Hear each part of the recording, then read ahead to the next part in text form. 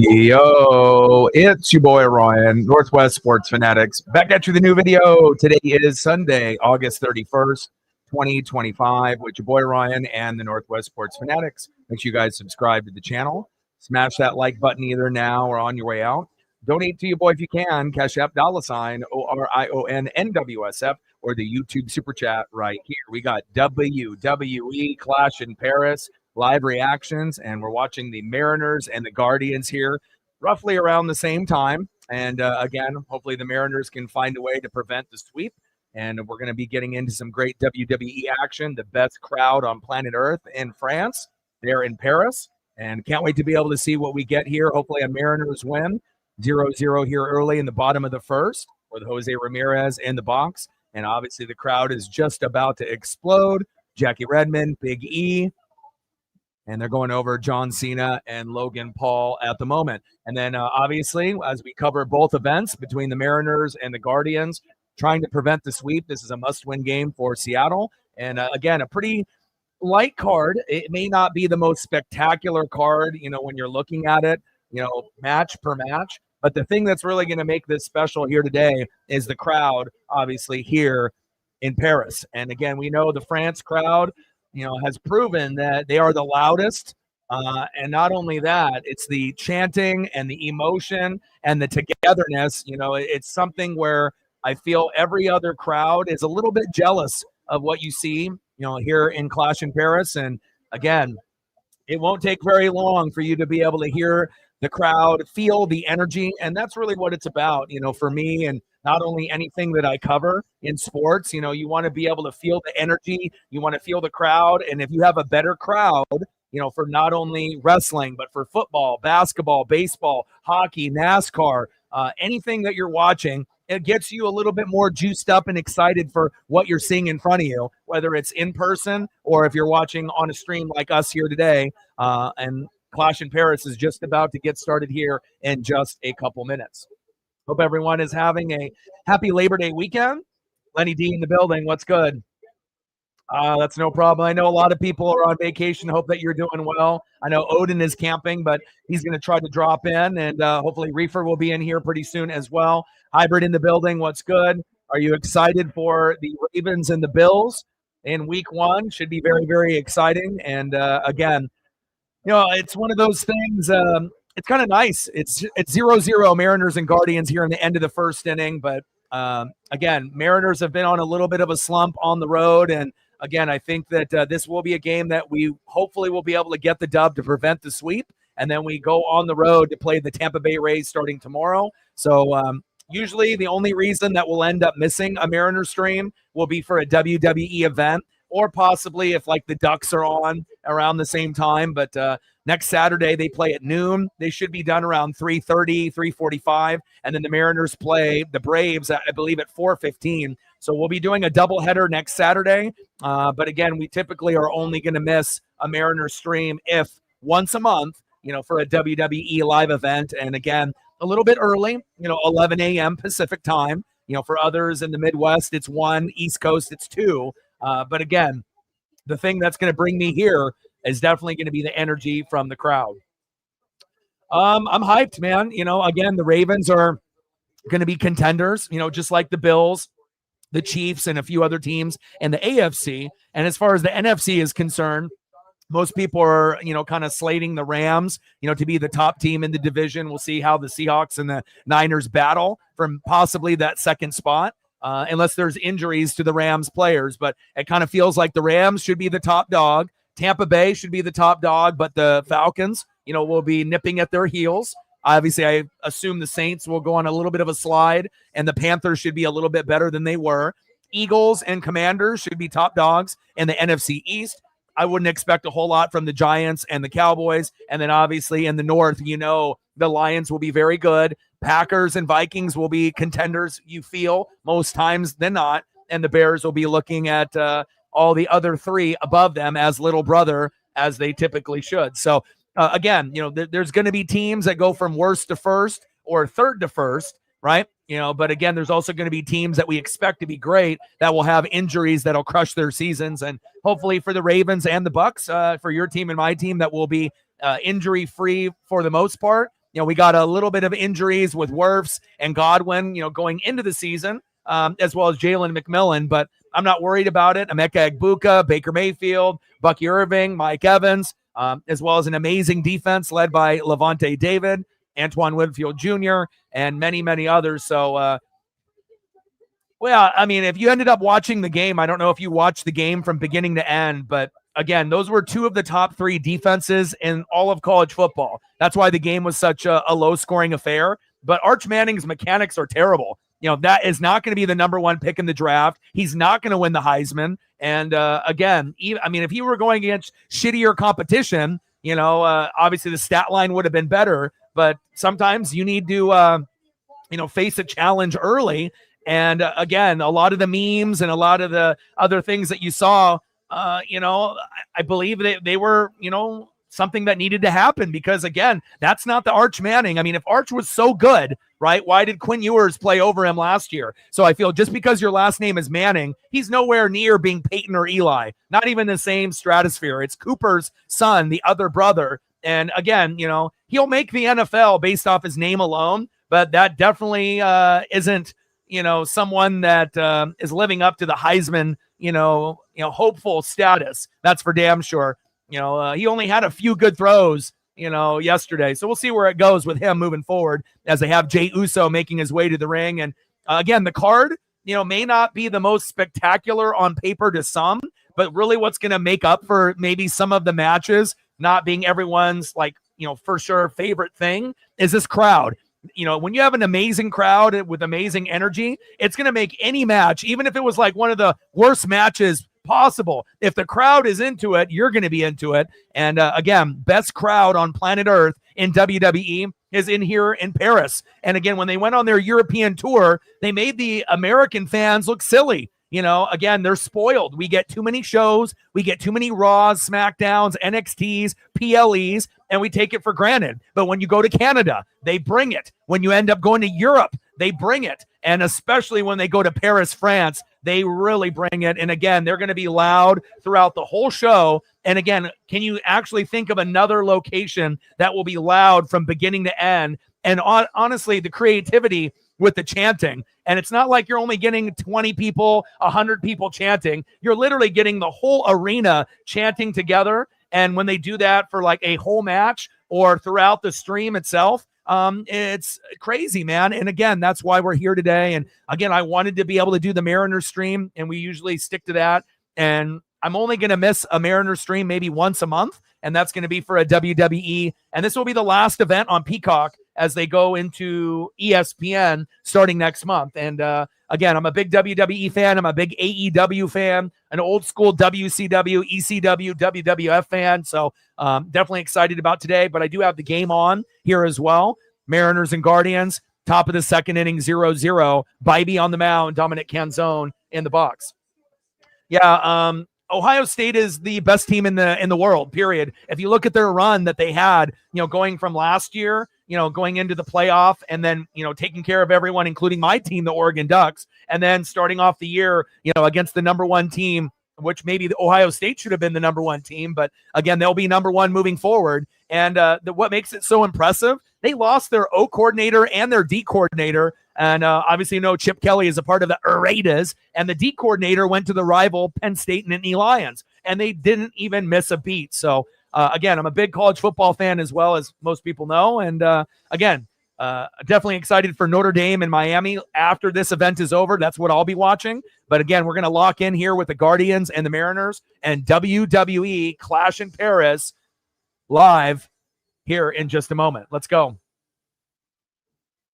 Yeah, and honestly, if you looked, I think the defense looks amazing, for both squads, but Sayan, looked much better than Arch Manning. And again, if Arch was so great, why did he, not get to play over Quinn Ewers? And I think that when you look at the Texas team, even the offense doesn't look as good as last year. Again, Quinn was a little bit more versatile in the pocket, who could run RPOs and be a little bit better on play action. With Arch, he's more like Eli and Peyton, more of a stationary quarterback, and that typically doesn't work unless you're elite in the pocket like Tom Brady, and Arch is not, and his throwing motion is trash. So I hope he ends up getting better, but again, I don't think anybody is really going to be fearing Texas on the offense. Defensively, yes. Offensively, not so much. Will Texas still be a top, 10, top 15 team? More than likely, because they're not playing Ohio State every fucking weekend. But that definitely was a glaring weakness out of Arch. His mechanics and footwork were terrible. But again, we know that was one of the best defenses in the world. But we'll see how he does, against other defenses moving forward. As we got the Eiffel Tower, we got the fucking pyro. Beautiful. I love it, baby. Let's go. Like, sub, donate, comment, share. If you haven't smashed that like button yet, please do help us get to 100 likes, 100 on the dono train, and we'll see if we can gain 5 to 15 subs. I am covering the Guardians and the Mariners. Of course, I would. This started at 11:06 currently, and the Mariner game started at 10:40, 10:45 Pacific. We're in the top of the second. J.P. Crawford in the box and Bybee on the mound, and the crowd is already bringing the energy already here in Paris. First match, slated to be Roman Reigns and Bronson Reed. So let's look to see what we got on tap. And this is slated Roman Reigns versus Bronson Reed, Wyatt 6 versus the Street Profits, Becky Lynch versus Nikki Bella, Sheamus versus Rusev, which they could have probably put that on Monday Night Raw, but again, that'll be something for the fans. And then we got John Cena versus Logan Paul, and then Rollins, Punk, Uso, and LA Knight, obviously in the main event.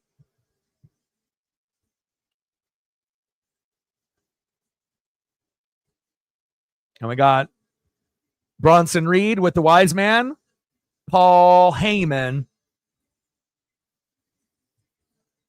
And an error there by the first baseman there on the Guardians. We'll take that. Runners at first and second with 2 outs. Let's see if Cole Young can end up getting the Mariners on the board. Let's go.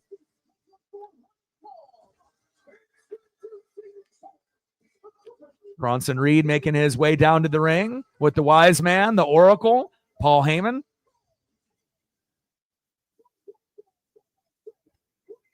And we'll wait for Roman Reigns to make his entrance down into the ring as well.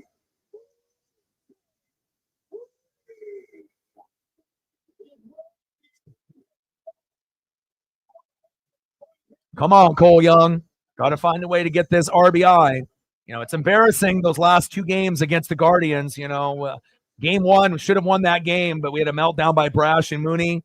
Hopefully, the bats will be a little bit better here in game number 3. And then we go on the road to Tampa to get the Tampa Bay Rays starting tomorrow, and I will be live, all right, I believe around 6:30, 6:40 Pacific for the Mariners and the Rays. Bronson Reed on the steps, making his way into the ring, and this will be the last PLE on Peacock as they transfer over to ESPN. So if you have Peacock, hop on, sign in, and watch along for an amazing event here for not one of the major branded PLEs. It's not WrestleMania. It's not SummerSlam. It's not Royal Rumble. It's not Survivor Series. It's not Money in the Bank. But again, the crowd is going to make you feel like you're watching, something of that magnitude and what you would expect the fans to sound like in that type of an event. So, and again, the Paris crowd doesn't miss. On a scale of 1 to 10 on bringing the energy, they're a fucking 100. So can't wait to be able to feel the energy here today.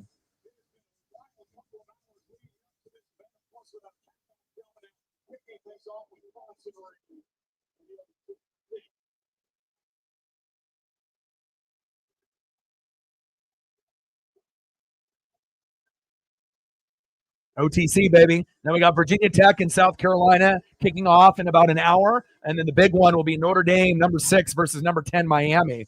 Can't wait for that. That'll be at 4:30.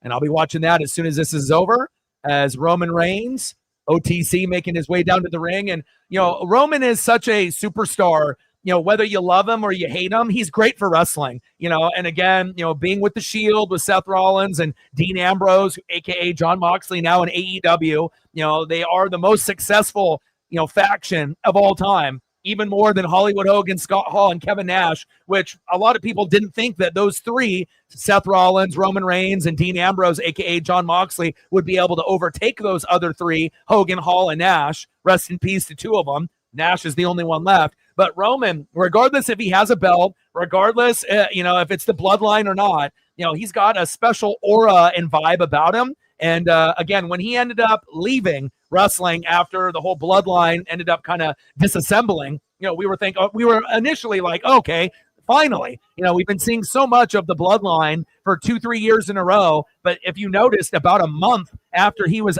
out of TV, we were begging him to come back, because it shows you when you end up having legends and goats, and again, he was one of the guys originally in the Shield who couldn't talk on the mic. He was the worst. And now, if you look at his improvement over the last few years, including his, bloodline and the OTC, it's pretty remarkable to see where Roman was when he first came in. Couldn't shoot a promo. Seth and Dean were much better. And Roman obviously now is top tier. And that's great to be able to see the evolution, because it's not about just what you look like, and it's not about what you do in the ring. It's about your mic skills. Anybody can wrestle. Anybody can look like a wrestling god. But if you can't spit on the mic, you're only going to be recognized by so many fans, by being good, but maybe not being great or elite. And, I'm definitely excited to be able to see what we get here with Roman and Bronson Reed.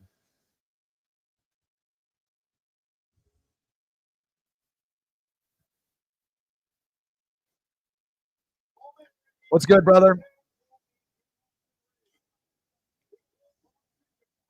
Yeah, you wouldn't think in any scenario that Roman would lose. I mean, unless there's a run-in, that would be the only, some kind of disqualification or some kind of run-in. That would be the only way. But I mean, if we're talking one-on-one, Roman's too big, of a star. But again, we'll see. WWE has been known for surprises, especially in this Triple H era.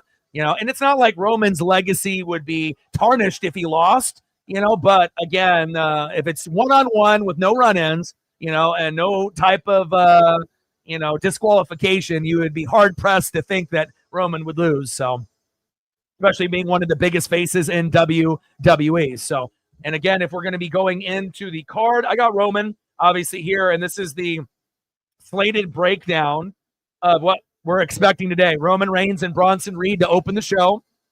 Wyatt 6 and the Street Profits added just recently. Becky Lynch versus Nikki Bella. Sheamus and Rusev, which they could have saved for Monday Night Raw, but it'll give the physicality for the fans that, you get two guys like that. The only other guy that would be missing in that would be like a Drew McIntyre. And again, we love physicality. John Cena versus Logan Paul, as you can see in the thumb.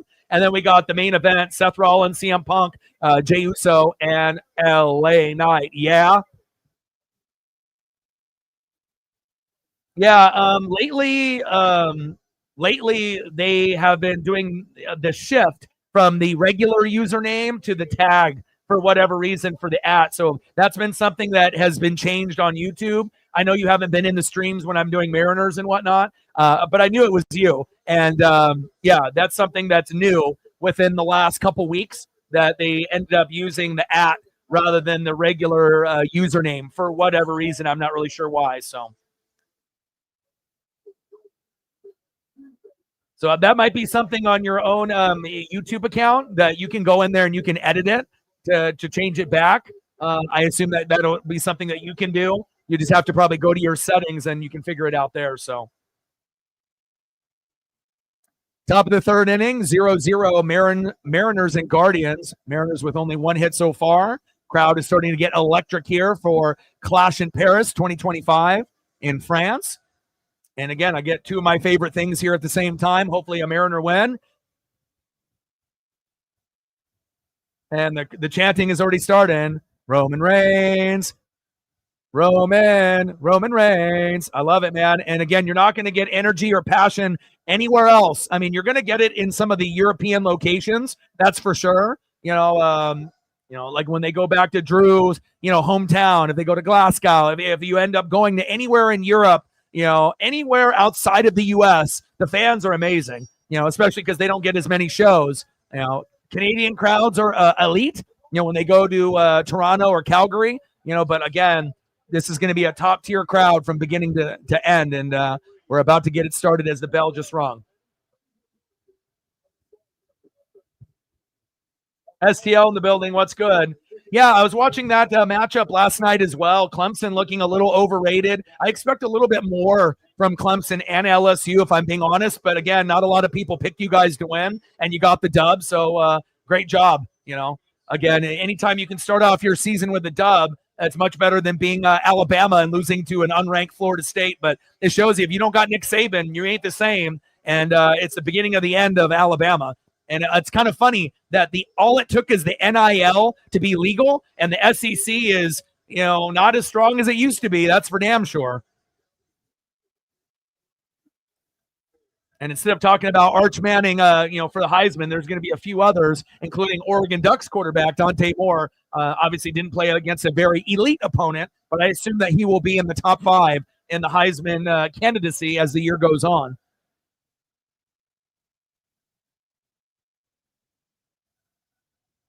I love the Roman Reigns. Great chanting here early on by the France crowd. Bronson Reed and Roman Reigns starting it off 1-on-1. Yeah, I figure, I don't know, like I said, why it comes up like that. But again, if you end up checking your YouTube and going to your settings, I imagine you'll be able to change it to back to your original handle. So.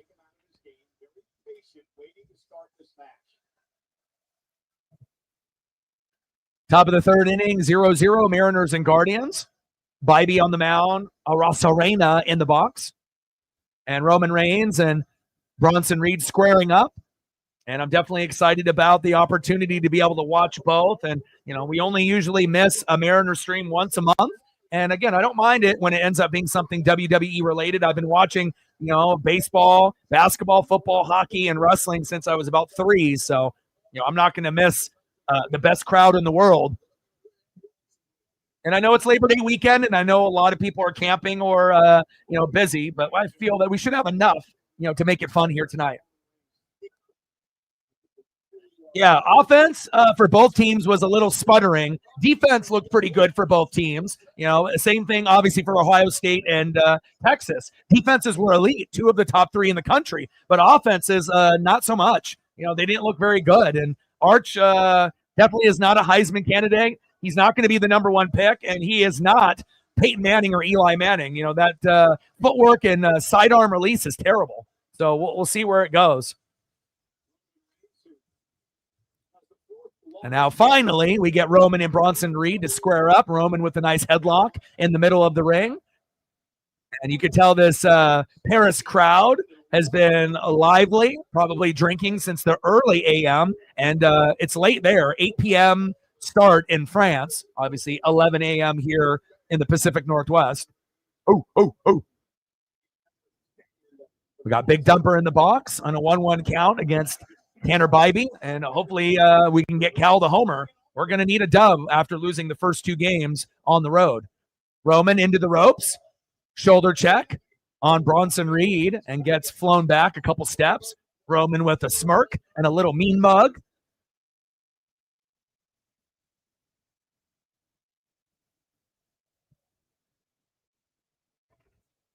Oh, okay.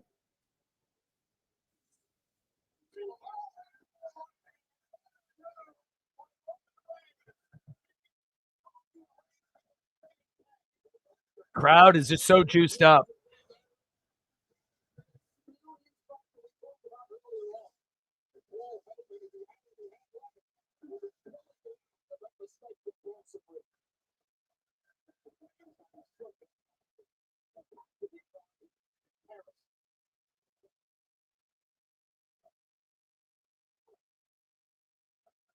Three, 4, 5, 6, 7, 8, 9, 10. Nice job, Roman.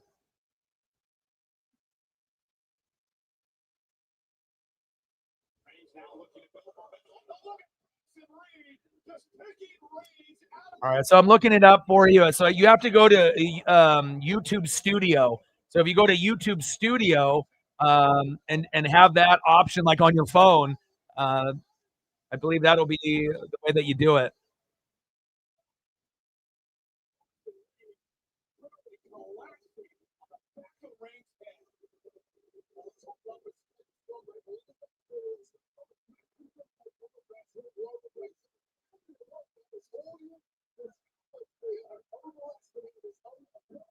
Customization studio, channel studio customization. Then you click publish in the top right corner.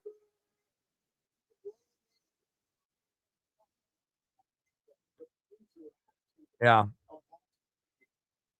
Sign into YouTube Studio, select customization on the left menu, then basic info, enter your channel name back to Reefer Boys, and click publish for anyone that wants to change that. So as Bronson Reed lays the smacketh down on Roman Reigns on outside of the ring.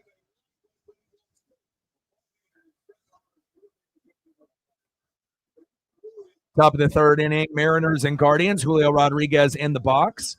Still at a 0-0 score. Got to get the Mariners a dub here. And Bronson Reed and Roman Reigns on the outside of the ring. Big hit. Punch/slap to Bronson Reed outside of the ring. Face first into the ring post there by Bronson Reed.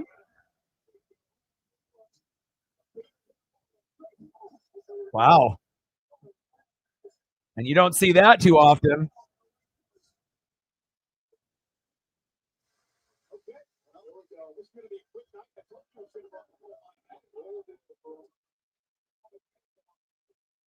And we gained one sub already. Appreciate that. Big clothesline there. And this will be the last PLE, on Peacock. So now it's going to be primarily just for football and other shows that you're watching there. And it'll be interesting to see what kind of surprise we have at the end leading up to the first PLE on ESPN starting next month. Obviously trying to buy out NFL Network as well as WWE for some of the viewing rights. Not sure if I really like that, having a monopoly, with one company trying to overtake everybody. But, Bronson catches Roman. 2.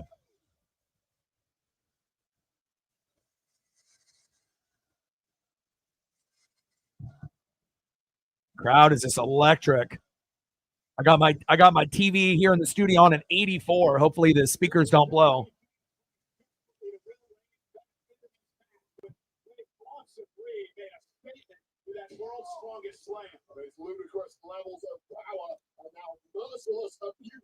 Nice elbow drop there for Bronson Reed on Roman. A little ground and pound action. Bronson Reed flexing on him.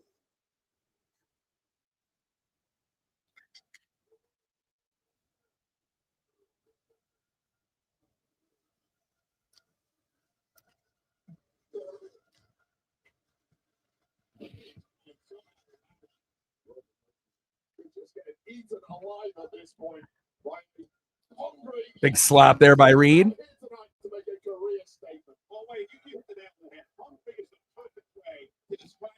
Throws Roman into the turnbuckle as he stumbles over onto the ring apron.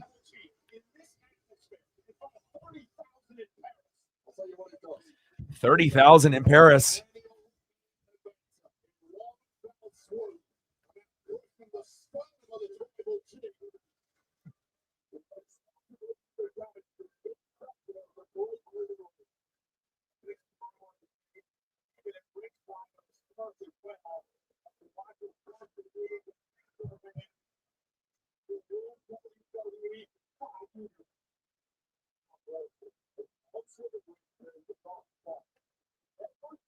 Trying to wear Roman down there on the ring apron.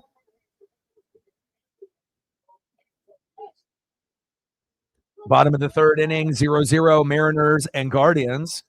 Rocchio in the box, Bryce Miller on the mound, and Bryce doing much better than I think any Mariner fan anticipated by still being at 0 at this point. Didn't look very good in his last few starts, but hopefully he'll be clean here today. I would love to be able to enjoy this whole WWE Clash in Paris as well as a Mariner victory, especially since we dropped the last 2 to Cleveland. Big elbow there to Roman.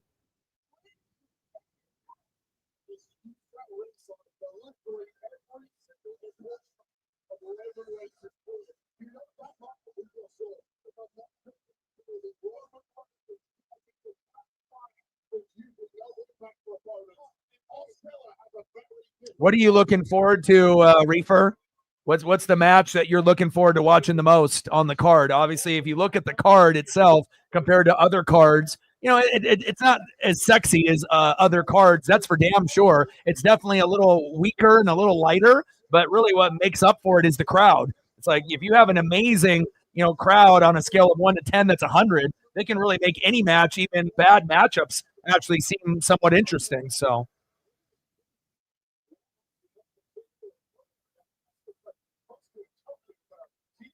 And we got a reverse headlock here from Reed on Roman. Trying to wear Roman Reigns down.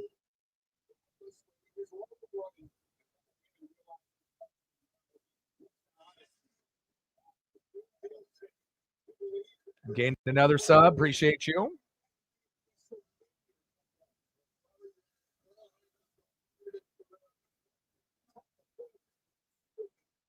Nice catch by Randy in left field, 2 away. Bottom of the third, still 0-0, Mariners and Guardians. We got Bronson Reed and Roman Reigns. Roman hulking up in the middle of the ring.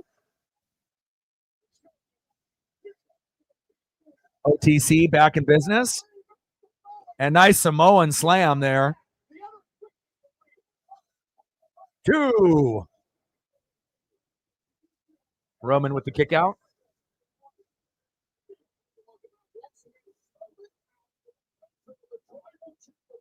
So Roman Reigns, Bronson Reed, Wyatt 6, Street Profits, Becky Lynch, Nikki Bella, Sheamus, Rusev. For me, it's the Cena Logan Paul match, and then obviously the main event: Rollins, Punk, Uso, and Knight. Those are the 2 that I'm looking forward to the most.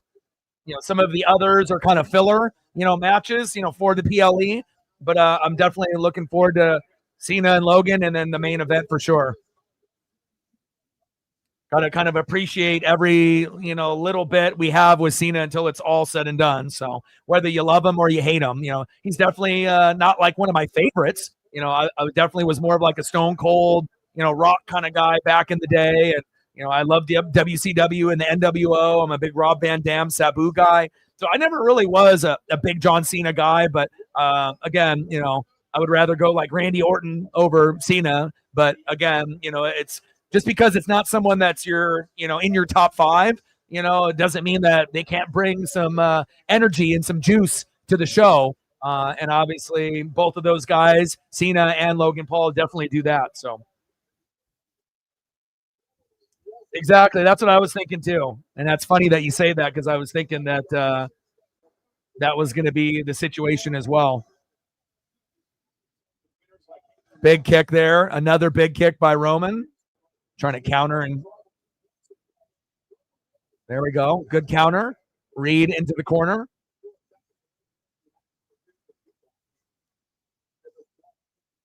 How's everything been going with work and the fam and the kids? Everything been going good? I saw your post that you thought the show started earlier. It's crazy because when you looked it up, like on Google, there would be some reports of it starting at 10 a.m. and then obviously on the main WWE card, based off the promo, it had 11. So I had to do a double take this morning too when I was making the thumb. I was like, oh, I don't want to miss it.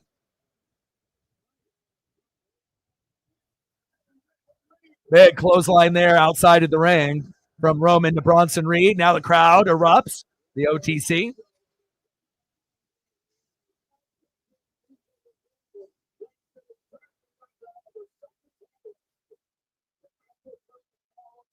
And Guardians take a 2-0 lead on Seattle. Brutal.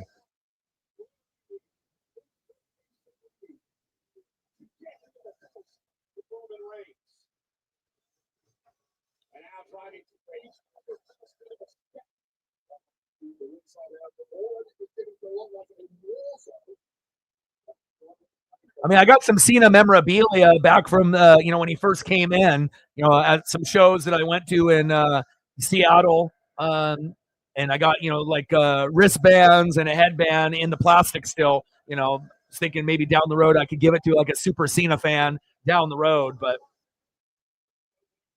And Schneeman just homered to right center with Stephen Kwan aboard. 2-0 Guardians. Brutal. And a big choke slam. Oh! 2. Big choke slam and senton there by Bronson Reed.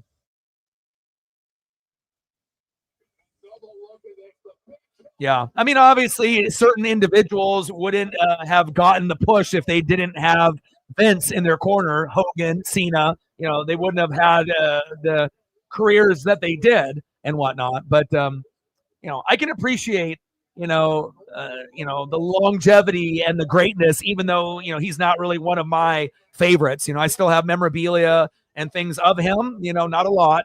But it's like one of those things where I feel like once he's gone and there's no chance of him coming back, even like once a year, like, Undertaker did at the end of his career, I think that there will be people that will appreciate, him more after he's gone. And sometimes that happens with sports athletes as well. Like, I don't think Kobe got fully appreciated until after he ended up leaving the game. And then people started to realize how great he really was. What a move by Reed. 1, 2, 2. Yeah, and obviously his wrestling skills, he's not the most exciting with his moveset and not the fastest either, But again, it'll be interesting to see how his style clashes with Logan Paul, super athletic, super heel, obviously, doesn't even have to try to be a heel, already is that type of way in real life and obviously with his social media, so.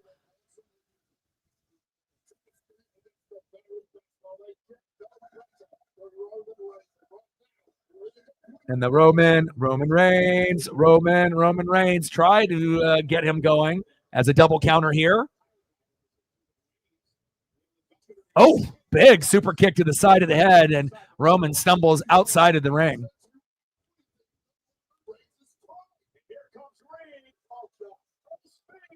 Oh, a big Superman punch counter by Roman. Yeah, I've been pretty much watching, consistently from 85 until now. So 40 years. 1, 2, 2. Love the ECW, love WCW. I like having a little bit of variety. I still watch AEW as well. Not, as, much as I did when they first came into the business and whatnot. But if they end up having like a pay-per-view, I'm watching.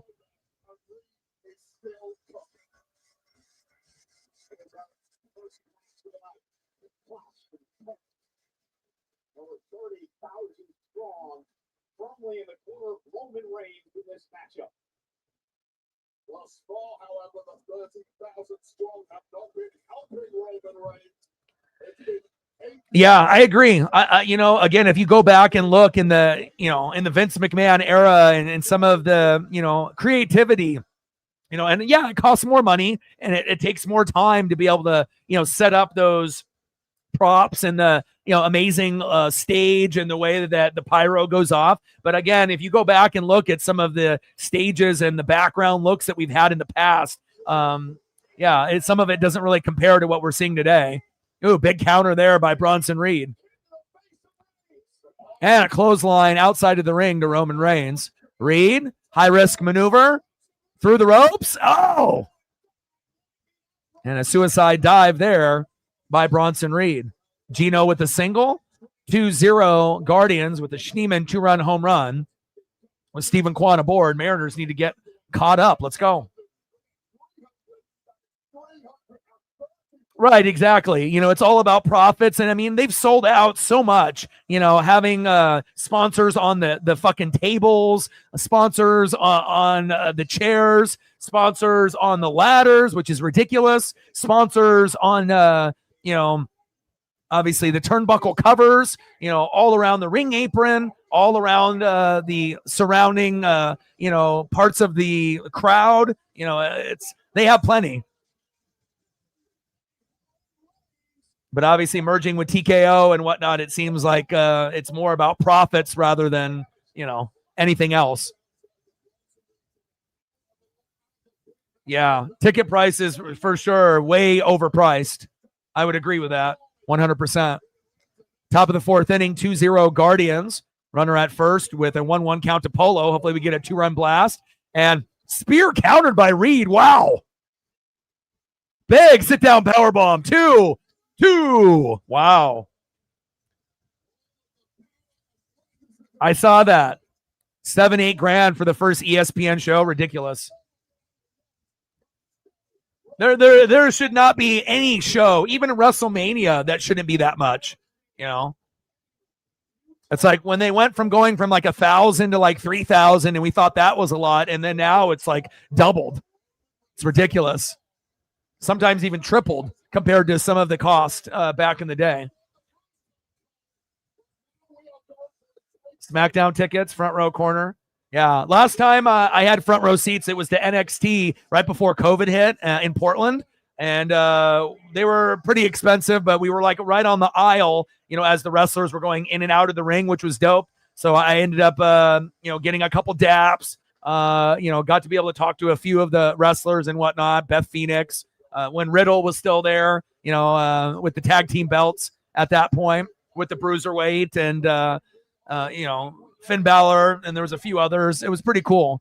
Poppy ended up performing, and if you go back and watch the PLE, you can actually see me, right there in the front row in the aisle. And I believe those were, probably in the 150 to 250 range, something like that. So, yeah. I mean, if it was 300 back then, I can imagine probably doubled that now. And Roman, high-risk maneuver with Bronson Reed, who is not a little guy. He is a big boy. Fall-away slam. Roman hulking up now. Let's go, baby. Energy is great here and Clash in Paris.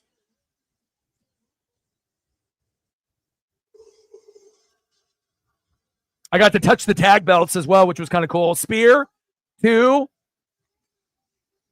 And that is it. Roman Reigns victorious, which we all thought would happen. But, got dabs from the Bruiserweight and Riddle, got to touch the tag belts, got a nice little conversation with Beth Phoenix, which was cool. It's always cool when you can, end up, having a little bit of time at that point. Oh, Keith Lee, got to talk to Keith Lee when he was going against Dijakovic in the, match to start off the PLE, which was electric. Gargano was there. Undisputed Era, obviously, when they were still in their heyday. This was back in NXT in the black and gold era, the best era of NXT. So that was very cool. Adam Cole, baby. I have some really cool pictures.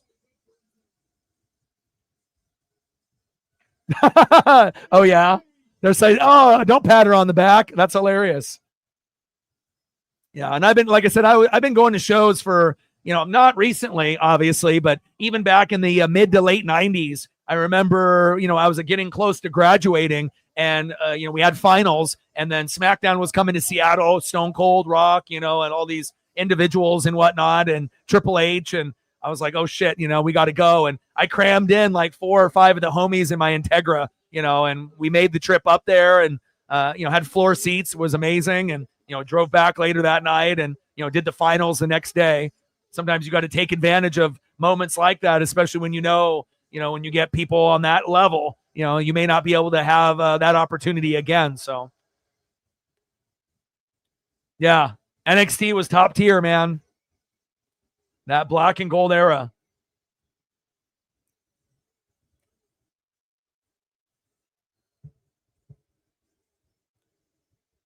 Shayna and Ronda were tag champs.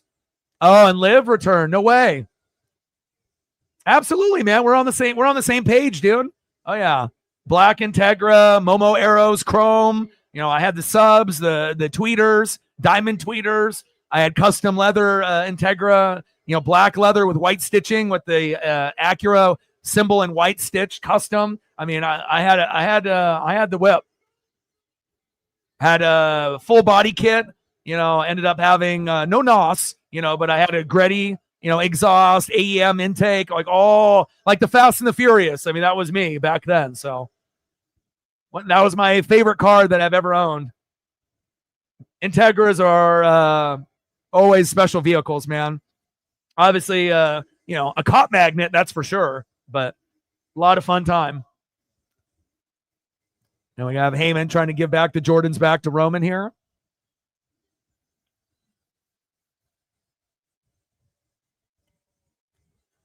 Yeah, I wish I still had mine too. 99 Integra GSR. Nice. Yeah, mine was 95, I think, GSR. So,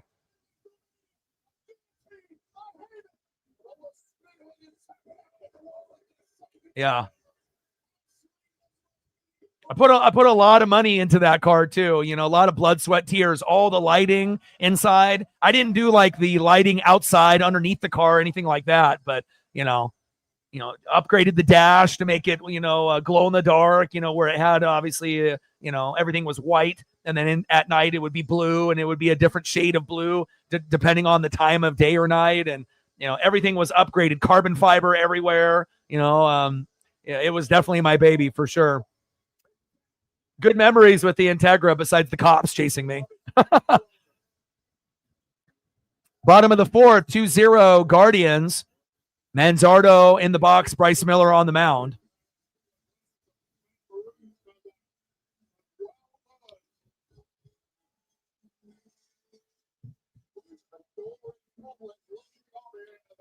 Yeah.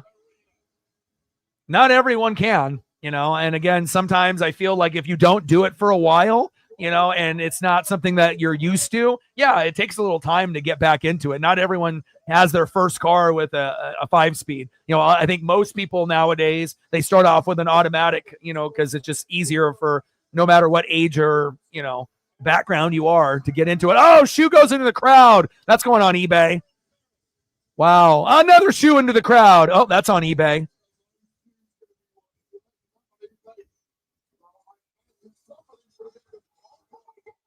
Oh, big spear by Braun Breaker. And was Roman signing those shoes as well before he threw them into the ring or threw them into the crowd? Wow.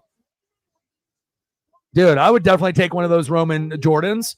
It looked like he was bending over and signing them before he threw them in there. And then Braun Breaker interrupted that as we had one or two shoes left. And I don't know if they're going to go into the crowd now. I mean, unless, after Roman wakes up, and then if he throws them into the crowd, hopefully he does. Yeah, it definitely looked like he was signing those. Jelly roll there in the front row.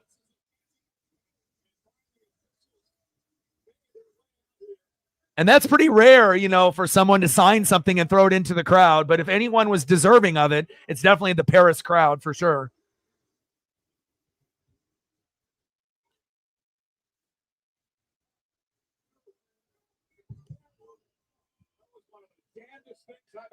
Yeah, Braun and Roman for WrestlePalooza. You nailed it right on the head, dude. Exactly. That's what we're going to get. That's actually kind of an intriguing matchup. It'll be better than this match between Bronson and Reed. So, not to say Bronson Reed is a bad wrestler. It's just, being a bigger wrestler, you have to be able to vibe with your opponent and whatnot. But it kind of makes sense for him to go from one guy, in the faction there with Seth to the other. And I think the Braun and Roman will be a little bit more exciting, obviously, with a little bit more explosiveness and a better move set from Braun. Spear versus spear. Now I'm curious about the other shoes, if they're actually going to be able to go to the fans or not. Because if not, then obviously you're going to have these WWE personnel pick them up, and they're not going to throw them into the crowd. Only way they're going out there is if Roman throws them.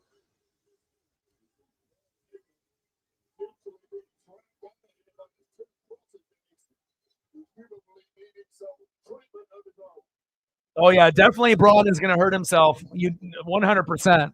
I agree to that. Like running it, going full speed and getting into a ring post or, the steps or some, some type of thing, or just, going too hard and too fast, and, spearing someone and, breaking a rib or something or separating a shoulder.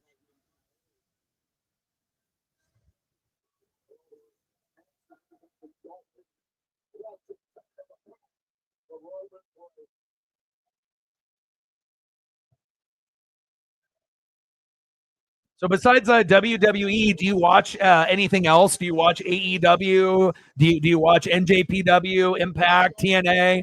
Do you watch football? Oh, and Breaker with another spear. You watch basketball, baseball, football, hockey, NASCAR, anything else that you enjoy besides WWE on the regular? Yeah, this is definitely what we're getting for WrestlePalooza, no doubt. Oh, oh, oh, oh.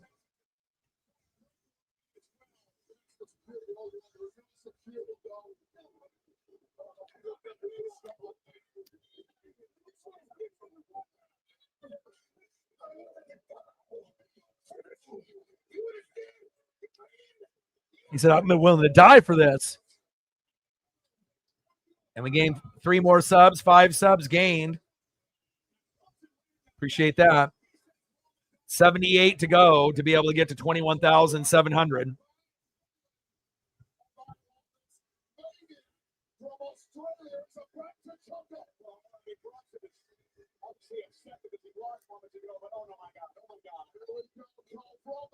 They're really trying to send a message here, huh? And good thing Bronson Reed landed that calculated. Otherwise, if it was body on body, Roman would have broke a rib.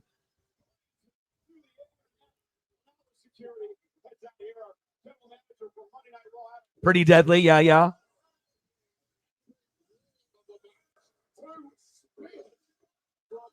Oh, really?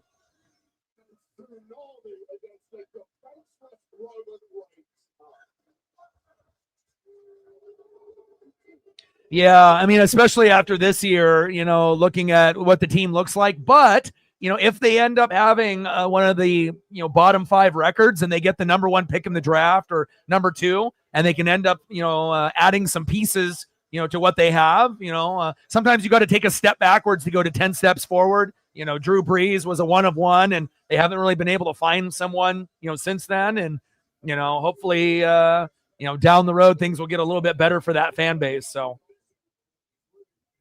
yeah, that Rams Saints NFC Championship game definitely was one of the worst calls that wasn't made 100%. I agree. And again, if you guys would have went, right, and ended up facing the Patriots, you guys probably would have won. It's like, that was a very low scoring Super Bowl, if you remember, with the Rams and the Patriots, Gronk making a play kind of towards the end of that Super Bowl for them to get the victory. But, definitely with that offense with Breeze and that defense, I'm thinking that there would have been a very good possibility that they would have won that. Yeah, worst call. I agree. And I've watched a lot. I mean, I've been watching sports and wrestling since 85. And out of all the calls I've ever seen, that and with the ref standing right there, it was by far the worst I've ever seen. 100%.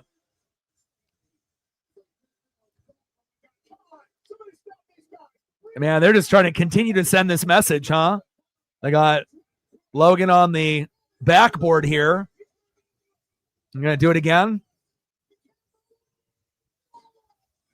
That one was a little bit more chest to chest there.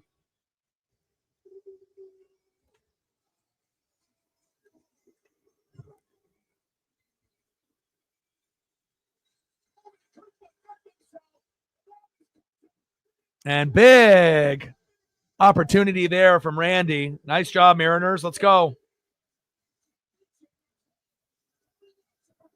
And that's exactly what we needed.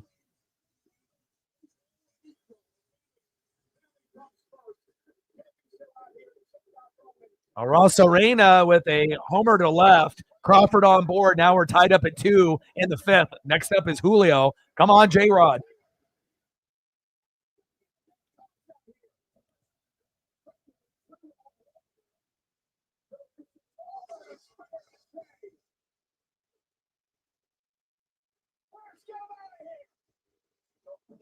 Yeah, I agree.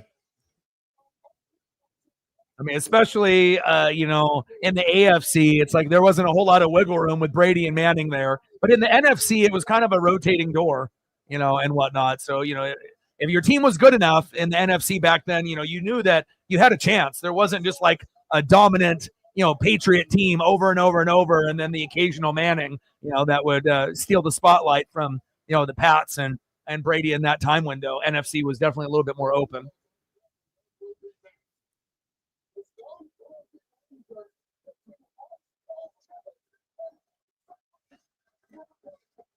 Yeah, it's funny because when I ended up doing like reaction videos for the channel, the Saints fan base was, even though I'm a Bucks fan, they were very supportive and whatnot because I just call it how I see it. I'm not biased. I can be, we can be rivals, with the Falcons, Saints, and Panthers, but I'm not going to hate on greatness, But obviously, with the Saints, if they start off the year like 0-3, Saints fans aren't going to want to watch the reaction video of their team getting absolutely stomped. And again, they are going to have a chance to get a top 5 pick this year. Might be a rough year this year, maybe, 3 to 5 wins this year. But then if they end up getting their, franchise quarterback or, getting some key pieces to help them move forward, then hopefully they can get back into the mix. But it looks like they're going to be rebuilding for a couple years.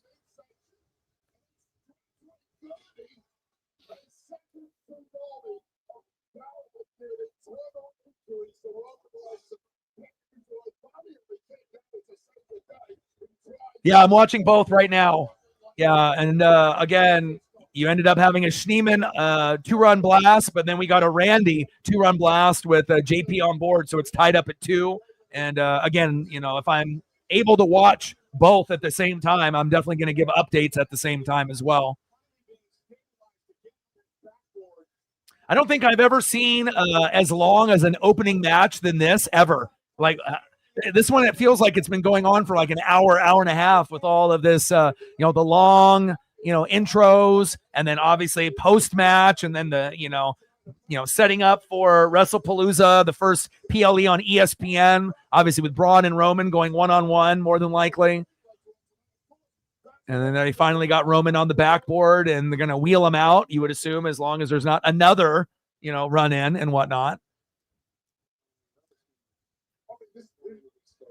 Yeah, and I only will end up missing a Mariner stream once a month. My goal was to do 155 out of 162, but if they're on, I can call it at the same time. So nice throw to first, and that's one away. And then again, we're going to be going on the road to the Rays tomorrow. So after losing the first 2 games, road trips haven't been kind to us. And everyone remembers that Orioles road trip when we went 2-7, and we lost the first 2 games. Should have not lost game 1, but we had a meltdown by Brash and Munoz, which sucked because we had 4 runs in the first inning and we lost 5-4 late. Yesterday, couldn't get the job done, but at least Randy with a 2-run blast to match Schneeman's, and it's 2-2 here in the bottom of the 5th, and we have a chance. We got to win at least 1 game to prevent the sweep.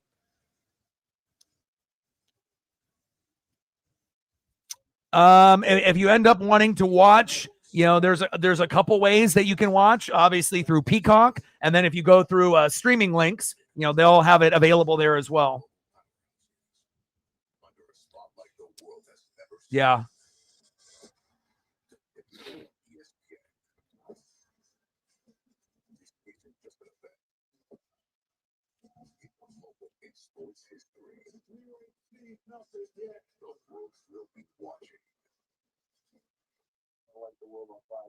All the Mariner homies are like, here we go. We're at least in it.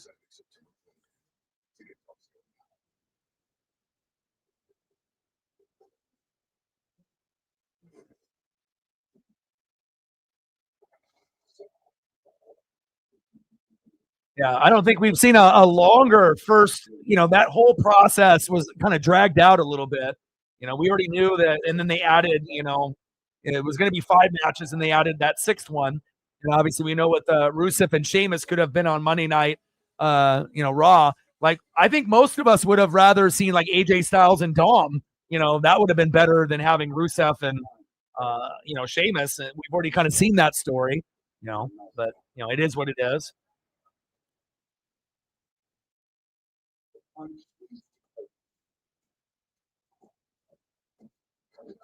But Roman Reigns, Bronson Reed, we just got done with that. Roman obviously with the victory, and then obviously got jumped there at the end. We got the Wyatt 6 and the Street Profits supposedly up next, and then Becky Lynch and Nikki Bella, Sheamus and Rusev, and then the last 2, John Cena and Logan Paul, which I'm looking forward to that. And then the one I'm really looking forward to is Seth Rollins, CM Punk, Jey Uso, and LA Knight. Yeah, last ever, man. And it just sucks that, ESPN had to try to buy out NFL Network and, WWE. It was kind of nice to be able to have it separate because ESPN hasn't been good since Stuart Scott was, doing top 10 plays, and they were the only show that had highlights. And then now you get a bunch of these, dumbass former athletes that, are horrible on the mic. Great catch by Dominic Canzone. Wow. In the outfield. And again, it's like, I feel like sports talk is dead. Even Good Morning Football and Pat McAfee show, those are the two best shows, and they're not even as good as they used to be, back in the day. So, but a great catch there by Dominic Canzone in the outfield. 2-2 tie in the bottom of the fifth with 2 outs. Jelly roll there in the front row. No surprise there. Miller on the mound, Hedges in the box. Oh, Post Malone in the building as well.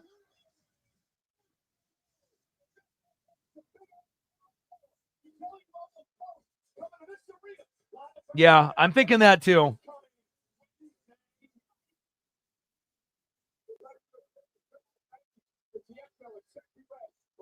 Too bad they didn't have like Drew McIntyre involved, so you could have that physicality with the 3 of them.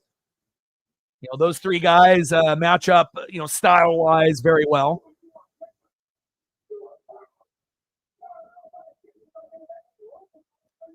End of the 5th inning, 2-2 Mariners and Guardians.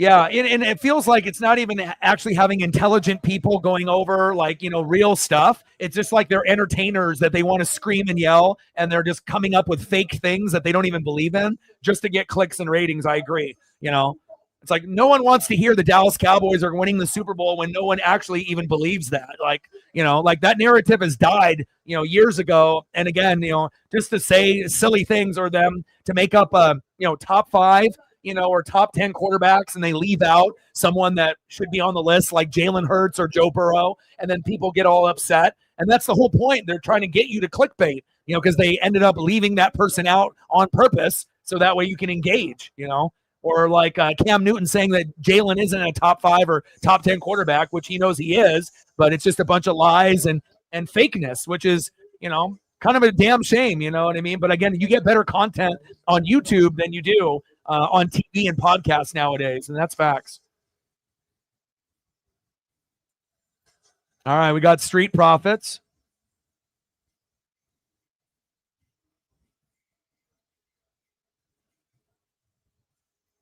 Street Profits coming out looking like Twisted Metal.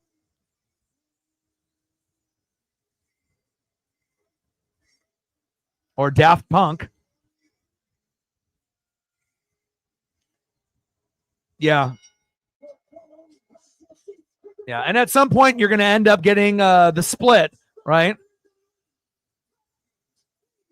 Because one individual needs the other more. And Montez Ford is so talented, on the mic and in the ring, that if he could just get a push, for like IC title or world title, I've always felt they definitely drop the ball, or you can still have them be a tag, but he could do single wrestling also, and I would love to see Montez Ford, get a push in the singles at some point or another. Yeah, and I don't like this this theme and this look. They need to go back to their old look. Yeah, but I'm pretty sure that they'll break up here tonight.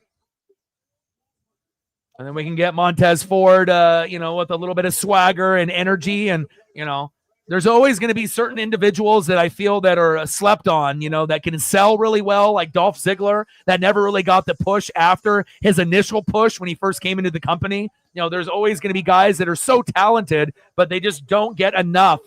They just don't get enough of that push that they need. So.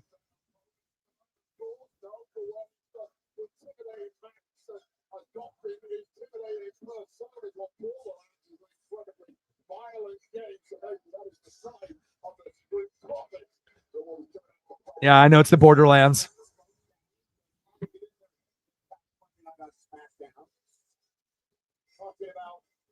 Top of the 6th, 2-2 Mariners and Guardians.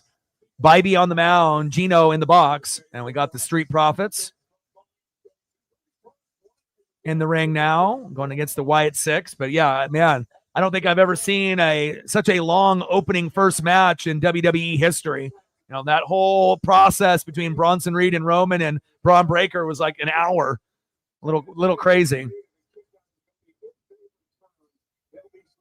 But hopefully that doesn't mean that we're going to end up having short matches.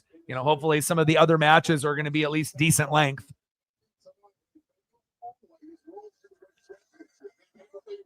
Yeah, agreed.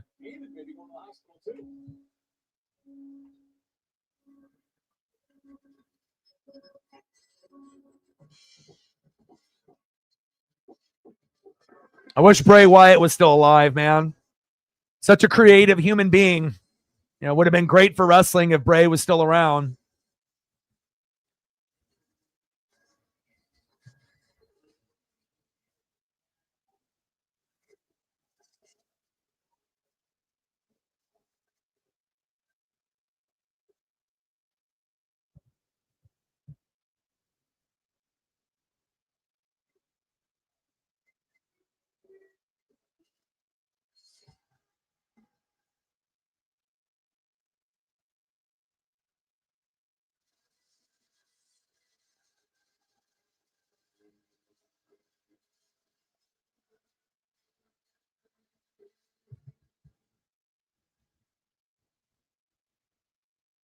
Sweet visuals. Bray would be happy that the legacy is continuing even without him. And obviously when Bo ended up getting hurt, it kind of shelved some of the plans, you know, for the Wyatt Six and, you know, the kind of the progression of this faction. But, you know, it'll be interesting to see where things go from here. All right, Loomis and Gacy.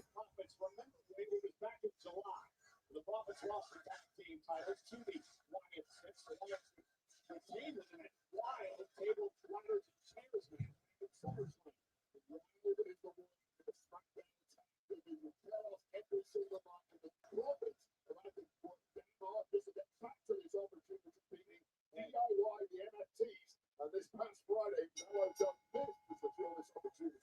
That thing was not popping the bell, and now Ford and Dawkins in a discussion over who will start this match. Apparently wanted to start things off.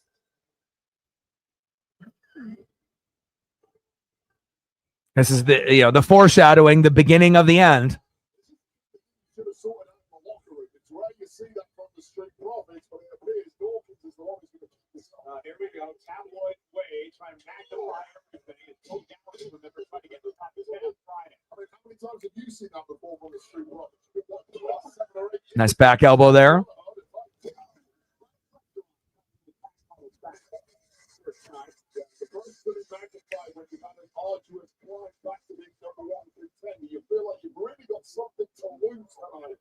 We got Mariners and Guardians, WWE Clash in Paris, the last PLE here on Peacock before they transfer over to ESPN and join the dark side. And we got a 2-2 tie after dropping the first two games on the road. Montez Ford coming in with that great athleticism. Bottom of the sixth, 2-2 game. Miller still on the mound. Stephen Kwan in the box. And nice catch there by Cal Raleigh for out number one.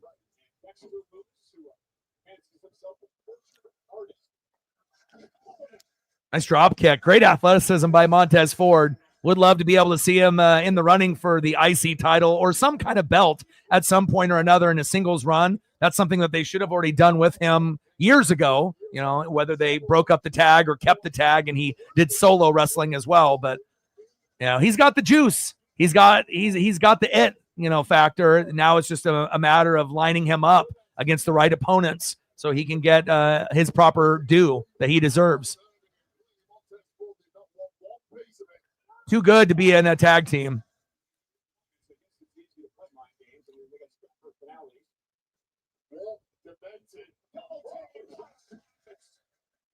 Yeah, that would be interesting.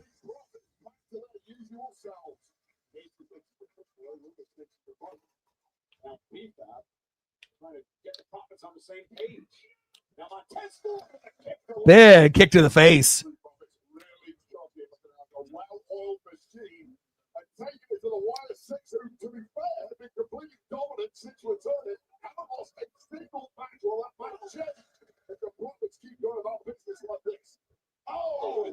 Oh, shit. Hit that French announce table pretty hard there. Bottom of the sixth, 2-2 Mariners and Guardians. Miller on the mound, Schneeman in the box, who hit a two-run blast earlier. Randy Arosarena responded with a two-run blast, and it's tied at 2. Now we got the Wyatt 6. here against the Street Profits on match number 2.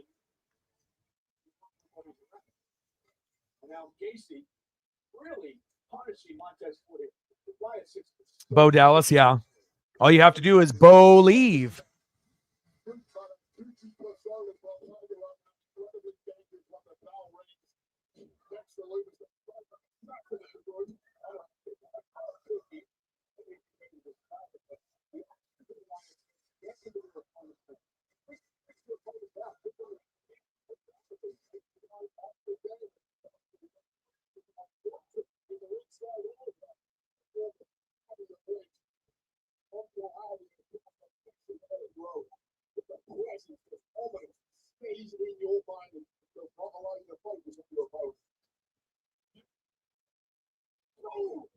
Good counter there by Ford.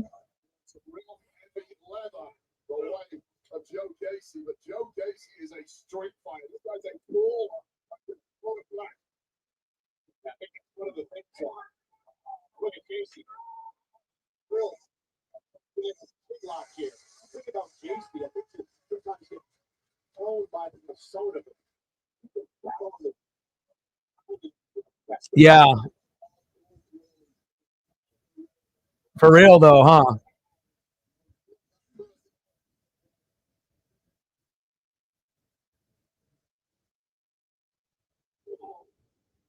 Nice kick to the midsection there.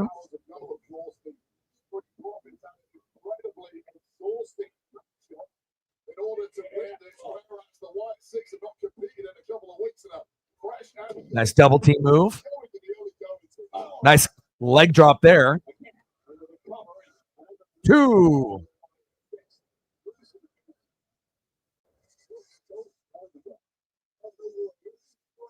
Yeah, but that was Vince's boy. You know, again, you know, if you end up having someone that Vince was pushing, that doesn't necessarily mean that you're going to get the same push by this, you know, Triple H TKO regime. You know, they haven't really given him the same opportunities when Vince was still running it. So that's a big reason probably why.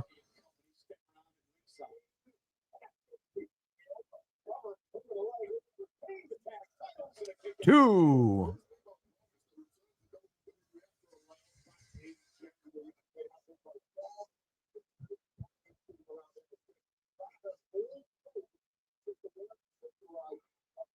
Ooh. Thrown into that turnbuckle pretty hard there, Montez Ford.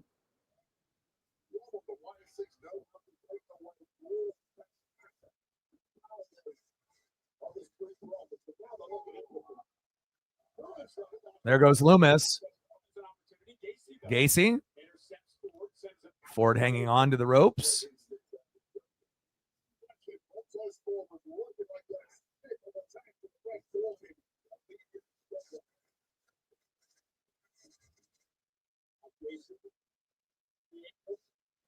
See Ford with a counter here.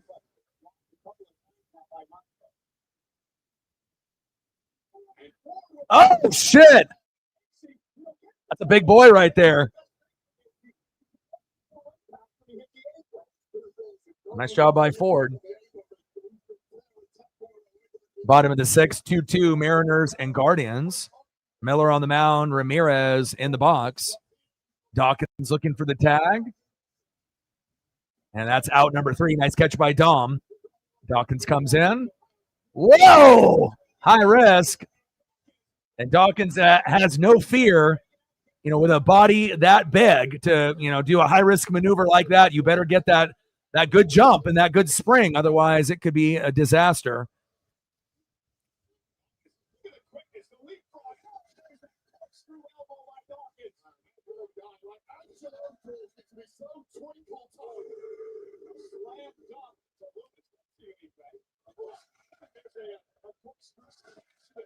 Dawkins is a little bit more athletic than he looks, you know, based off his size. Nice neck breaker there.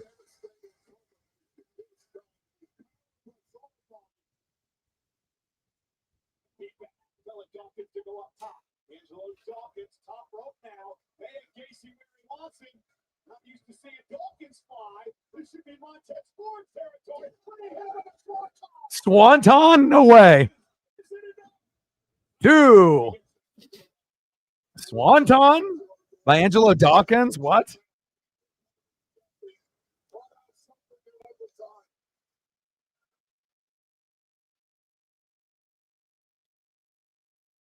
Dawkins controlling Casey.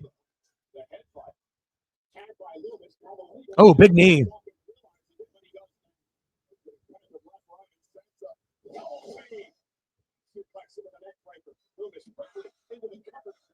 Two. Cover by Loomis. Loomis and Dawkins in the ring. WWE Clash in Paris 2025, the last PLE through Peacock.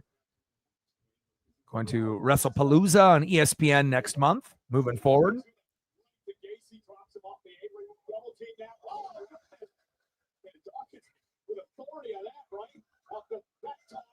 Two.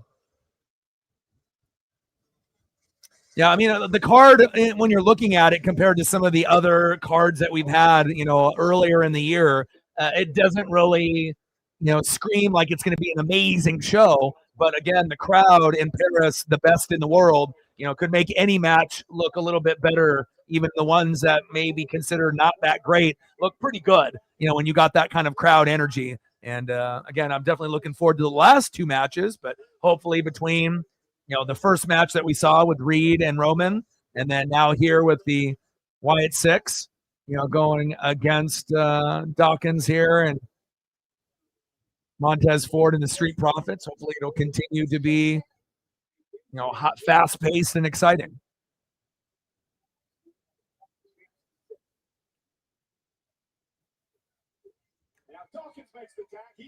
Well, blind tag there by Dawkins.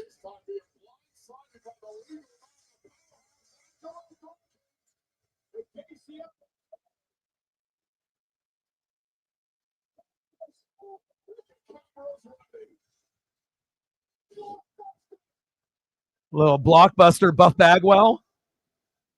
Two.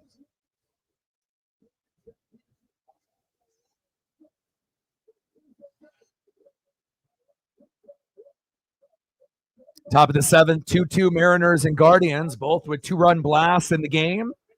3-1 count from Bybee to Cole Young. Come on, baby. Got to find a way to win this game. Drop the first two games, and they got a road trip, and we'll be live tomorrow for the Mariners and the Tampa Bay Rays tomorrow evening. Got to find a way to get at least one win against this Cleveland team that we swept in Seattle in the beginning of the year.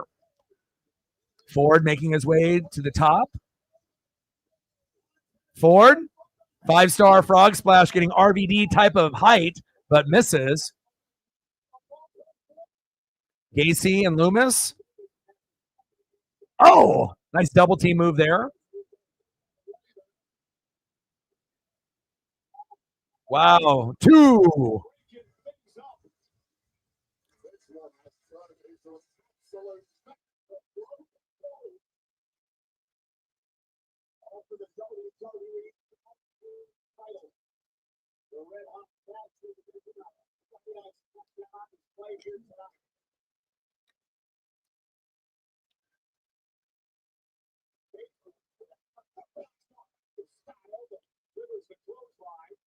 It looks like Bybee is out. Hopefully now the Mariners will be able to rake.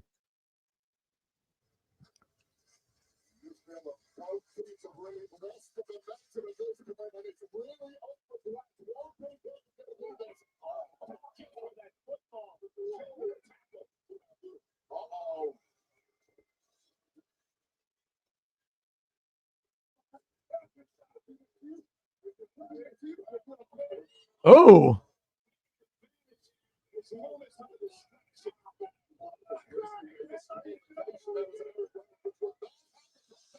Oh, Montez Ford. What athleticism, man.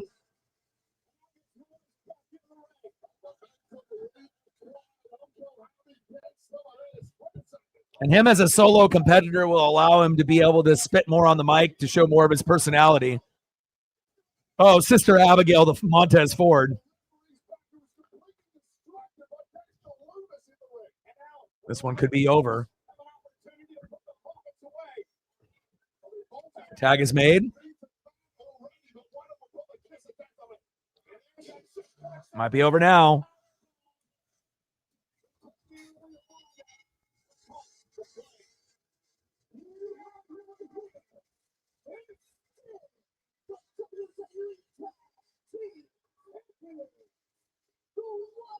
Who would be the Reefer? Who would be the perfect opponent for Montez Ford to go in a singles run?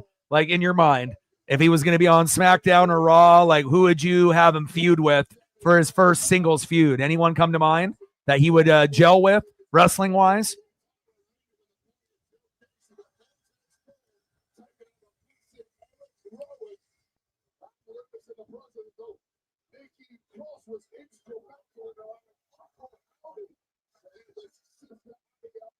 I mean, I think Montez could have matches, pretty much with anybody. But the first name that kind of comes to my mind is Randy Orton.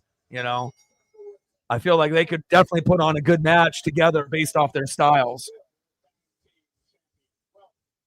Now we got Matt Festa entering the game for the Guardians. 2-2 tie with the Guardians and the Mariners, and hopefully we can find a way to win this game. Hour and 15 minutes?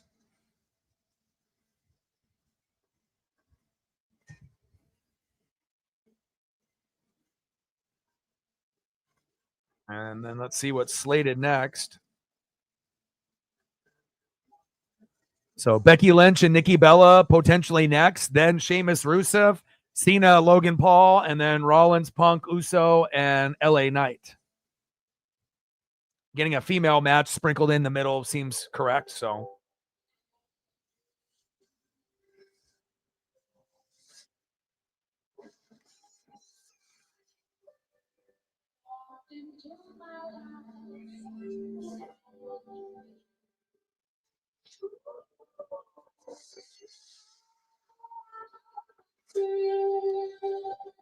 But that's the first guy that kind of came to my head that would it would be good, for him.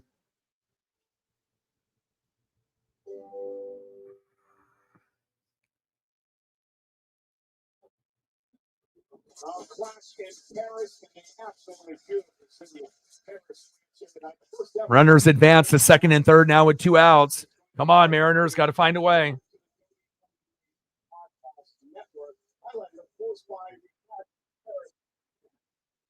Like, sub, donate, comment, share. If you haven't smashed that like button yet, please do. Help us get to as many as we possibly can with the likes and the subs and the views. And we'll see where we're at the end of this stream, where we're at on a possible dono train.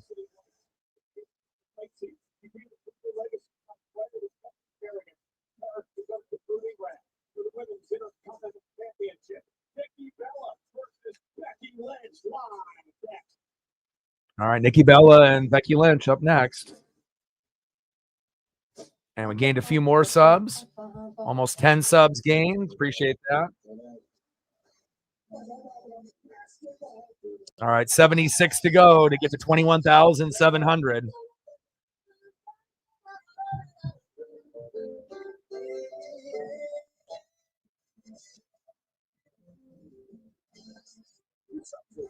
Yeah, Dom, AJ Styles, I would agree with those as well. Dom and Montez Ford one-on-one would be good. I would probably go AJ Styles, and Randy Orton would be the best for him to go against, based off style and meshing of style. AJ may be number one. I mean, based off styles and high flying and whatnot. Maybe AJ 1 and then Randy 2 and then Dom 3, but I would agree with those names as well. Sammy, oh man, that would be a banger. And thankfully, Sammy ended up getting a belt finally. Right. It was kind of nice, regardless of what belt it is. It was kind of cool, for someone like him that, has given blood, sweat, and tears. I've always felt like Sammy and Kevin Owens have never gotten their proper due. They definitely are underappreciated. It's like they take them for granted on how great they really are on the microphone and in the ring.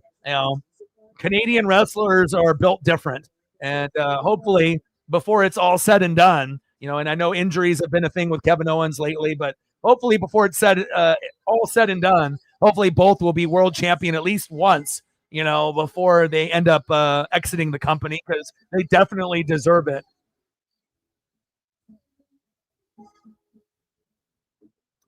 He has to be a heel. Having him be a face wouldn't work. Like I said, you would have to have him be a heel. I mean, again, you could put him as a face, but I don't think it would really, connect with the fan base as much. I think, going heel and talking shit and then, spitting on the mic and going that route. I mean, you're going to always get your best version of a wrestler when they're a heel. So, I think Montez going heel would be the natural selection process.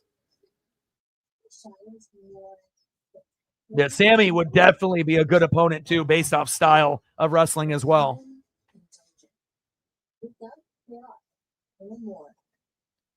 All right, we got top of the 7th inning, 2-2 Mariners and Guardians. We got bases loaded for Julio Rodriguez. Come on, Julio. We don't even necessarily need a home run here. Just got an RBI so we can end up taking this lead here late. Pitch outside as we're waiting for the commercial to come back. Count now is full. 3 balls and 2 strikes with bases loaded and 2 outs. 2-2 Mariners and Guardians. Festa on the mound. Julio in the box. Nat in the building. What's good? And slow dribbler up the middle. And safe at first. There we go. That's what I'm talking about, baby. Mariners taking the lead. My boy.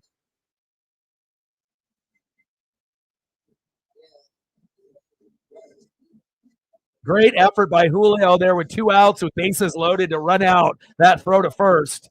And that brings in 1 and brings in another. 4-2 Mariners. Let's go. Here we got Nikki Bella coming to the ring. 4-2, baby. There we go, Ems. That's what I'm talking about. I need to see a Mariner victory, and I need to be able to see this PLE continue, baby.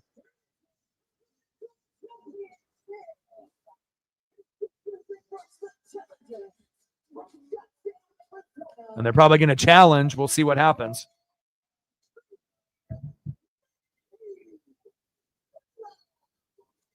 Juan in the building. What's good? Nikki Bella making her way to the ring.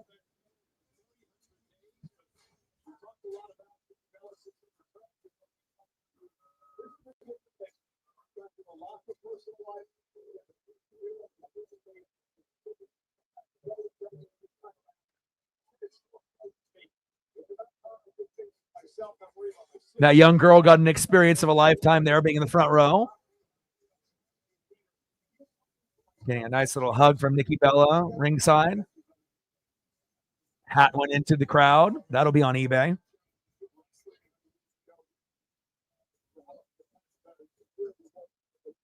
And this might get reversed in the call.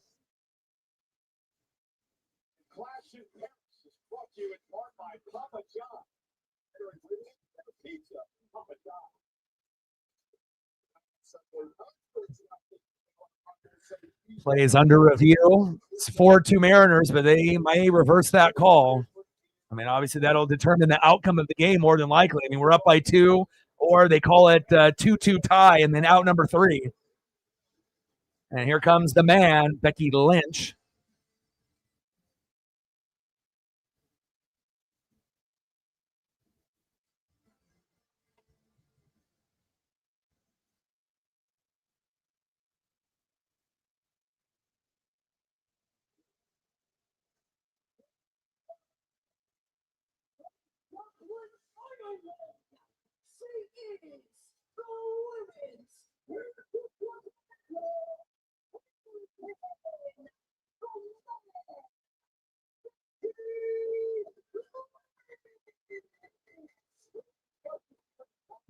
Big call here in the Guardians and Mariners. We'll find out what happens as Becky Lynch makes her way down to the ring.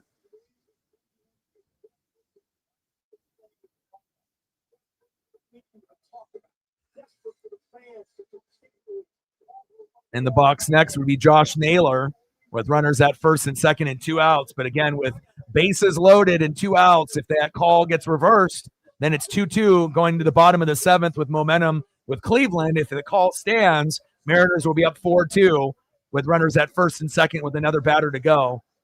Definitely could go either way.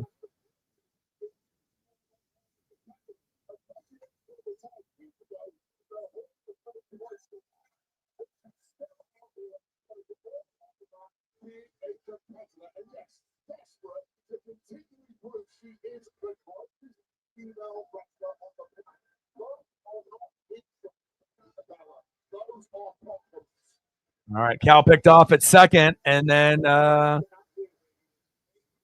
going to the bottom of the seventh now. Yep. Looks like the call stands.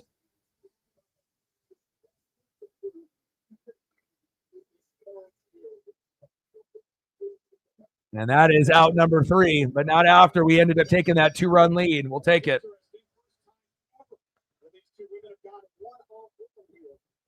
All right, now we got Nikki Bella and Becky Lynch about to go out at one-on-one.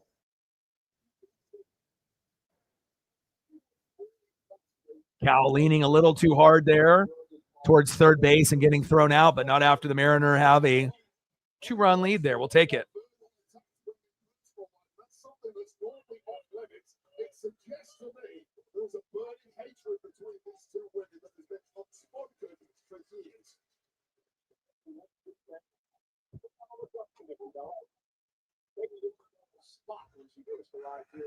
WWE.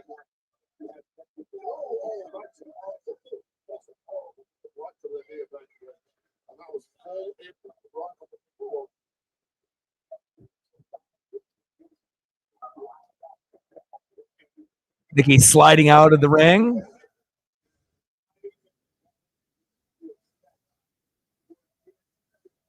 Not the most exciting female wrestlers between the two of these ladies, based off moveset, and whatnot. But we'll see if they can put on a good show in front of the fans here in France.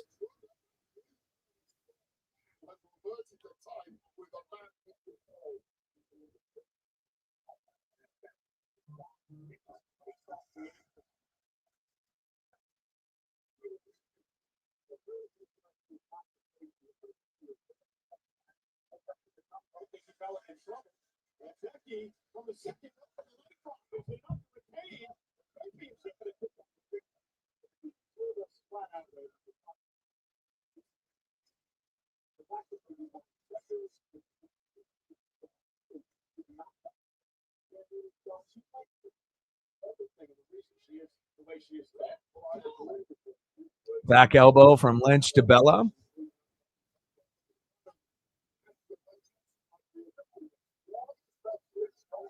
Bottom of the seventh, 4-2 Mariner lead now. Trying to prevent the sweep. Gabe Spire on the mound, Kyle Manzardo in the box. Becky Lynch and Nikki Bella going at it one-on-one here in Clash in Paris. Global broadcast on Peacock.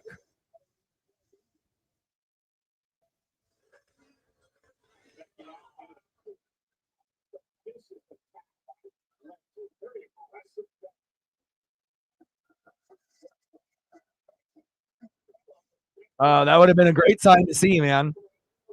Very creative. I think it would have been too.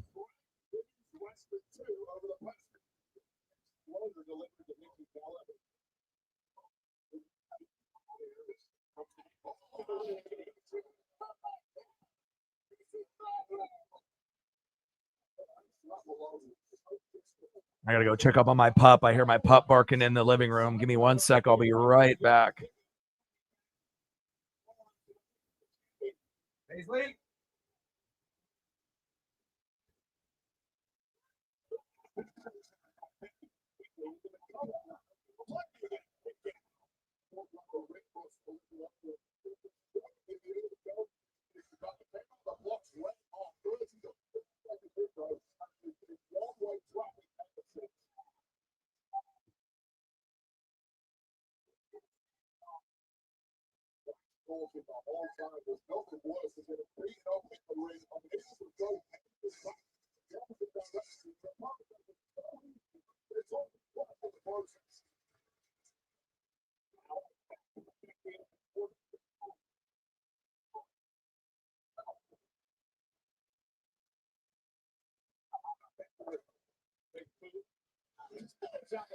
All right.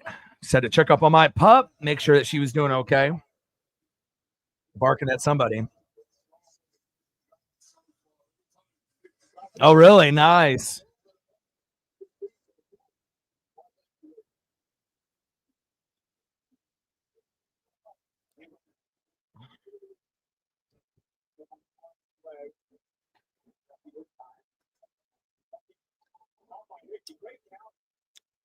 Ooh, big forearm by Nikki Bella.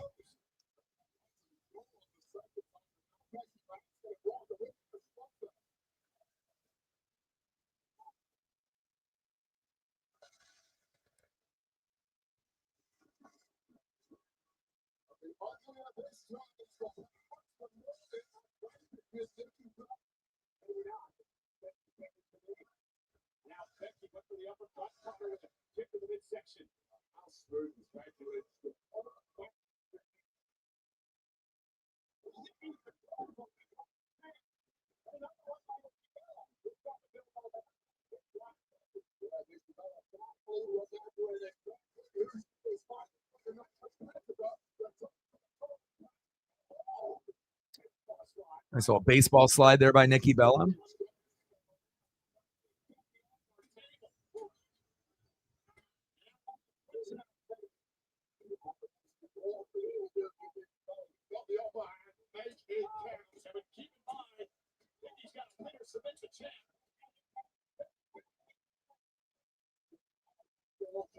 Becky needs to have her forehead hit those tables instead of having her hands in front. Looks sloppy. Come on, Becky.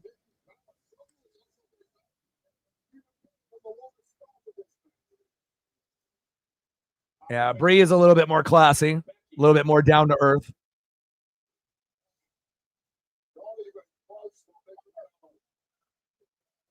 Two. That would be interesting. I wouldn't mind seeing Bailey.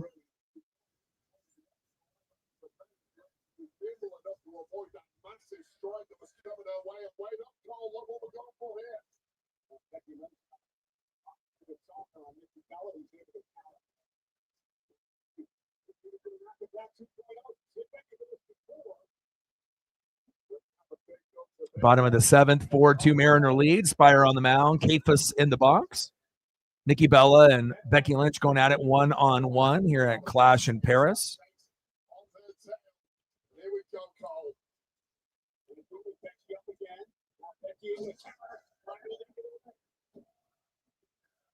Two.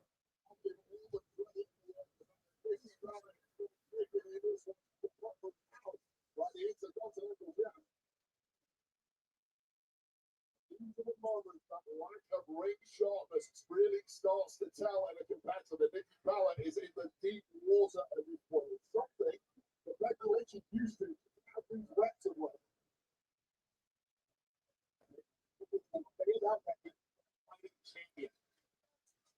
Yeah, not the most ideal opponent for Becky Lynch. You would want someone, other than, Nikki Bella, but, I mean, this business is about making money, and, it's not really the same type of business that we've seen in years past.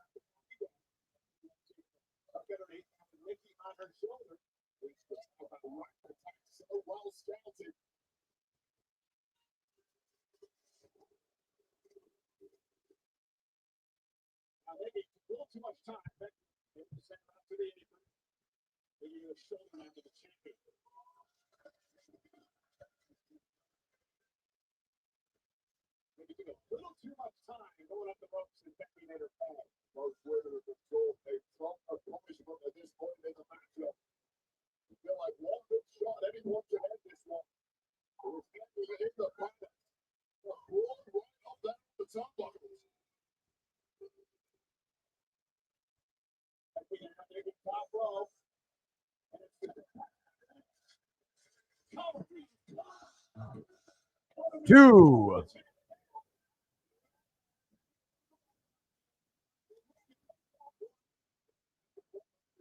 Yeah, all about the profits. That's all it's about. I mean, I don't know, certain matchups, are a little frustrating. I get a little bit more frustrated with all of the sponsorships on the tables and the ladders. It's one thing to have them on the turnbuckles. It's one thing to have them on the actual ring apron and obviously surrounding the crowd, from where they're sitting with different ads and whatnot, whether it's Prime for Logan Paul or whatever. But I think the last straw was putting it on the tables, Slim Jim, and on the ladders. Like, really? I mean, that's so fucking unnecessary. to put them on the tables and ladders. Like, leave those alone. But I guess that's the world that we're living in now. I mean, what's next? That the wrestlers are going to have, sponsorships on their gear as they come out. Like, you're going to see a Pepsi logo, like on the corner, of one of the, boots, or, on the actual ring gear itself. Like, I think, you're starting to see that obviously with soccer, basketball, football, baseball jerseys. It's all about that corporate greed and that money. And, when is enough is enough? I mean, are we eventually going to have sponsors on the ring gear? I mean, that's pretty much the next step of where they're going. If they're going to be putting it on the ladders and the chairs, I mean, what the hell is next? The gear itself.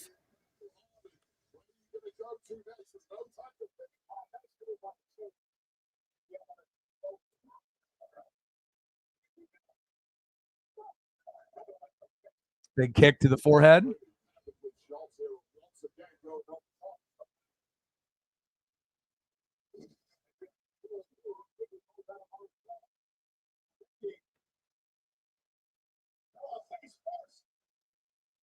Nice counter there by Nikki Bella.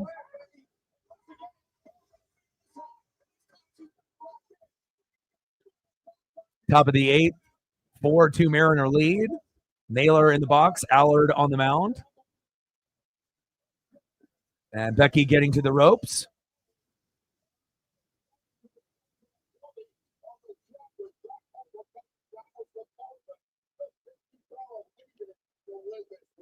LA Knight with the Slim Jim fit. Yeah, right?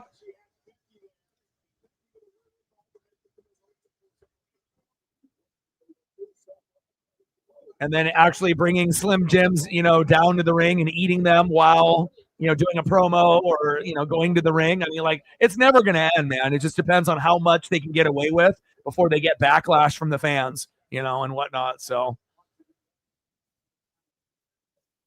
everything is always calculated with them, always about money.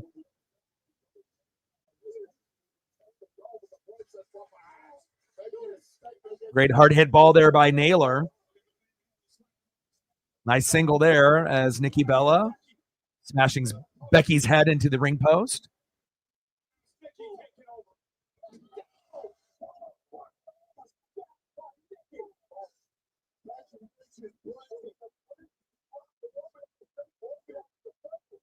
Gino in the box now.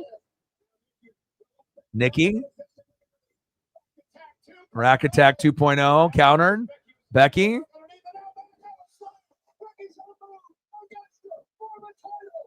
Two.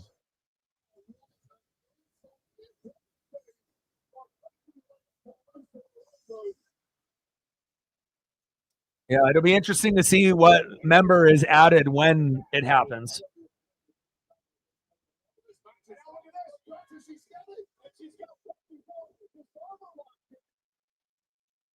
Nikki doing Becky's moves in this match.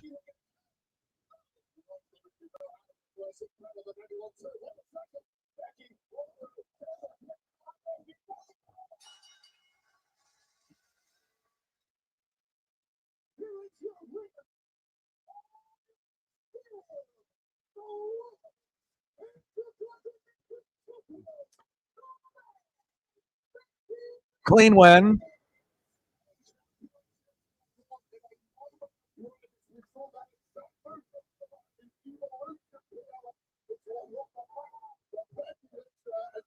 No bailing, at least during the match.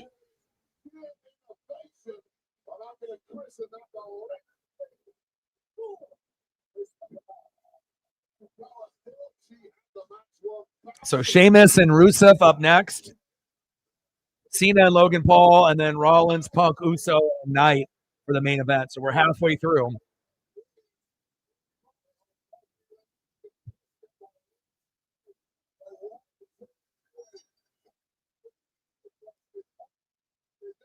Top of the 8th, 4-2 Mariner lead with a runner at first with one out. Allard on the mound, Polo in the box as Becky celebrates, walking on the ring apron area down to the walkway and to the back.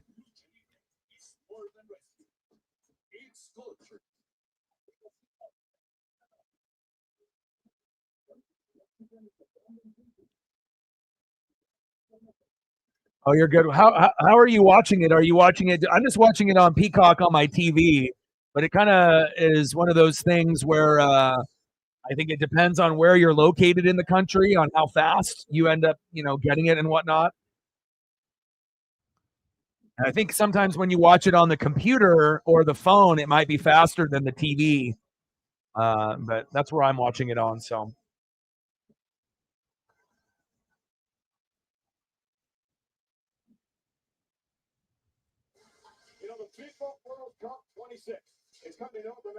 Are you watching it on TV? Now they're just showing the Eiffel Tower little background here. How far ahead are you on me? Because I haven't paused the stream at all or anything like that. I mean, it should be live, but again, I think it does kind of depend on where you live. And, I have good internet. I have a gig internet, so it's not like my internet is bad or anything like that. So, and now they're showing a landscape of Paris.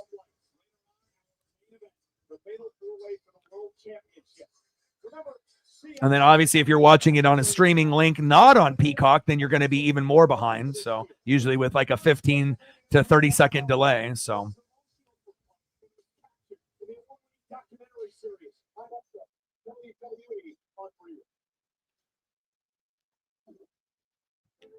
But, even with like me linking up my Xfinity account with like sports, I noticed that when I watch it on my phone, it's faster on my phone than it is actually on the TV in the living room itself, which is kind of crazy to think that, the actual app is faster than your actual cable service. But so I was kind of comparing, college football, to my phone, through like the Fox Sports app. Compared to actually how it looked on my TV in the living room. And I was actually getting a faster feed on my phone through the app. And then, same thing with, Mariners as well. So, all right, they're going to the bottom of the eighth. Mariners hanging on to a 2-run lead.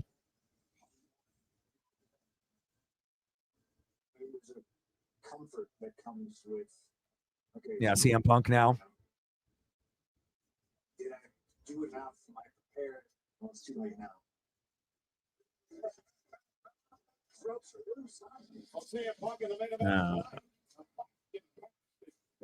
I know if I watch it on the computer, it's faster.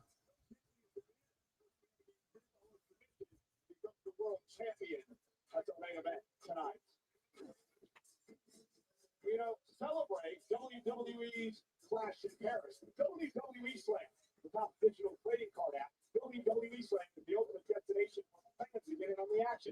Like the favorite WWE superstars, digitally exclusive cards, and interact with WWE events around the world. Download WWE Slam by Cops free now to the App Store and Google Play. Well, we saw what happened with Northern Reigns, Tom Brady, and Bronson earlier tonight. You heard what we had to say. Let's hear what the international announce teams had to say.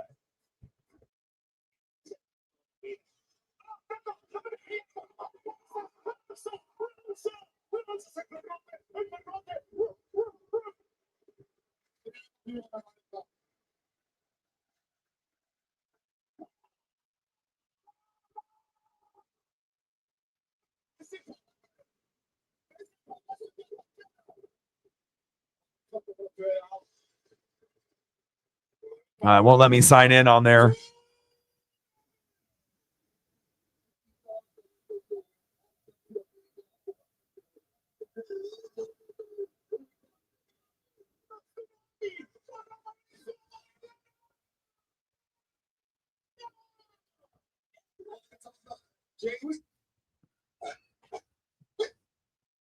Oh, it just got distorted. Distortion.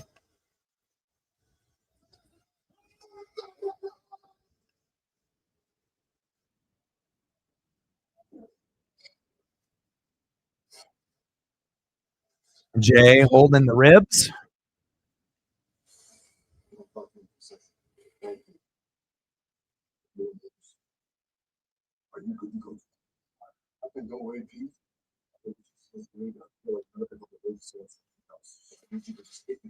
I don't give a damn what minute. That's my brother said to me, walked up with championship, right? We'll bring it home the World Heavyweight Championship. Yeet. Jay is more dangerous. Rusev is the comeback story, but Sheamus turned it into a bar fight that what they considered beating each other.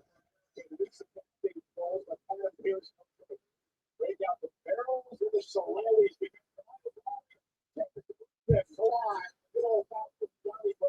Good old-fashioned Donnybrook match, huh? Sheamus and Rusev.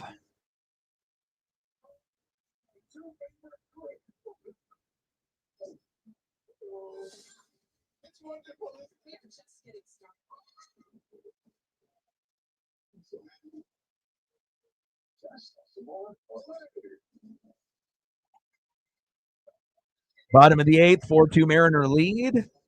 Angel Martinez in the box, Brash on the mound, who's had a few fuck-ups for the Mariners lately. And hopefully we can get this dub here, and then we'll be going to Tampa, going against the Rays in the stream tomorrow. But luckily we ended up having that call for Julio with that single up the middle, running out the throw at first and scoring 2, and hopefully we hang on for the victory. Now we're still here waiting on a commercial break for Sheamus and Rusev.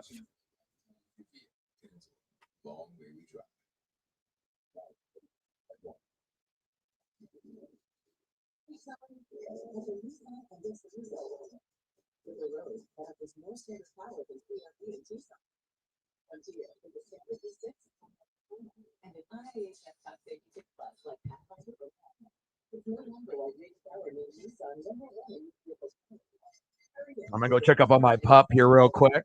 Obviously, she's definitely getting a little restless, which I usually notice when I'm working, 3-4 hours a day. So give me 1 sec. I'll be back before the match starts. So give me 1 second here. She always is the perfect plan. With the Bank of America customized cash rewards card, you'll earn 6% cash back in the category of your choice, like online shopping for a free of your account. So wherever life takes you, get the card that rewards you for saving the day.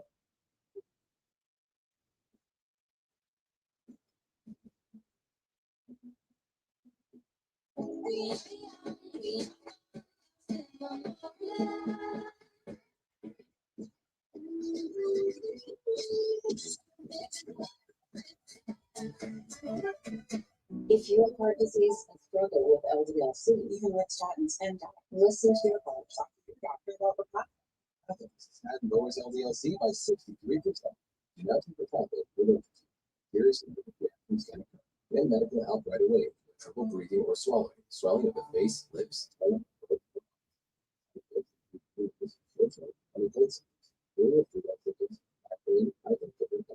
pain or bruising. Injection. Ask about Repatha. I checked Allstate first and saved hundreds on my car insurance. Unfortunately, I didn't check George Barton, my boss.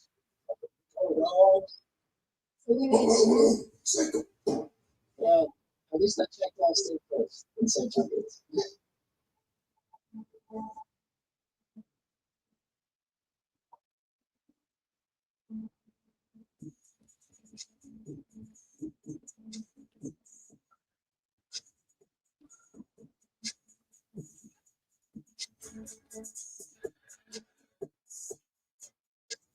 Yeah, I mean, they're going to have something big happen at the end of the show. Obviously, going into the next PLE, it'll be interesting if that's the route that they go. But it should be something pretty shocking. So, and that would definitely be one of the things that could be it for sure.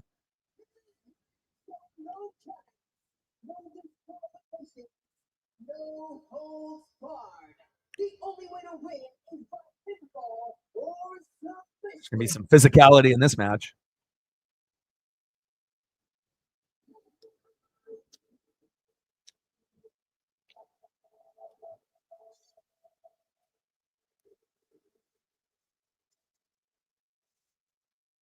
Well, Paris Eiffel Tower. Rusev making his way down to the ring.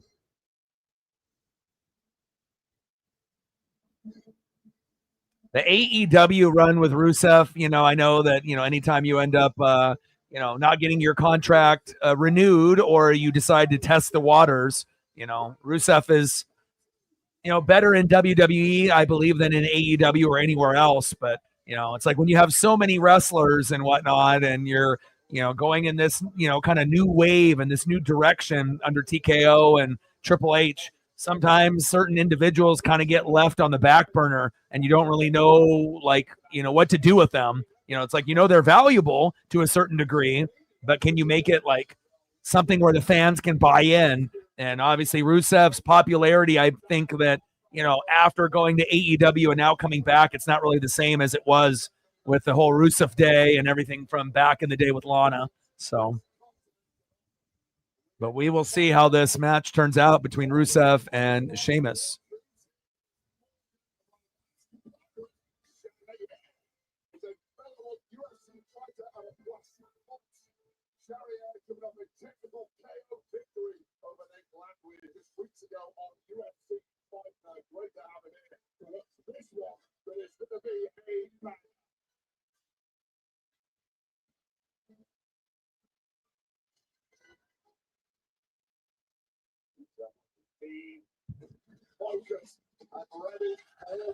Okay, Sheamus,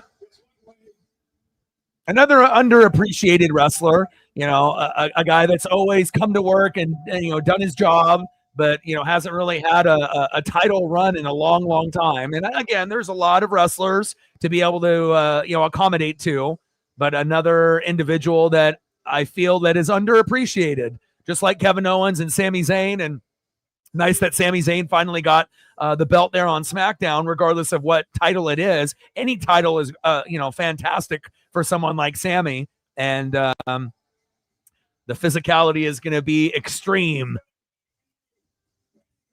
I think the only thing is missing is Drew McIntyre. Obviously would be a great fit if this was a triple threat. With the shillelagh.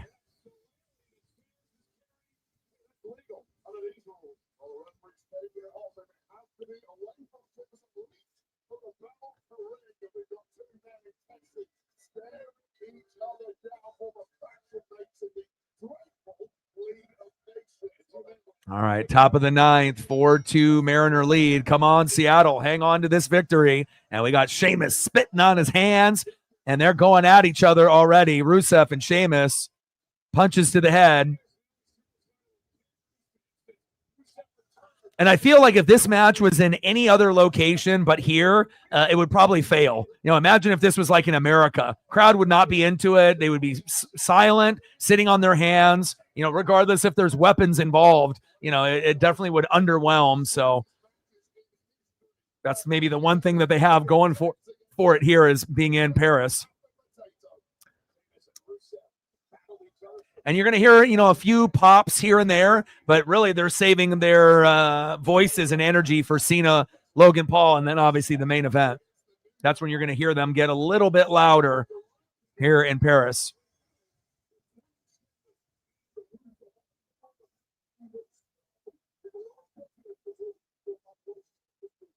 Top of the ninth, 4-2 Mariner lead. Crawford in the box, Allard on the mound with a 2-2 count. And let's see if we can get a little bit of insurance. Sheamus setting up the Slim Jim table, which is so ridiculous with those stickers on there. I never thought, sponsorship would upset me as much as the tables and the chairs. And I thought when I first saw the table, I said, oh, that's ridiculous. And then I saw the ladder with the logo on it, and that was even worse. I mean, it's one thing to have it on the table, fine, but then to put it on the ladders, come on, man. Really?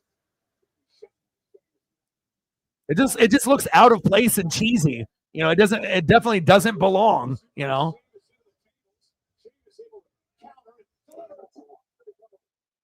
Nice suplex there by Sheamus with the counter. Down goes JP Crawford, one away.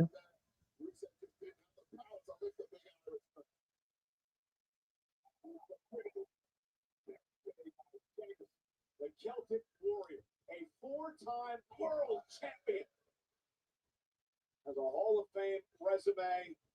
For the United States titles and tag team titles, a rumble victory.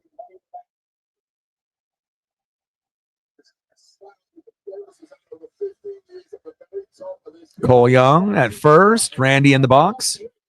Sheamus in the ring. Come on, Randy. 1 for 4 with a 2-run blast to tie the game 2-2.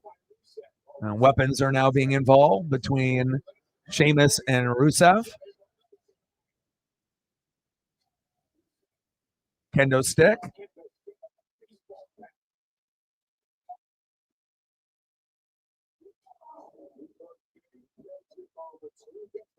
Bizardo warming up in the pen with Andres Munoz.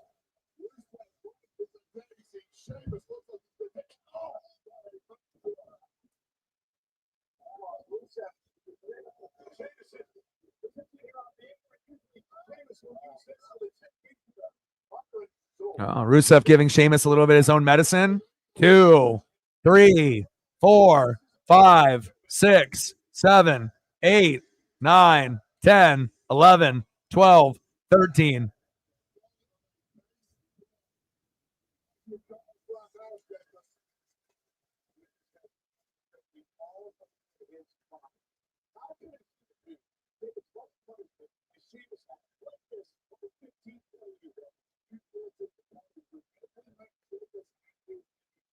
Turnbuckle guard taken off.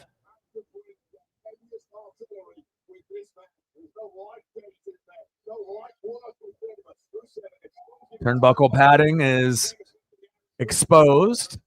Ooh, shit. Nice move by Sheamus. Randy, slow dribbler, double play, and that is the end of the Mariners in the top of the ninth. All right, Mariners, you have a 2-run lead. All you got to do is get 3 outs, and then we end up preventing the sweep. Sheamus with another kendo stick to the front and the back. And then once, obviously, this Mariner game is over, I can have my full attention, obviously, when it counts the most, with John Cena and Logan Paul and the main event. All European wrestlers, when we come back to this continent, no matter who you're fighting, you raise your game. You want to put on a good showing to feel that this is our territory. Welcome to European match. We don't want to give a call to this evening. Sheamus has welts all over his body, and it hasn't slowed him down. Spent an entire career with welts all over his body. It just makes him even tougher. It makes him fight harder. It fires him up. It wakes him up. It's terrifying. Not quite sure how many chairs Sheamus needs, but that's a trio there. You know, something menacing there. Sheamus with the chair. Chair shot missed. Rusev doing his best RVD impression there. Only 1 count there for Rusev.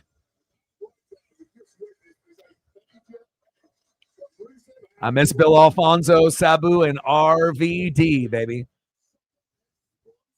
Bringing that extreme to Extreme Championship Wrestling back in the day. Master of the Van Daminator, Van Terminator, and many other creative moves that you see wrestlers try to copy, so to speak, even to this modern day. Another chair shot to Sheamus.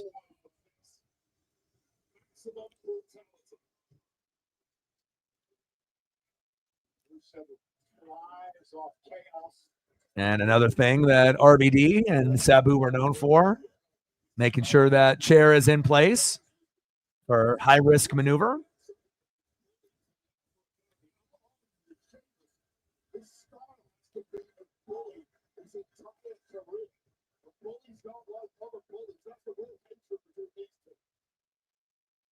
Rusev and Sheamus bringing that physicality. The only thing missing is Drew McIntyre.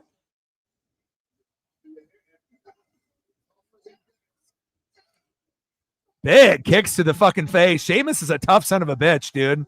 Like, even if those are like half full force, I mean, those are not going to feel that great. You know, you're on adrenaline and whatnot, but I mean, if anyone's ever kicked you in the face before in the jaw, even if it was like, you know, half power, you know. Ooh! Big knee. 2.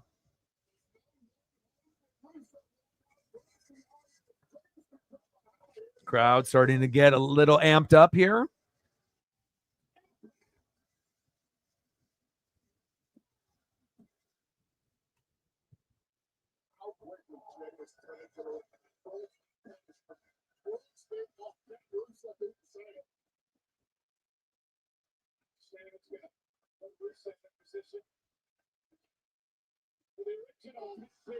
Two, 3, 4, 5, 6, 7. You got to hit him harder. Those chops are, those blows are, not what we've seen Sheamus, go all out, maybe depending on if he likes the individual he's wrestling or not. But those were, kind of like friend blows right there, that it didn't really feel like it was an enemy, like where I'm trying to hurt you. Those were pretty tame for Sheamus standards. Barstool action here by Rusev.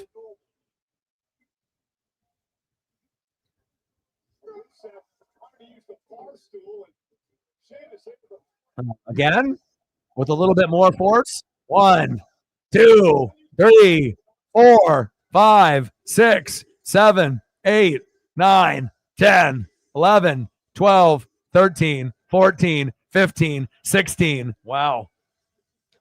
They don't go to 10 anymore. It's usually 13 to 16. Slobber knocker. Munoz on the mound. Stephen Kwan in the box. Bottom of the ninth. No outs. Nobody on. 2-2 count. They won the first 2 games here on the road, and we need to win this to prevent the sweep, to give us some positive vibes going into Tampa tomorrow for the live stream. With the shillelagh. Yeah, Rusev getting beat down here. Fans are loving it.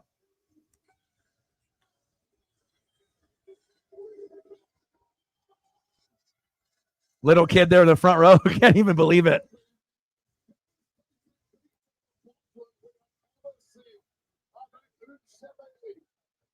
Shillelagh. Drags Rusev over the wall.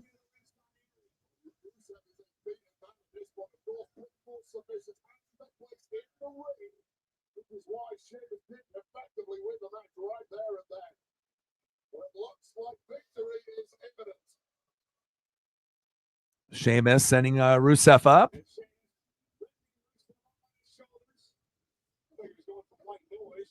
Going for white noise. Oh, and Rusev going in his own chair. I think we're getting to the beginning of the end here. Razor's Edge. Razor's Edge. Scott Hall. Scott Hall. Razor Ramon. The Outsiders. 2. Yeah. I mean, obviously, if we had better female competitors than Becky and Nikki Bella, I think that they would have been a little bit more, juiced up crowd-wise. Not necessarily the greatest 2 females they could have had in Paris, France. But, yeah, they're, the physicality is getting the energy back for the crowd. And, obviously, they're going to be saving a lot of their emotions are going to be for Cena and Logan Paul, and especially for the main event. So, ooh. Ooh, ooh, ooh, ooh, ooh, ooh, ooh.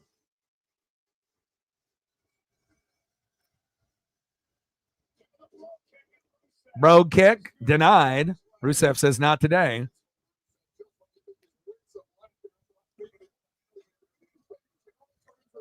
Two outs away from victory here for the Mariners. Sheamus on the top rope. Oh! Man, kendo stick shot to the midsection there. And I like the green and the black color choice by Sheamus. We've seen him obviously wear different, colors of the gear, but I actually like the ring gear. Simple, just with the tights and whatnot, but I like the color scheme. And obviously Rusev with his ring gear honoring his home country. Steps right off Sheamus's dome.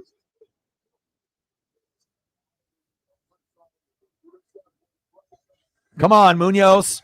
4-2 Mariner lead, bottom of the ninth, 0-2 pitch. with 1 out, 2 outs away from victory. Come on now. Shot to the back there by Rusev.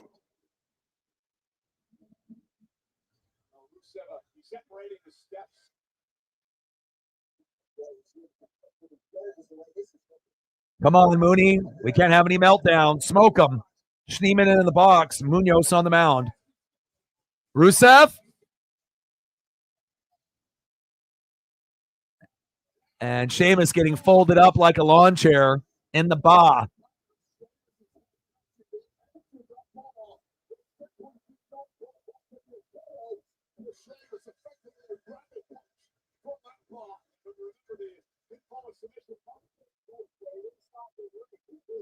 I mean, they're definitely using every weapon and access here.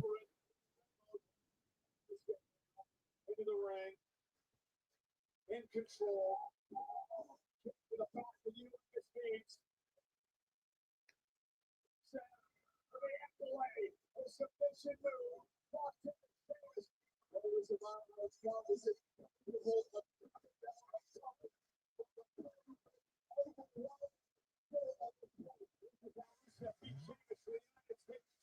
Crowd starting to get a little bit more juiced up here. Sheamus hulking up with Rusev on his back. Good counter. And Munoz with another out. There we go, baby. 2 away, 1 more out. And the Mariners will be victorious. Let's go. Last up, Jose Ramirez, their best player. Sheamus and Rusev down on the ring apron. Jose Ramirez 0 for 3. Fly out at his last at-bat, and I'm looking for 1 last out for a Mariner victory as before we get into John Cena and Logan Paul.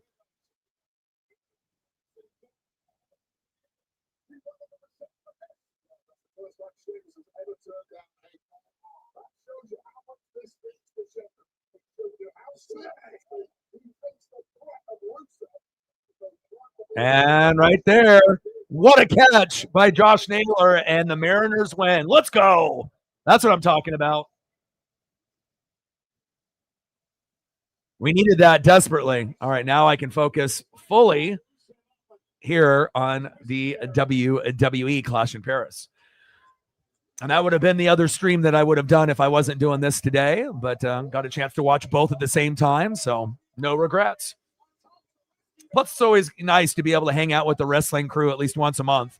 So since we're doing, Mariners or NFL or college football for a majority of the year, with a little NBA, NHL, and NASCAR sprinkled in between February and March as we're waiting for baseball to start and when football ends. So, we do a little bit of everything here. Nice back elbow by Sheamus to Rusev there. I mean, they're really maximizing every prop, huh? And they're on top of the barrels here. This is kind of unique as far as a prop being used during a match.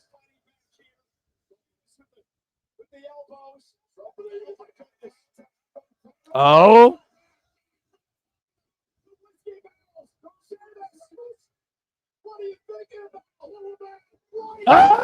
Oh, through the table. Slam jam, slam jam, slam jam. That was dope. And again, when you have weapons and you have weapons done right, again, this is exactly the boost and the juice that they needed after Nikki Bella and Becky Lynch, kind of quieted the crowd and whatnot. So it should be electric the rest of the way.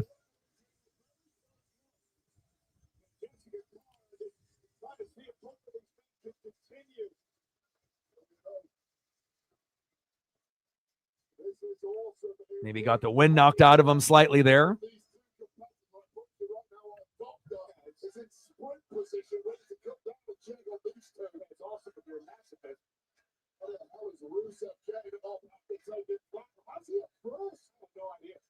Rusev is stripping through the tables off white noise from the top of those barrels, dragging himself back into the ring. An absolute brute of a man, and close behind him is Sheamus. I'm gonna imagine how these two are gonna feel. All right, all the Mariner homies checking in. Great victory for them here today.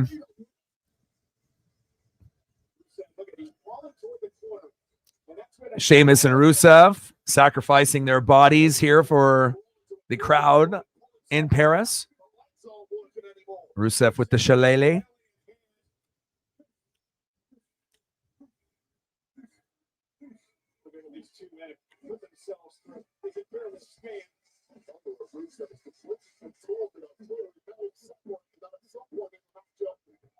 Oh, wow. Oh, 2. I thought it was over there. Big bro kick. Wow. That was pretty clean, too. Rusev looks unconscious. Didn't even blink there for about 10 seconds.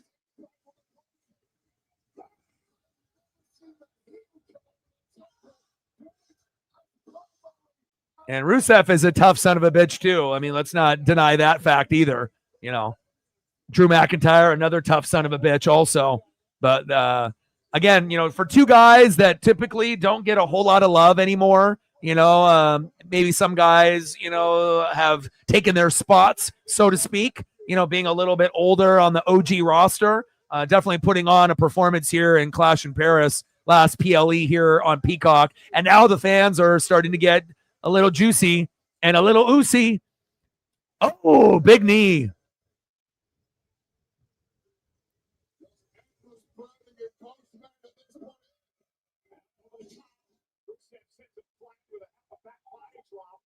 Oh.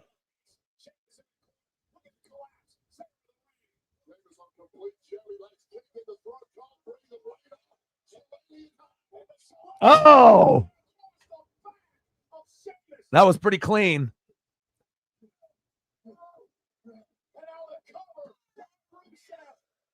Two.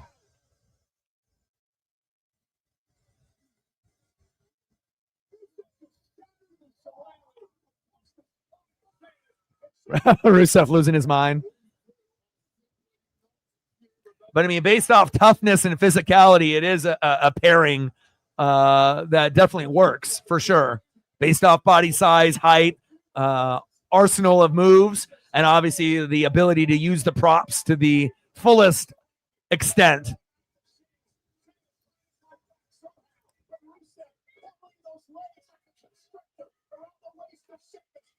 And Sheamus taps. Wow.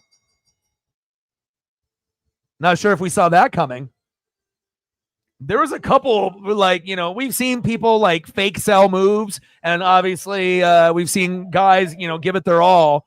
But that was pretty physical. A few of those moves looked a little bit cleaner. Now, obviously, some of the, you know, punches across the chest were a little bit lighter than I've seen from Sheamus to an opponent. But, man, there was some pretty physical moves there. And Rusev victorious. I was not expecting Rusev to win, let alone that finish either. But that's what makes WWE, besides the Slim Jim graphic on the tables and on the ladders, those are some things that we can appreciate. Appreciate the unexpected.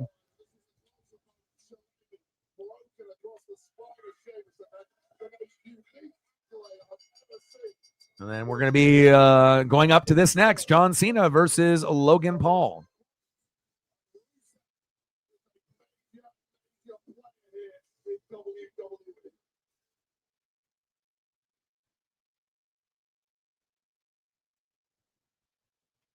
If you or someone you love likes wrestling, you'll want to pay attention. On Saturday, September 20th, two local powerhouse series under a spotlight the world has never seen. WWE on ESPN. This isn't just an event. They better hope that ESPN doesn't crash. You know, once they, you know, they better have some good servers. People are going to lose their fucking minds if ESPN can't handle all of those individuals. I mean, they already got, you know, some of the sports fans, you know, watching games, but, you know, WWE is a little different.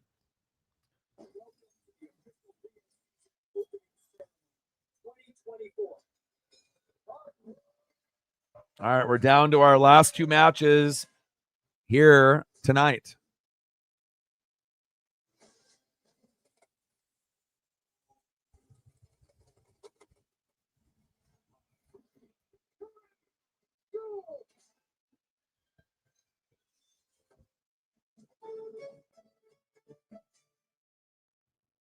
This January, WWE Live kicks off the Royal Rumble season. 11 dates in 11 cities. Don't miss all your favorite WWE superstars, including the American Nightmare Cody Rhodes, main event Jake, and many more. So get ready to join the action.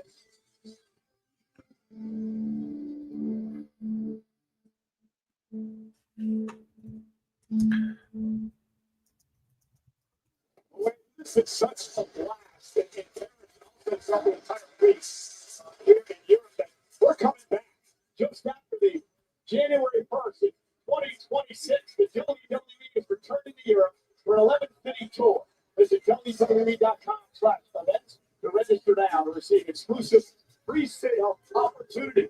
It is the road to the Royal Rumble Europe 2026. It's Euro Tours. I can't miss and look who's here with us tonight. It is Georgie, our British actor, known for his role portraying Agent Metropolis on Wednesday. And Wednesday Season 2 Part 2 premieres on September the 3rd, only on Netflix. And we invite you to step into the ring with WWE Elite Collection Action Figures. Available now in stores and online. Make your collection elite. Elite, indeed. Talking about Elite, there was an incredible article this past week in the New York Times and on the Atlantic talking about the most impactful play-by-play voices of the 21st century. And Michael Cole, I'm thrilled to tell you all, he was part of this illustrious list, including people like Joe Cook, and including people like Mike Tirico, Al Michaels, and indeed our very own good friend Joe Cook, Michael Cole, and I'm proud to go with you on the judge of this industry. Congratulations. Thank you. I'm honored about this thing. Again, I couldn't do this without the likes of you. All right, getting down to the nitty-gritty here. John Cena, Logan Paul, and then the main event, CM Punk, LA Knight, Seth Rollins, Jey Uso. And this is what we've been waiting for. Okay, you can? Okay, awesome. Yeah, they're going over now. Undertaker, Cena, Triple H, Randy Orton, most PLE wins in WWE history. Holy cow, Undertaker 107? I knew he was around that 100 range, but I didn't think it was 107. Wow. And now we got Cena and Logan Paul, the graphic. Natman in the building. What's good, brother? Are you watching NASCAR? I think it's, again, if you looked at the card on paper, it definitely looked not the greatest, but the crowd is the reason why people are paying attention, because it's got the best crowd in the world. They're fans, and in this particular PLE, they weren't as rowdy as the last time that, we were here. The card might have been a little bit better on that, PLE, but, really the only time that they stopped really being full, Paris crazy fans was maybe during that Becky Lynch, Nikki Bella match. But other than that, they've been pretty vocal, and I would assume you're going to get cheering and chanting throughout pretty much the whole match between Cena and Logan Paul, and especially in the main event, you're going to feel the energy on a whole nother level. So, oh, okay, it's not on yet. I forgot to check to see what time it was on. What time does it start? I got Notre Dame and Miami to watch later tonight for college football, and then I'll probably end up watching that race as well. Night races are always the best. I love them. All right, I'm looking here. And what time does it start? 3:05 for the Darlington Cookout Southern 500. I will be watching. So I got NASCAR Cup Series to watch, as well as some college football after this PLE Clash in Paris is over.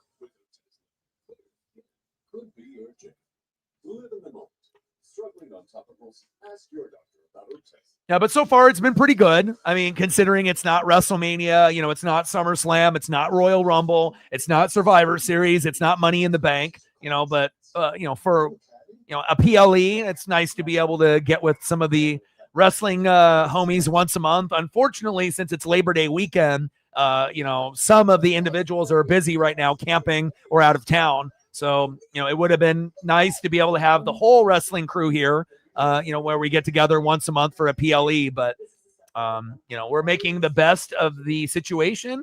I got my boy Reefer in the building, and obviously usually it's, if Reefer is here and Odin is here, I'm good, and Odin messaged me, he's camping and whatnot. And, I told him, if you can make it, if you have a signal, great. If you're going to do the camping thing, do your camping thing, no pressure. So,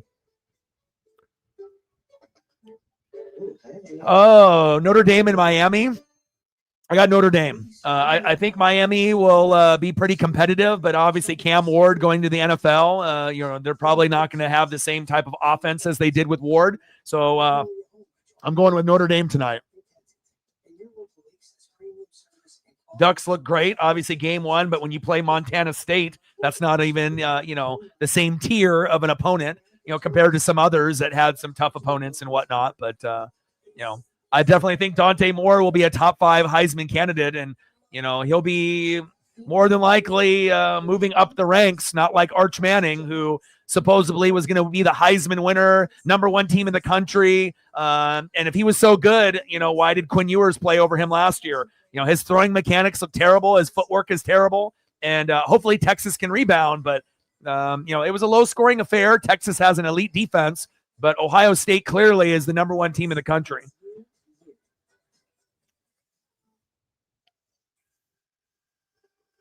Here we go. Logan Paul making this entrance.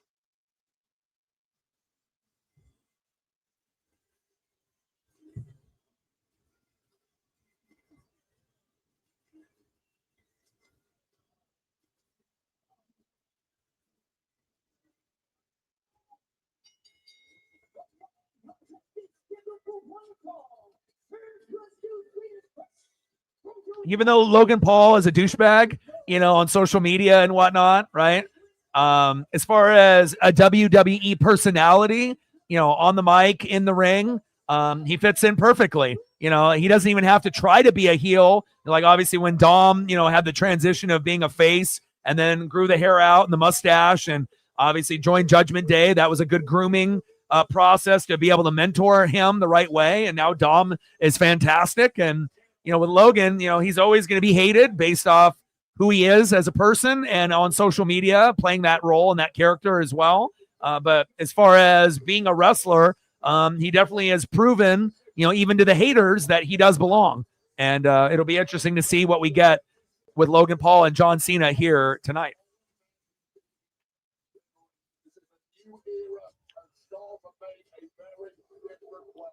Congrats on Auburn winning. Yeah, I wish we had Ohio State and Michigan on the schedule this year. We only have Penn State on the road. So, we'll see how many wins, Oregon gets this year. I'm hoping for, undefeated, but if that doesn't happen, if we drop the game to Penn State on the road, 11-1, I can't really see them losing any more than 2 games at the very, most, but I'm hoping 11-1 or 12-0. But again, I don't really like the schedule this year. There's just way too many teams in the Big Ten. Like I sent a graphic to my friend and it's like, it literally looks like 2 conferences put together, which it kind of is, but there's just way too many teams in each conference. All right, John Cena about to make his way out. Now Post Malone and Jelly Roll there. And we got to appreciate every moment that we have with John Cena, even if you're not a fan of his. Again, pretty soon at the end of the year, and when he's gone, then people are really going to go back and watch his old matches with like Randy Orton and really appreciate, what he was able to bring. Yes. Did Vince give him a push like Hogan? Yes, of course. If he didn't have Vince backing him, we wouldn't be talking about Cena like we are today, but again, definitely, maximized every moment possible. And they definitely dropped the ball with his heel run with The Rock and Travis Scott. They could have made like a, faction like NWO, but, here we are. Crowd explodes for John Cena. And whether you love him or you hate him, again, you're going to get a great reaction out of John Cena, just because we know it is coming to an end.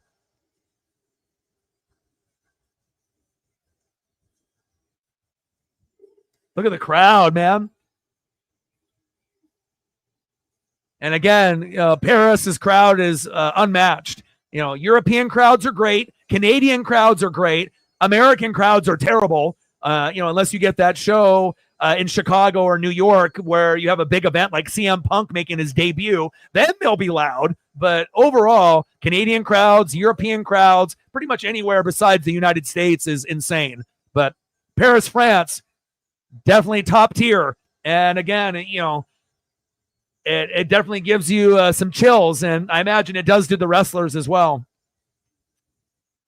I wasn't surprised by FSU because Alabama is overrated. They don't have Saban anymore, and honestly, I know you're an SEC guy, but the SEC has been exposed ever since the NIL became legal. The SEC is kind of trash, bro. They're not good anymore. It used to be Bama and Georgia and, Auburn once in a while, back in the day, but again, no one is afraid of the SEC anymore. And again, you still got Kirby Smart in Georgia, but as soon as the NIL became legal, again, you started to see everyone kind of catch up, to all of the illegal recruiting practices that the SEC obviously was doing for many, many years. And it's not like they were the only ones. Big Ten, ACC, Pac-12, everyone was, bending the rules 100%. But, when you end up getting the best players in the world with Bama and Georgia, and you have Saban and Kirby, eventually other teams and other coaches are going to catch up, and the SEC is no longer the powerhouse.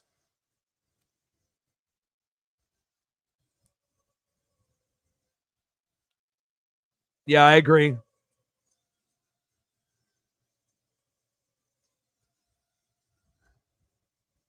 And it's cool because, with the crowd, it's not just like 100 people or a section close to the ring. Like, it's literally the whole building. It's like if you can get 10, 20, 30,000, going crazy together, I mean, that's what you live for, right? The energy, the passion, and feeling that from the crowd.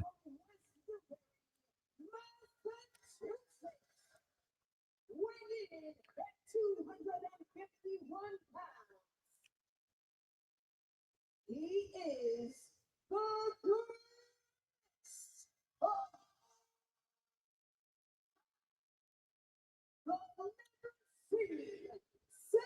greatest celebrated with each and every one of you tonight in Paris.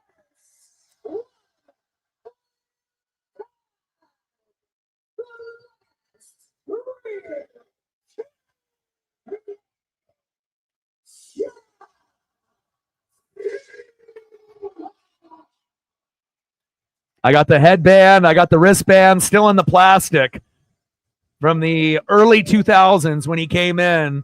Batista, Cena, Randy Orton. They're still sitting here. Mint condition. All right, here we go. Bella's wrong. Cena, Paul.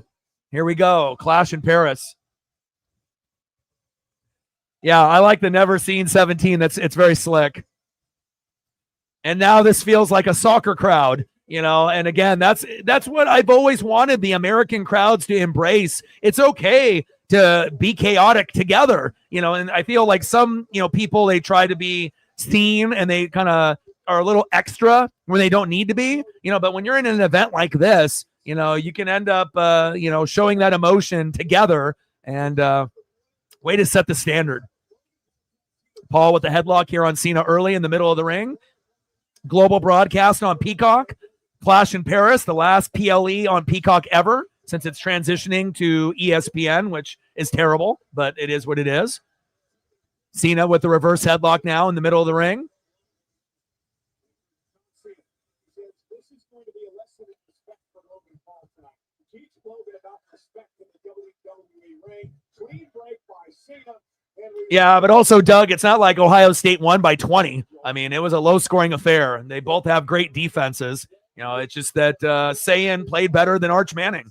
Arch didn't look very good at all. So, and I feel like Sarkisian's play calling was terrible too. You know, you have to be able to play to Arch's strengths and not call the game like Quinn Ewers is still there. So, but Ohio State is the best team in the country, but there will be a few teams that will challenge the Buckeyes throughout the year for that top spot. But they're on a generational run since last year. That's big facts. And they lost their O coordinator and D coordinator. Chip Kelly went to the Raiders, and the D coordinator went to Penn State. So they haven't skipped a beat with Ryan Day.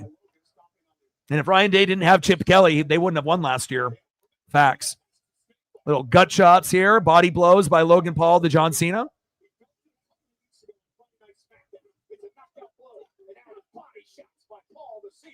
GG, man. You guys won the first two games. I actually was watching the game during this PLE. So obviously a questionable call by that Julio Rodriguez hit at first base that scored 2. That could have been out. But at least we won 1 game out of 3.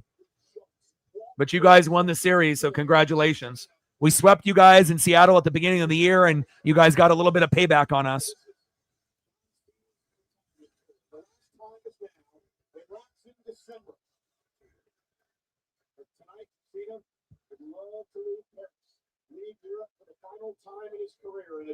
Appreciate you, man.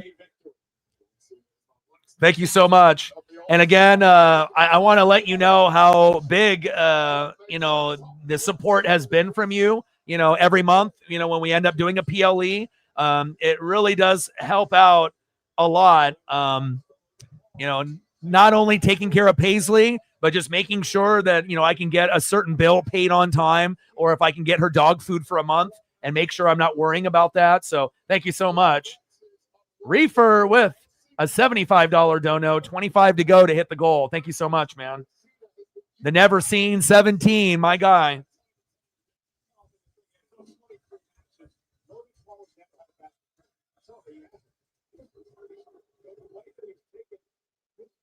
Thank you so much, man. $75 dono on the dono train.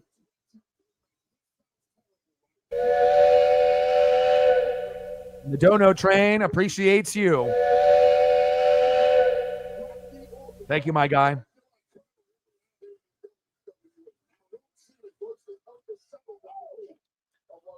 Yeah, we got the Rays starting tomorrow night. Eric in the building. What's good? And a very smooth line for sure. Appreciate you very, very much, man. Especially with dog food costing, about $80, for a month worth of food. And, and sometimes, I'll get donos through like the super chat, but as people know, you only get paid once a month on YouTube. So you have to really manage your funds correctly. And then obviously if you get anything through like Cash App or Venmo, obviously those are appreciated because you get more of that amount right away. And then if you have a bill that needs to be paid or a need to be taken care of, like my pup, then I can address it immediately instead of waiting a month and hoping that I can get everything situated. So we're at 75 on the dono train, 25 to go. We're going to Tampa Bay. We're on a road trip, so it's going to be difficult. It won't be easy. And if we only win 1 game out of 3, it is possible. Hopefully 2 out of 3, though. 2. Logan Paul with the cover up there on Cena.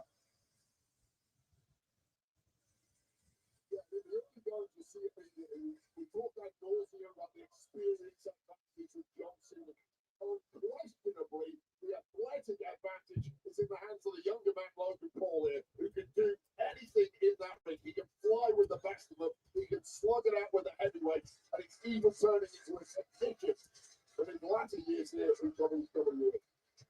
Now Logan again, just insulting. All right, we're at 75, 25 to go for the goal. Like, sub, donate, comment, share. If you haven't smashed the like button yet, please do. Try to get as close to 100 likes as possible. Views have been pretty good. And obviously, anything that we can get on the dono train is appreciated. Yeah, you guys started off really slow, though. And we have a series against you guys next weekend where I'm going to have to do the Ducks against Oklahoma State first. And then I'll have probably like a 20-minute break while I'm prepping for the Mariners and Braves. And we'll see how that series goes at that time. So But if you're not busy, Nat, man, when the Mariners play the Braves, you definitely should come through. It'll be a fun series.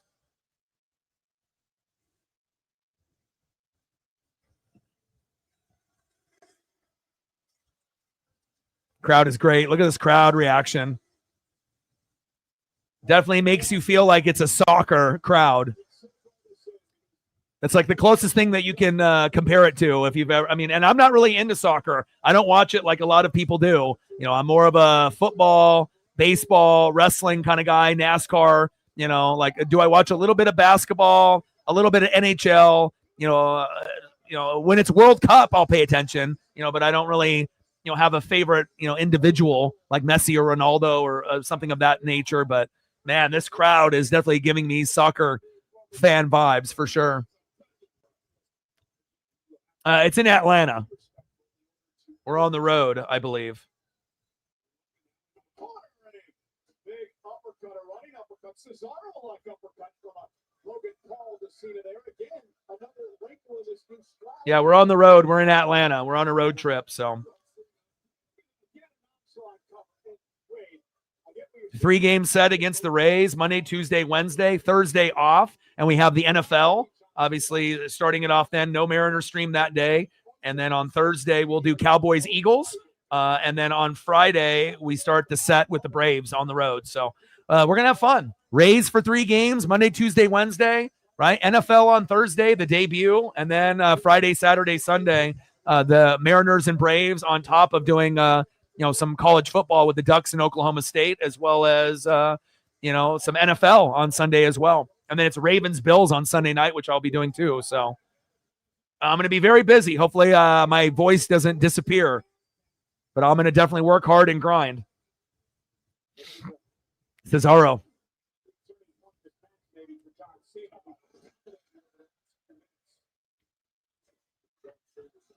No, you know, I don't think really anybody likes them, you know.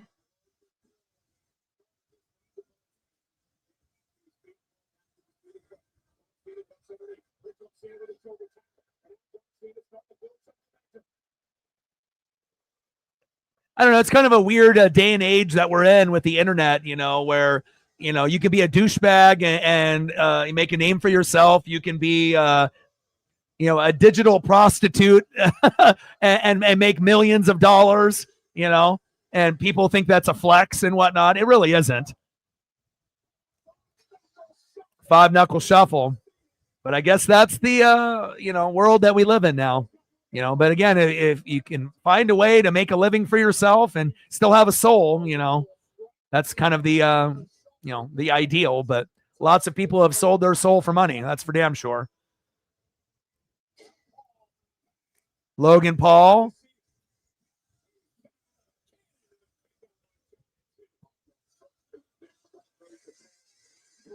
And if you actually look at Logan Paul's move set, it's a ripoff of Hangman Adam Page. You know, if you actually go and watch AEW matches, there are so many moves that has stolen from Hangman, you know. But again, you know, some WWE fans don't watch AEW and may not know who that is or are not familiar with him as much, but or are and maybe haven't noticed, but lots of the moves are Hangman's moves in AEW.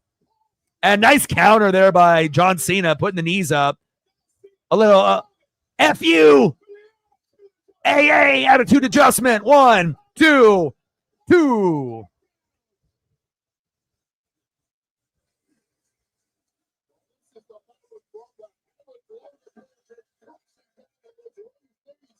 $6,300 people so far on the stream, which is good.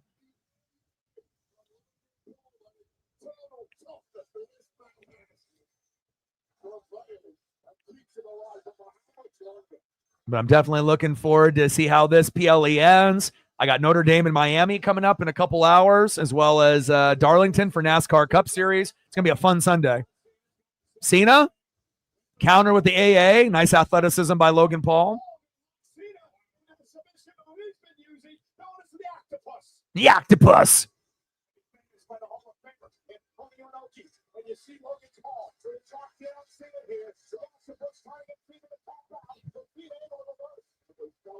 Cena's like, I'll counter that.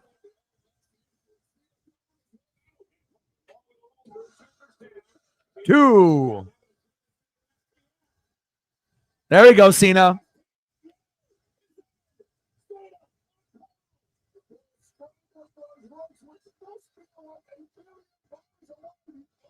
Yeah, and with only so many shows left, it's kind of makes you wonder who are Cena's opponents going to be the rest of the way. You know, we're approaching, September here and just a few hours away, right? So September, October, November, December, and then that's it, right?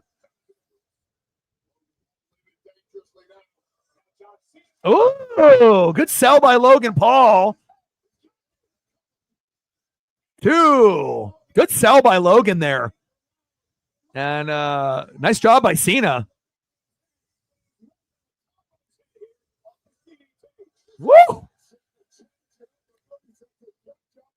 Not something that you typically see Cena do every match. And again, Cena wrestles kind of slower on purpose. There has been times where he's, ramped up the speed. He can wrestle faster, but obviously that'll get you more fatigued and whatnot. But, being so upper body built, with the muscles, it's not like he's going to be running around like a lucha libre. So, yeah, one is Brock. Yes.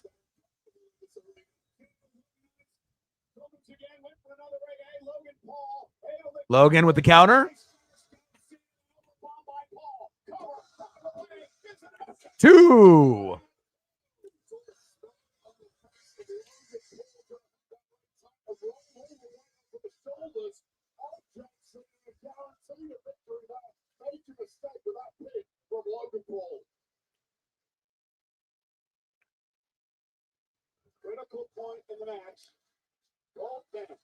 Yeah, but it's all about money, I mean, unless you're doing like physical harm to someone else, depending on who you are and how much money you're bringing in, definitely they may, look the other way, so to speak. So.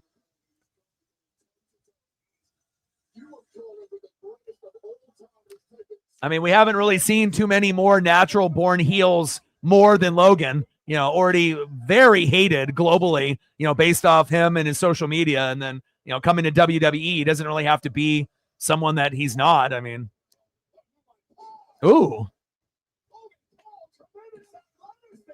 2. But one thing is for sure, whether you love Logan Paul or hate him, he's got amazing athleticism.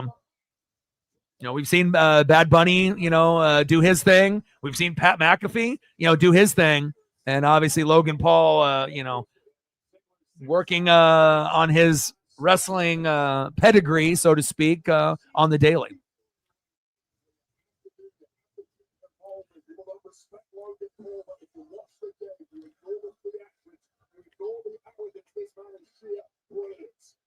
Yeah, but sometimes out of sight is out of mind, If it's not directly in front of people's faces, not everyone knows about all of those things,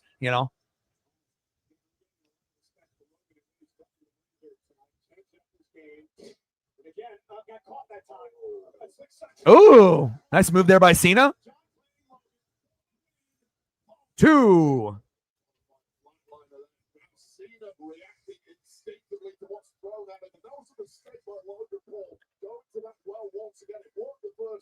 Cena has it figured out now. Rarely we're going to catch Cena with the same move twice.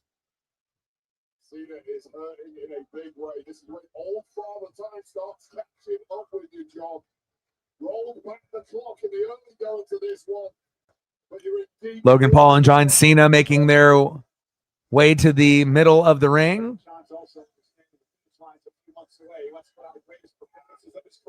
He's got Logan up again. Although lands on the apron, takes John up top rope. How stayed it would be on this retirement tour if Logan Paul can put away John Cena right now. And now Cena. But Logan's got the athleticism, He's more of a douchier AJ Styles, Like I said, he's got a lot of the moves of Adam Hangman Page, and even gives you moves that even some other wrestlers can't do. And but as far as the athleticism is concerned, kind of like an AJ Styles type.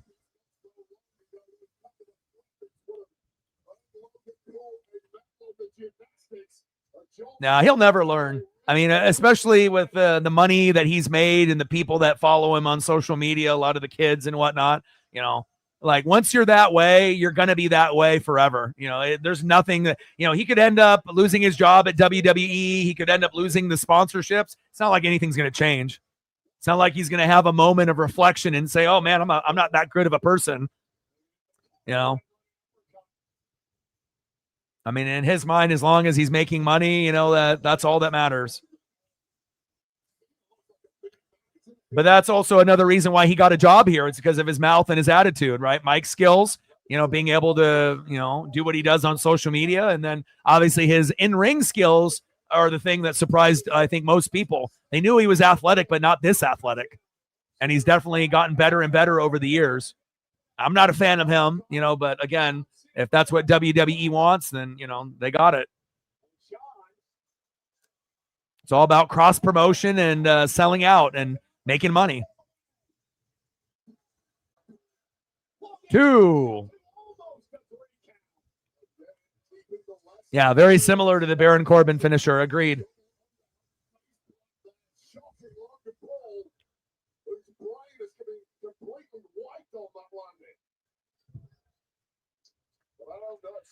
Absolutely. And that's the problem when you end up, making millions and having millions of people follow you for being a douchebag on social media. Then you start to accept that your behavior is okay. And it's okay to act that way to get clicks and views and donations and money. And, and you can be an asshole and be a fool and people are applauding it, even if he knows people hate him. But in his mind, he thinks people hate him because of the money he makes. And in reality, it's not because of the money he makes. It's who he is, but again, to him, it doesn't bother him one bit, and it won't bother him or his brother for the rest of their lives because they will be more than likely millionaires for their whole life. So 2.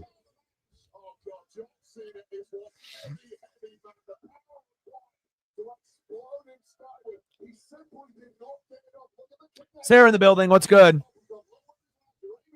Pretty decent PLE here, Clash in Paris. We're down to the final 2 matches here. John Cena, Logan Paul in the ring, and then obviously the main event. We're here right now, and we will be here in a moment. CM Punk, LA Knight, Seth Rollins, and Jey Uso, Yeet.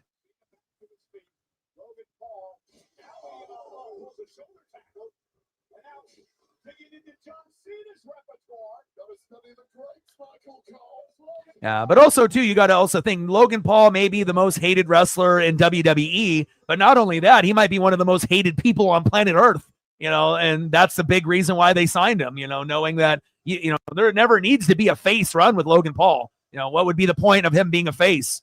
It would just be, not authentic on what it is and who he is.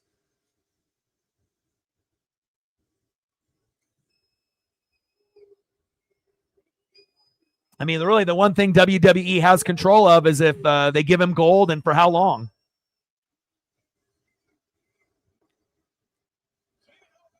Here we go. Little FU, AA, FU, AA, 1, 2, 2.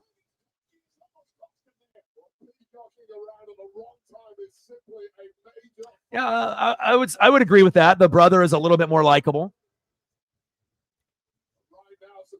Talking coming across from John Cena, perhaps to motivate himself in the process. You're watching at straws, no matter what you're at this point in the match. Yeah, I'm not really a big fan of either one, so Logan or Jake. I mean, if they want to do the wrestling and the boxing thing, Are you really still the greatest of all time, or are those moments fading fast? It makes you kind of wonder, like, who actually watches, Logan and Jake on a regular basis, like on social media? Like, who are following these guys? Is it just kids for the most part? Because I find it hard to believe people that are over 30 that would be like, this guy's cool type of thing, 2.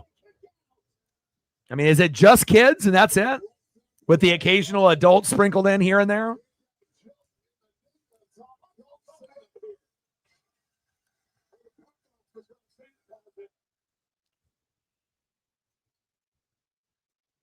Yeah, I mean, even if you're going back, when he bit Evander, on the ear and whatnot, obviously we feel that boxing is probably the most fixed sport out of anything. You never really can trust, if someone's taking a fall or really genuinely getting knocked out when there's so much money involved, but it definitely would have been more interesting, I mean, obviously Tyson was doing it for money, shouldn't have never even been in the ring at that point based off his age, but name recognition and money sells. 2. Yeah, Cena is wrestling like he's trying to get a job in WWE. Facts.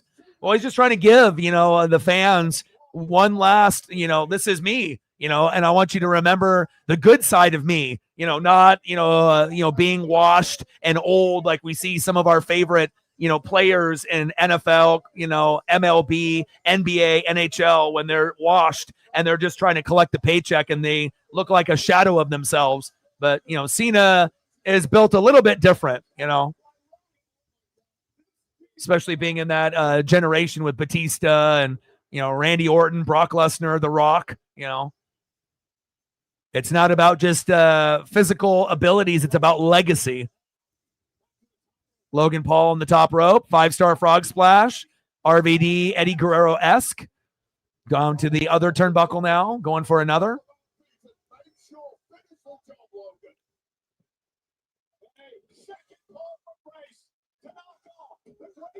2. Yeah. But with the Cowboys, they're never serious about anything. And, obviously the Packers get a good player. And, Jerry Jones, it's just about making money. I mean, if that wasn't as clear as day, he doesn't care, about winning Super Bowls or even making the playoffs, even though he says he does. It's really about the merch sales, the ticket sales, the beer sales. And as long as he's making money, that's really all that matters. It's not good for the NFL, but, I would hate to be a Cowboy fan, let me tell you. Couldn't even imagine. And then once he passes away, his sons are going to do the same shit. So, Cowboy fans are in hell for at least the next 20 to 50 years.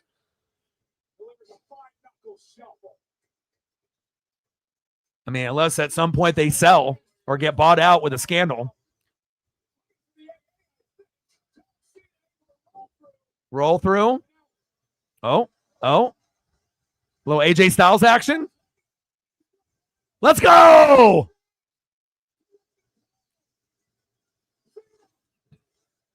Two.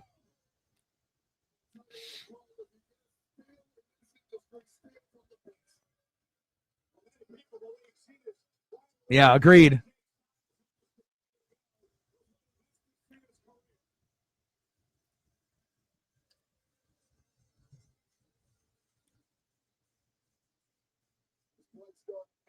Crowd going bananas, and I love it.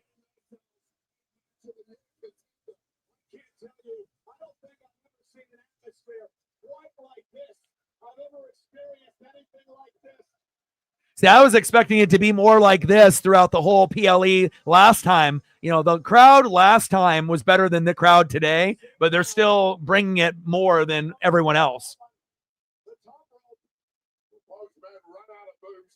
Many minutes ago. Now we're going on the fly. Just figure something out. Oh, we're in overtime. This is sudden death for both of these men.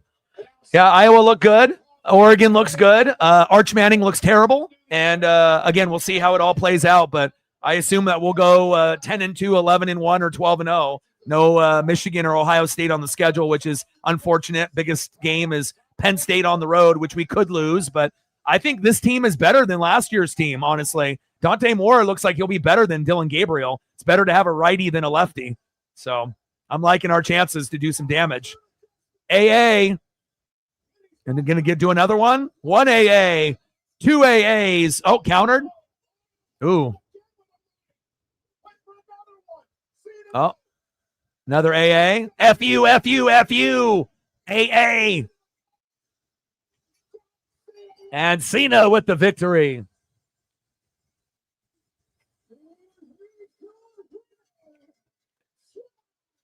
Yes, that's the best location. I agree. That is by far number one.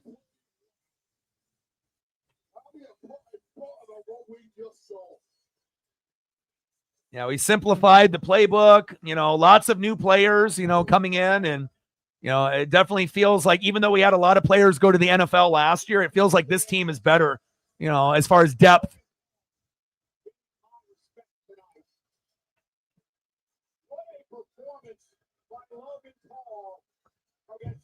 And Cena has really impressed, you know, in this last run. You know, he's definitely giving more to the fans than maybe he would have, you know, maybe in previous years. You know, going out with a bang and making sure you remember the young version of Cena, even though he's in this old body, you know. And again, he's not wrestling like he is wrestling of his age. He's wrestling like, you know, his job. He's trying to have a job. He's trying to get signed. And, you know, it's something that even if you're not a John Cena fan, that you could admire. You know, the legacy of John Cena on this last year, besides the whole heel, you know, run with The Rock and Travis Scott, they fumbled the bag with that. You know, could have had an NWO type of, you know, thing going, which they fumbled the bag desperately. But overall, very impressed, you know, and Cena will more than likely get the belt at some point, you know, in these last 4 or 5 months, you would assume.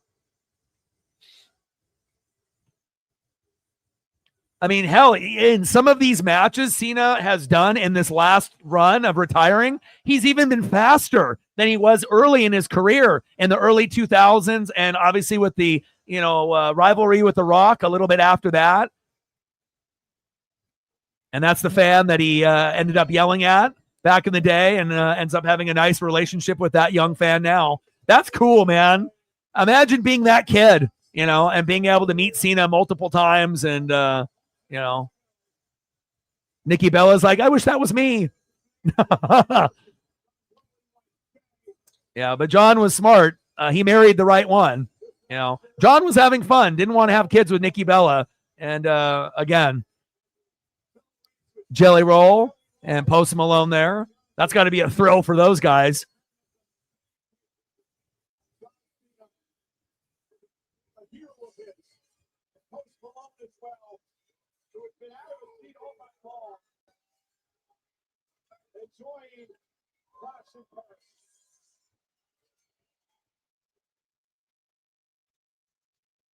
Cena memorabilia will definitely be more coveted too.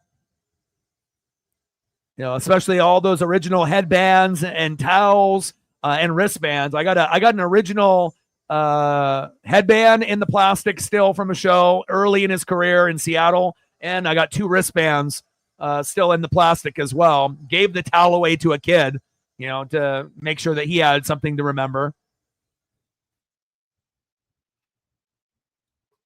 If you or someone you love likes wrestling, Yes, I agreed. Yeah, he leveled up. And she's super intelligent too, which is always a plus. All right, we're down to the main event in the Clash in Paris. CM Punk, LA Knight, Seth Rollins, Jey Uso, Yeet. Predictions, put them in the chat. Let's see who ends up being correct here after it's all said and done. And obviously we assume there's going to be run-ins and there's going to be a big surprise at the end. You know, it may not just be Brock Lesnar. You know, obviously they're going to having some kind of build-up for WrestlePalooza, you know, first PLE on ESPN. Hopefully it doesn't crash, you know, with all the people watching.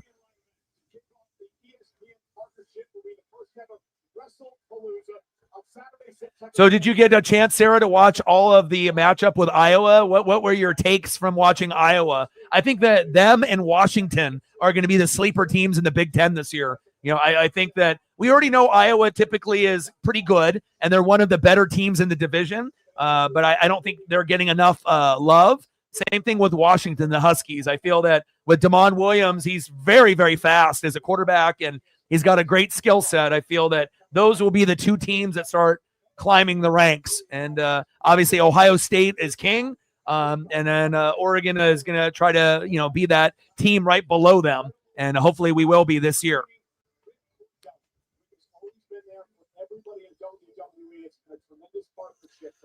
Well, I mean, the rules may be a little bit different from Cena than the traditional wrestler. Obviously, we know in regular sports, you have to be out of, you know, typically 5 years or longer, typically for MLB, NHL, NBA, or NFL. But for wrestling, initially, you could put Cena in the Hall of Fame next year if you wanted to, right? First ballot, the guy, right? You don't have to wait, and whatnot. Like,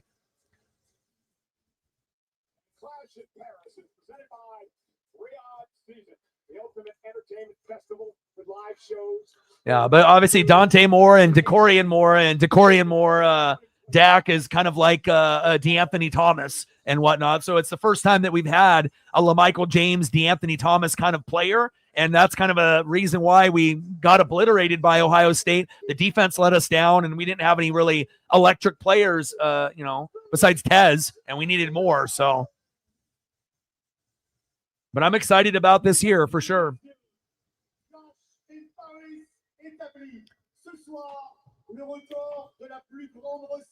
And I'm definitely looking forward to the matchups here later today. Notre Dame and Miami at 4:30.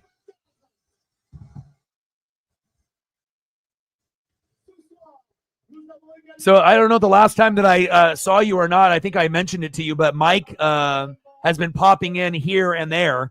So glad to hear that he is okay. Anytime you get someone that's 80, 90 years old, they're getting up there. You hope for the best for them. But always good to have one of our OGs back on the channel. 30,343.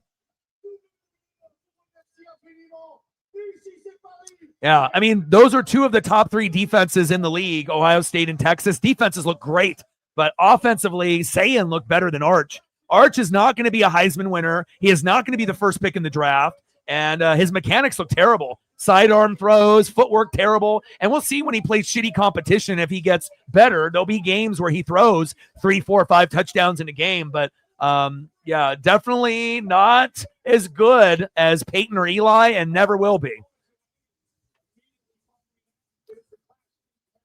Yeah, Arch definitely did look terrible. I would agree with that. They don't have as much talent on that offense either, and also I would blame Sarkisian with the play calling. For Quinn Ewers, it was more of like out of the pocket, play action, bootleg. And for Arch, it's more of like stationary quarterback like Eli and Peyton. And if you're accurate like Brady or Peyton, it works. But if you're not accurate, you're going to look like a piece of dog shit. And that's what we saw yesterday.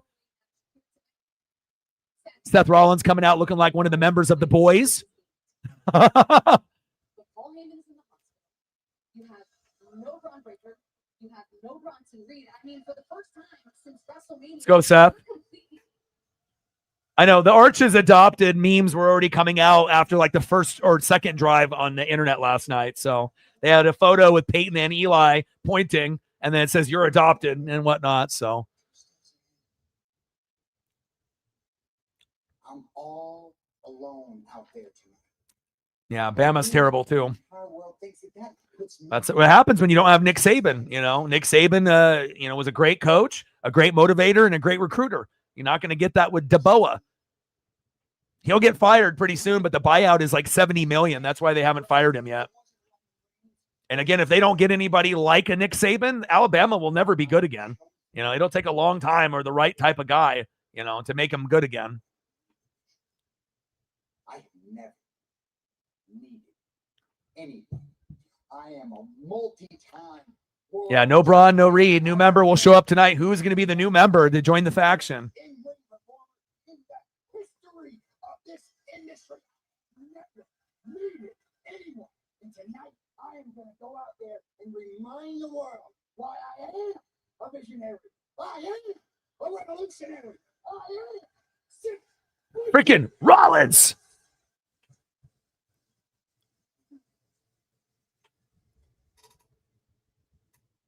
I can't keep this here title by myself. Maybe I don't even deserve to be champion.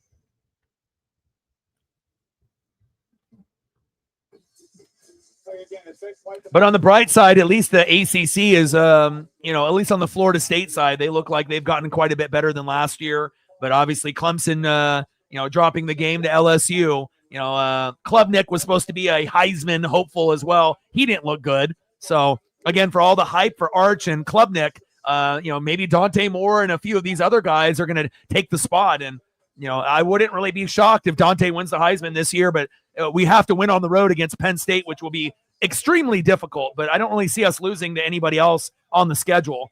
Hopefully we go 11-1 or 12-0, but, thankfully Chip Kelly is no longer calling plays for the Buckeyes because he was single-handedly the reason why they won last year, but they're having a generational run, and the Buckeyes defensive coordinator went to Penn State last year to this year. So obviously they had to change coordinators, but you wouldn't have known it if you watched Ohio State and Texas yesterday morning.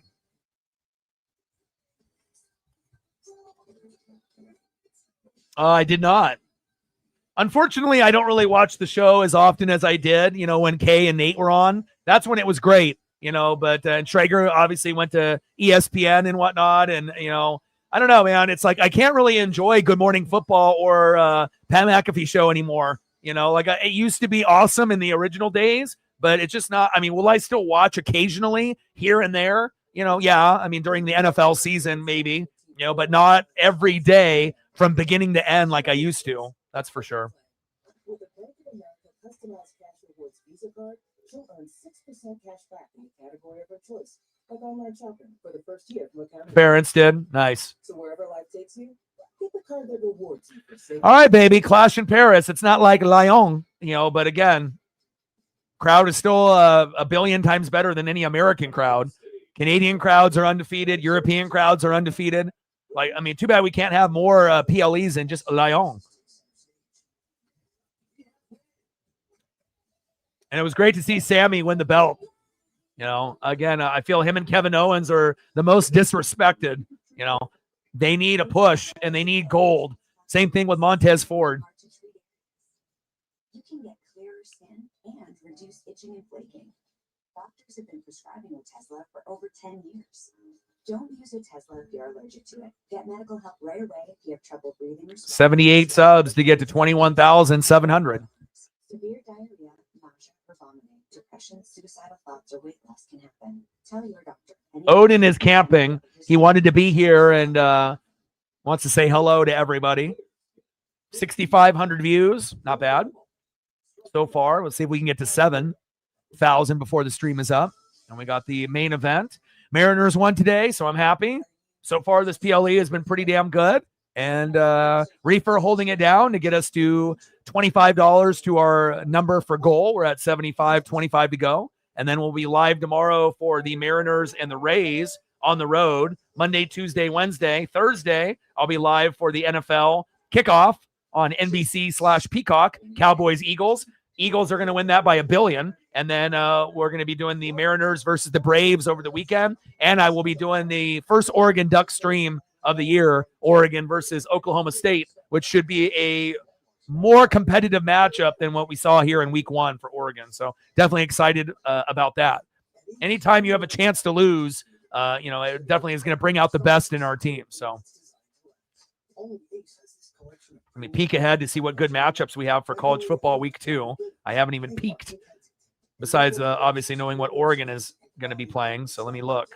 Hopefully there'll be some good matchups to be able to watch.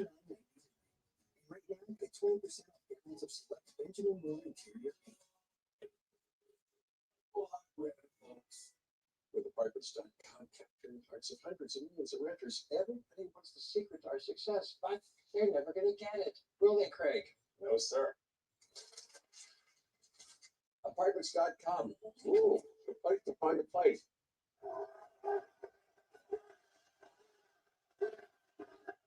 Ooh, Iowa State already next week. That'll be tough.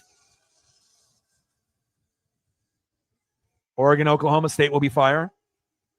Uso. Michigan, Oklahoma. It's just me, Oos. Day 1-ish.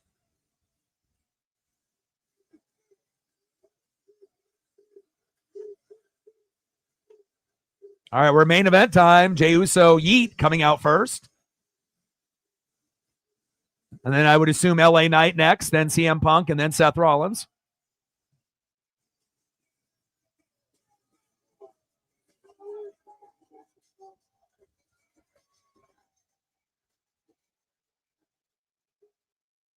And a little bit different story between these four guys compared to a guy like Logan Paul.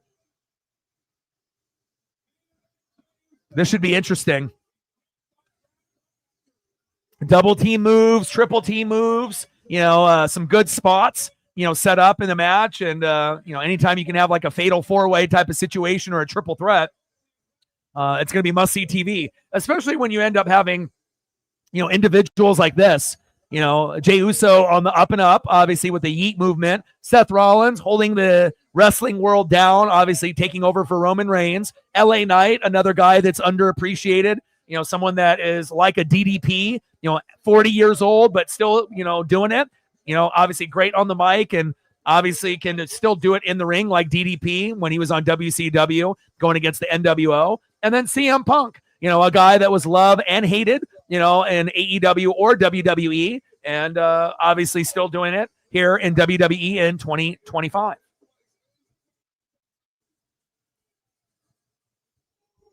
Uso!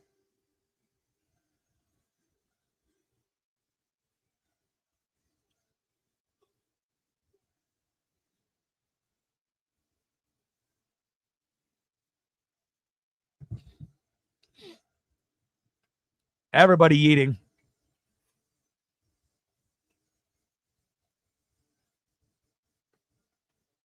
Crowd is lively.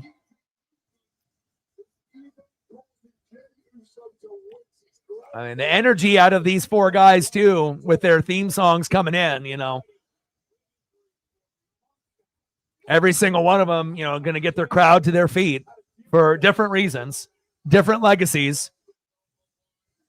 And we haven't really seen too many guys that have been primarily in a tag and to be able to have a solo run like Jey Uso. So,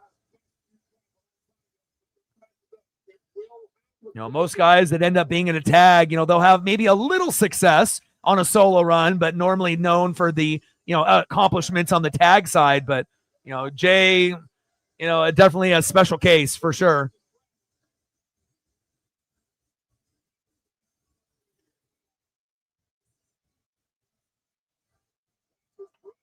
Yeet.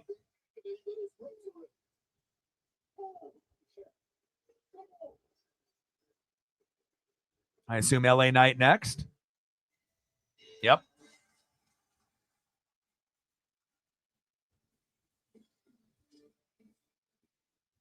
LA Knight, yeah. Another guy that's underappreciated that deserves gold.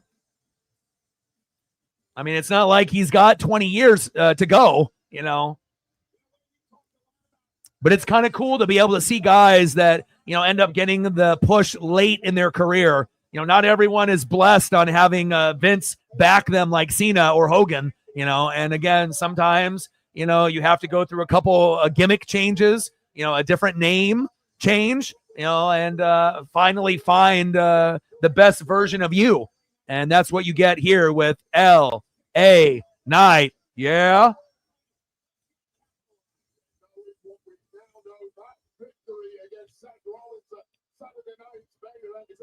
Big Jim, yep. Agreed.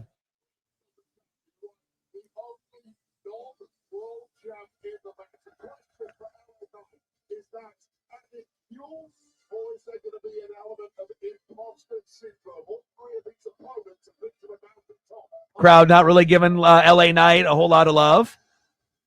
I mean, with these four wrestlers, sometimes people like to just chant along and sing along. So if you have some kind of gimmick and whatnot, but a little surprised he didn't get a little bit more of a pop there. I mean, obviously going after the whole yeet movement and, with Jey and, doing this, you would feel that there would be a little bit more energy there for LA Knight, but CM Punk next. Obviously, CM Punk will get more cheers than LA Knight. Whether you love him or you hate him, it's good for wrestling.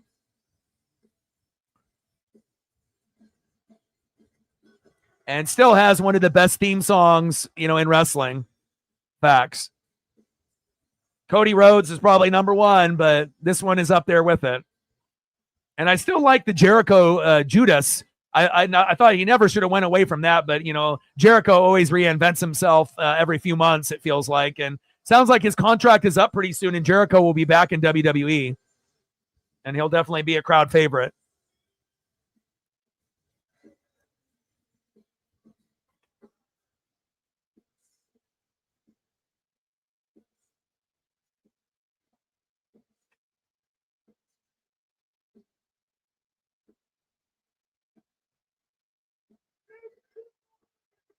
It's clobbering time, baby.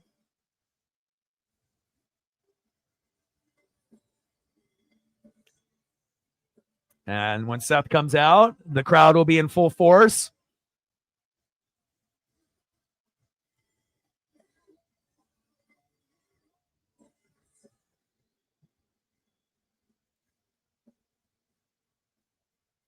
Could you imagine if the crowd and all of us didn't know, for example, John Moxley, Dean Ambrose, was going to leave the company and come back? Could you imagine what that response would be like? And it doesn't sound like Moxley will ever come back to WWE, but I guess never say never.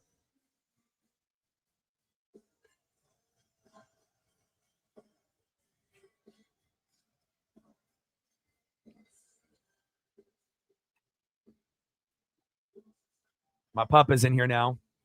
Hi. I'm almost done, honey.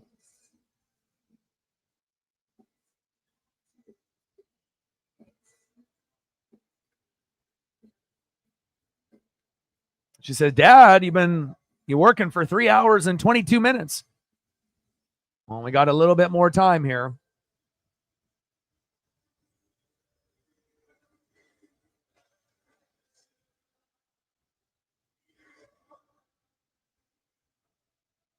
Good crowd participation here.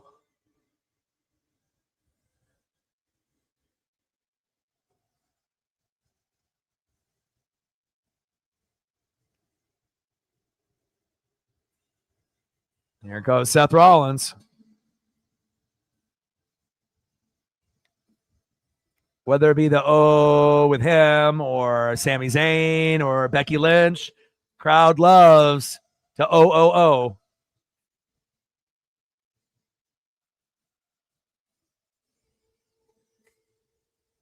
My boy, Seth Rollins.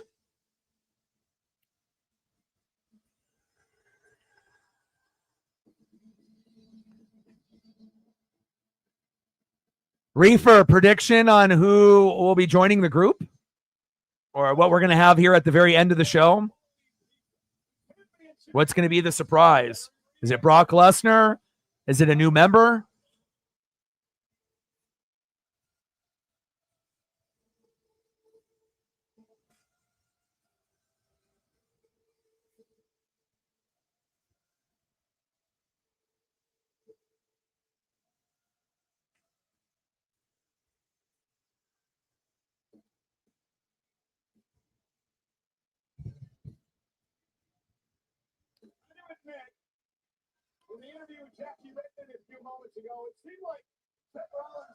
I'm going to go check up on my pup here before we get into the action.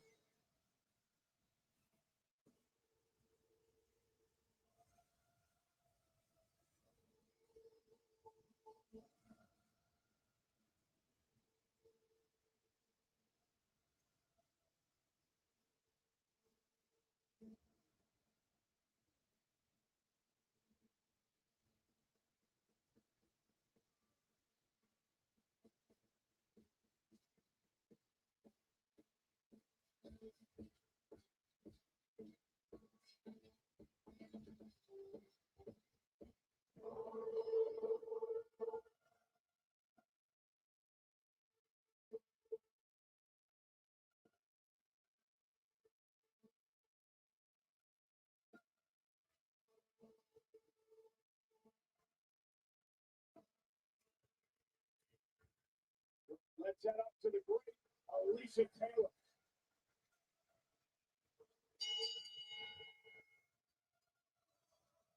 The following contest is a fatal 4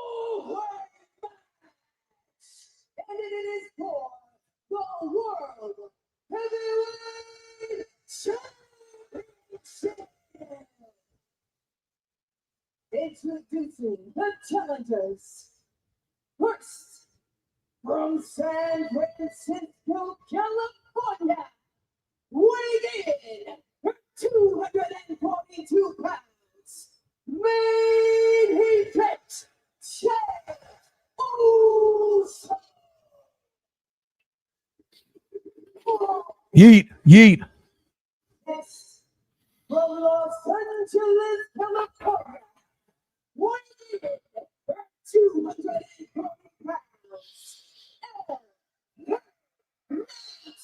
Yeah, I wouldn't want either one of those. So what? Ethan Page, Ricky Saints, Austin Theory, and all these other names floating around.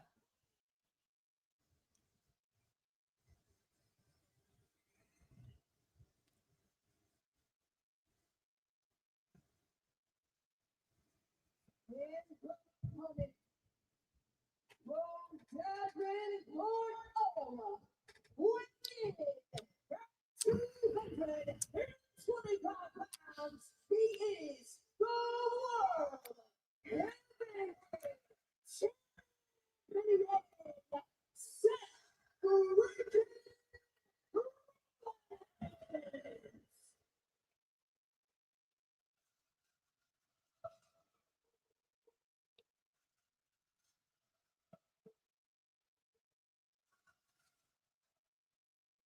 And it took a while, you know, had to wait for Roman's reign to end, but Seth that definitely, you know, deserving of the position that he's in with all the hard work over the years.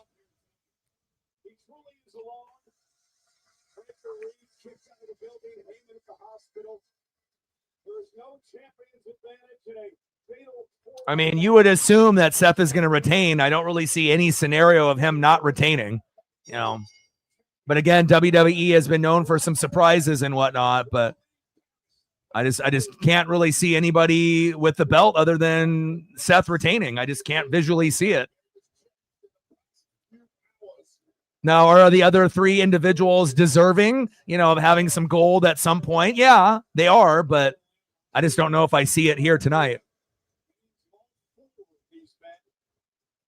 I predict that Rollins keeps the title as well. I mean, you know, sometimes when you watch wrestling, as long as we have, you know, again, we're not going to be 100% right about everything, but, you know, just based on the build up to this match, I just cannot see anybody beating him.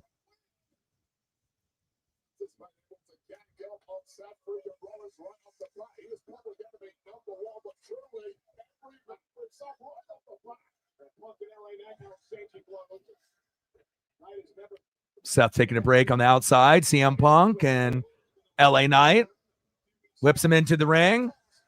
Little hip toss there. Counter to Knight. Punk with a kick to the midsection. And another. And another. Counter by LA Knight.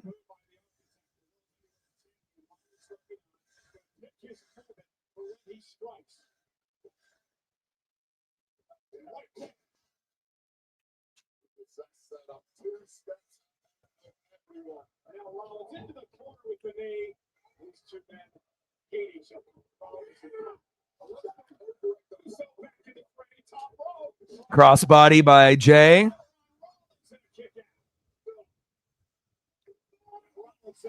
Rollins over the top. I like the ring gear for Seth. Very vibrant and bright. Lots of people repping the green in the ring gear today.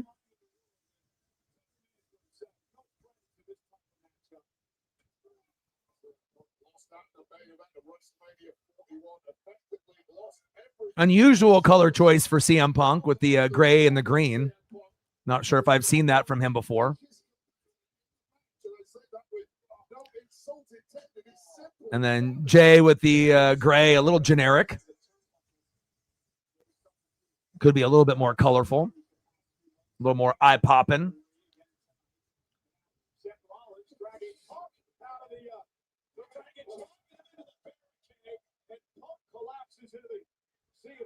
WWE fans. Now after the wounded dog, Jey Uso goes set for Rollins. Rollins with a running knee, shakes of CM Punk.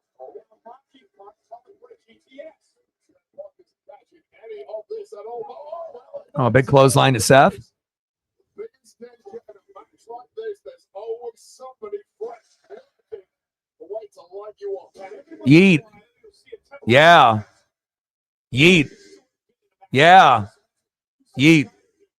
Yeah.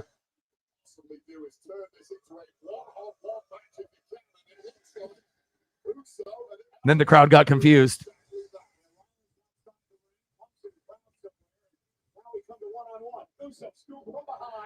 Yeah, I mean, if it ends up being one of those two, it's not, it has to be like Brock Lesnar type of, moment, like when you don't expect him to show up and it has to be something like that, to give us the, unless the final boss, The Rock, shows up at the end of the show, something like that, which I don't know if that would be something that would be possible or if he's even there, but it has to be a pretty big individual that shows up to give us a little bit of a, push going into the ESPN, PLE format moving forward. So,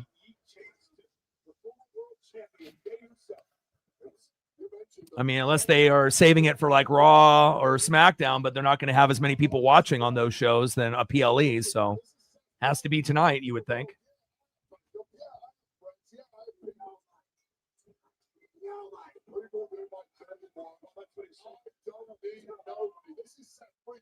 Yeah, that kind of feels like if it's Brock, right? That would make sense,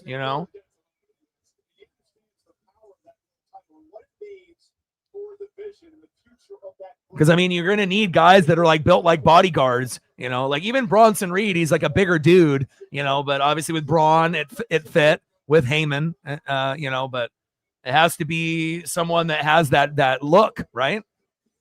To make it more believable, not just a guy that is a mid-card, or just a normal looking wrestler. It has to be someone that has the intimidation factor for this faction. So,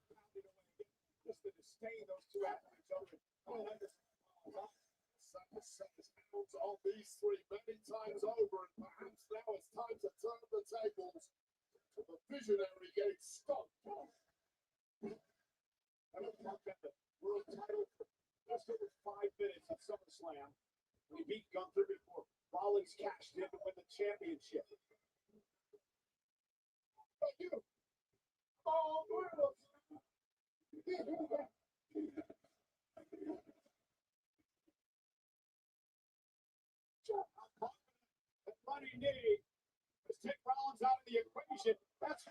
everyone ganging up on Seth here, taking turns.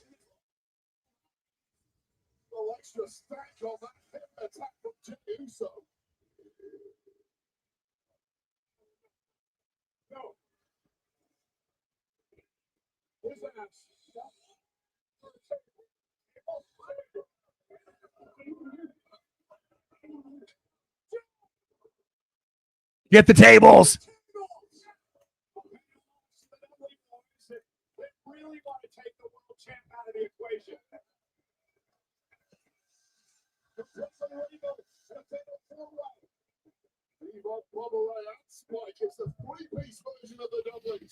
All right. Jay and CM Punk and LA Knight getting the Slim Jim table. So cheesy. Oh, a big super kick to CM Punk.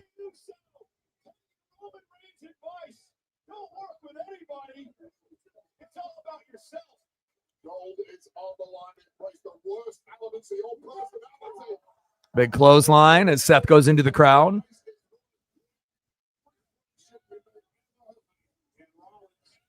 Oh, a big super kick to LA Knight. 1 down, 2 down. Now, time to go for number 3. And now we got Jey Uso and Seth into the crowd, which you felt that was going to happen at some point in this match. Give the fans the overpriced experience where you might be able to get a photo or get close to a superstar like this. Imagine a lot of people are missing their rent to go to this event here today. They're like, I'm not going to be able to pay my rent. Why? Because I went to Clash in Paris. LA Knight giving Seth the business.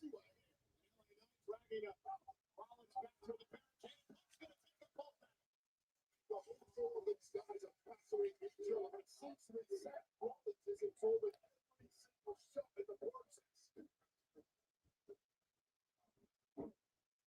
climbing up the steps, Rollins into the ring. Punk gonna go to the top rope, man. CM Punk would love to pin Rollins tonight. Punk at the top rope. Crossbody. Clothesline to Seth. Swinging neck breaker by CM Punk.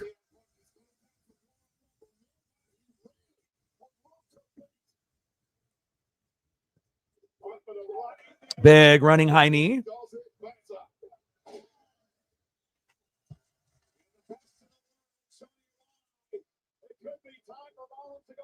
Well, GTS.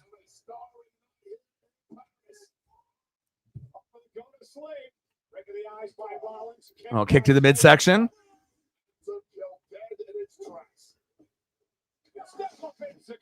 And Seguri by Jay.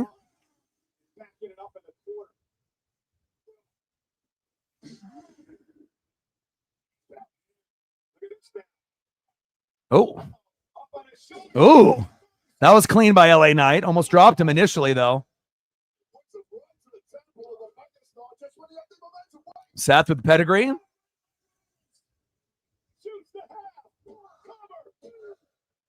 Two.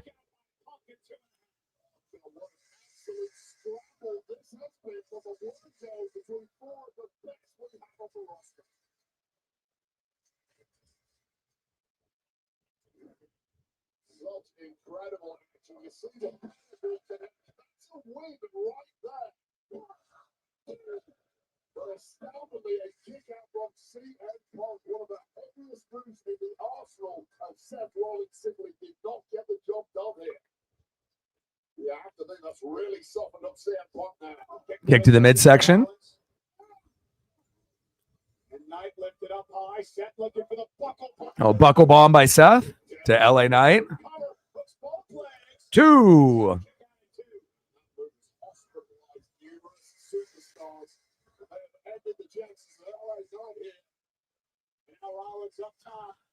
High risk maneuver by Seth. Oh, frog splash. Two.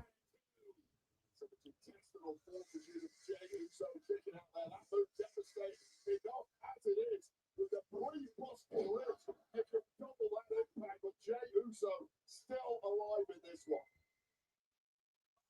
That's just frustrated Seth Rollins.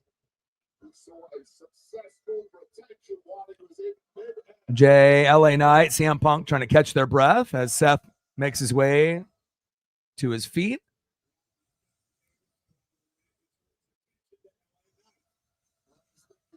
Get this down to one on one. Keep seeing this to the strike. Any way you can win. That's what it sounds like when you're a job. You understand me? You're yesterday's news, pal. I'll show you. Show you. Oh. Yesterday's news will become a headline active somehow. How they turn this one around? Yeah, that's a good question. I don't give a damn about you shit for somebody else. Go. Go. Rollins talking trash. He continues to punish Knight.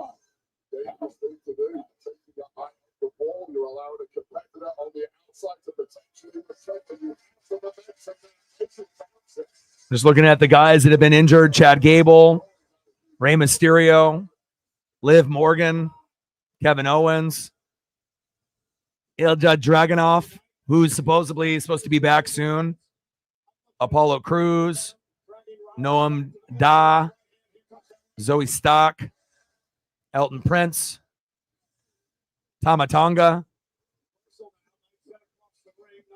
And those are the main individuals.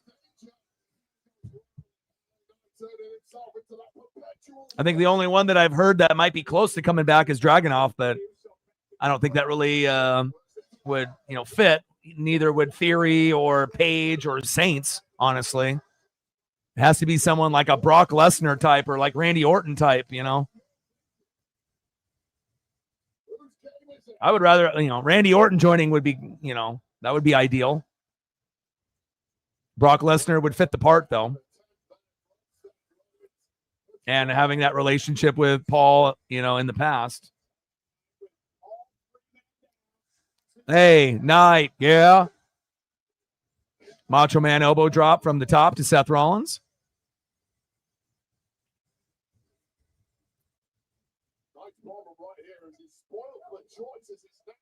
Oh, big super kick there by Jay.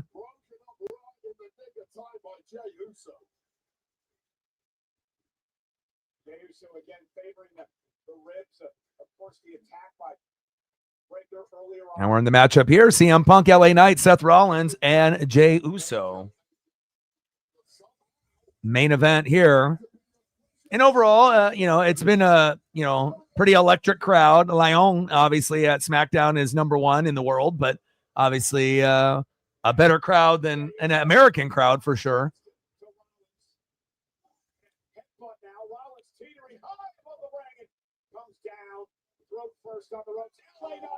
LA Knight showing some athleticism there. And now CM Punk getting involved. Little triple team move. 2.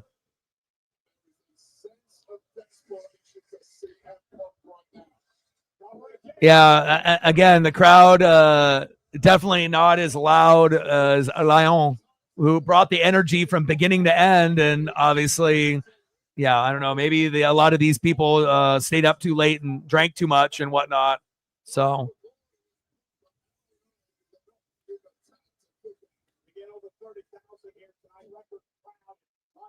I mean, I don't know what they need for them to be able to, you know, get on their feet, you know, besides like a Cody Rhodes type of wrestler.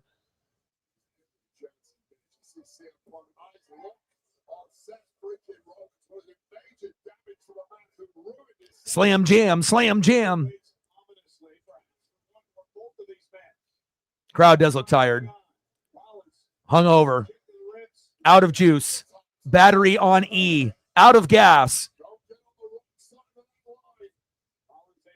Big chop by Seth. Oh, shit. Are we doing pedigree into the table? Oh, my.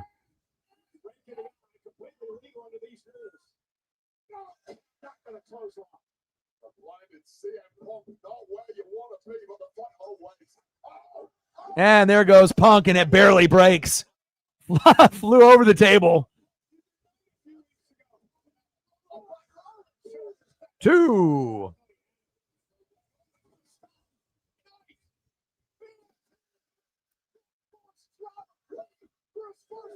2.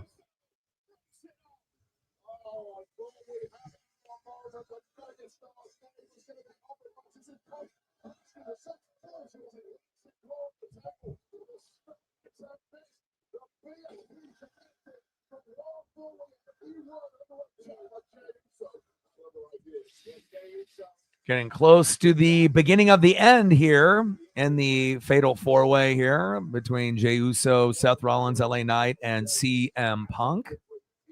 I'm actually probably looking more forward to what the surprise is going to be at the end, building up the first PLE on ESPN moving forward. Because I can't see anybody winning besides Seth. But again, you know, it's been a little bit more unpredictable in this TKO Triple H era than it was in the Vince McMahon era. In the Vince McMahon era, you could almost predict to the T what was going to happen besides maybe the ending of the match on how it would end. But the winner, you could almost get down pat. But now it's, you know, they definitely throw in some wild cards here and there to make it interesting, surprising, not as predictable. Oh. Big baseball slide there. LA Knight connecting to Jey Uso. Pretty square, pretty clean, pretty flush. LA Knight with Jey Uso in a headlock.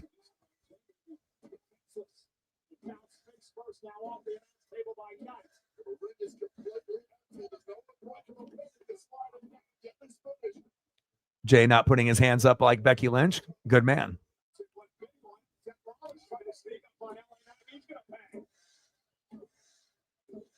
There you go, Seth. Take him, baby. That's what I'm talking about. Make it realistic, baby.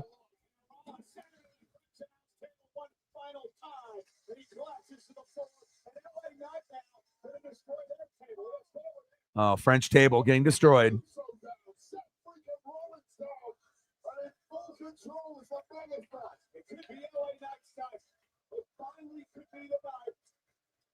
LA Knight positioning Seth Rollins on the French announcer table.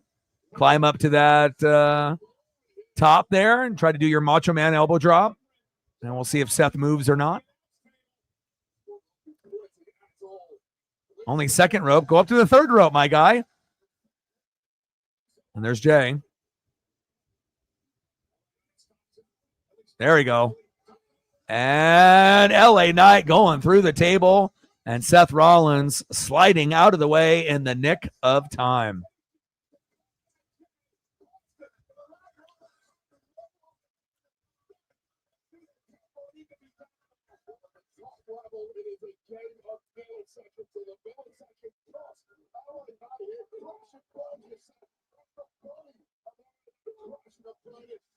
Hit that pretty clean there, LA Knight, on that table.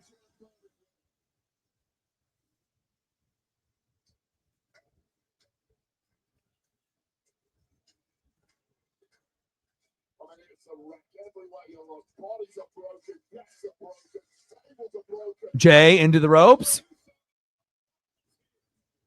Little suicide dive out to Seth Rollins. Jay throwing Seth back into the ring.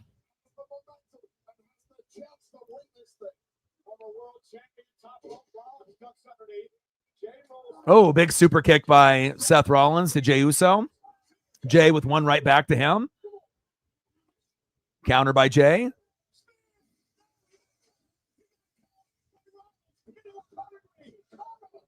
Two. I don't know what LA Knight is doing.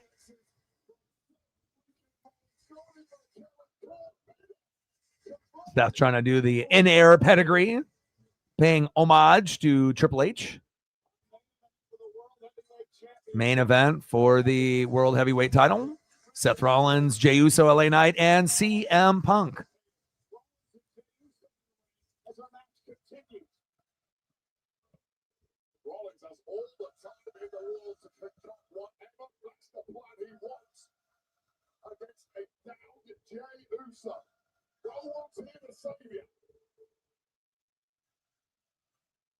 Now Rollins gonna climb to the top rope. Jey Uso in trouble. Seth. Oh, has to roll through. Goes for a Phoenix splash. Big kick there.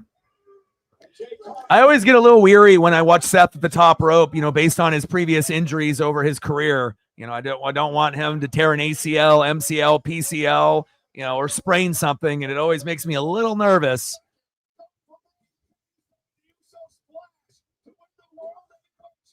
Two. And CM Punk with the save.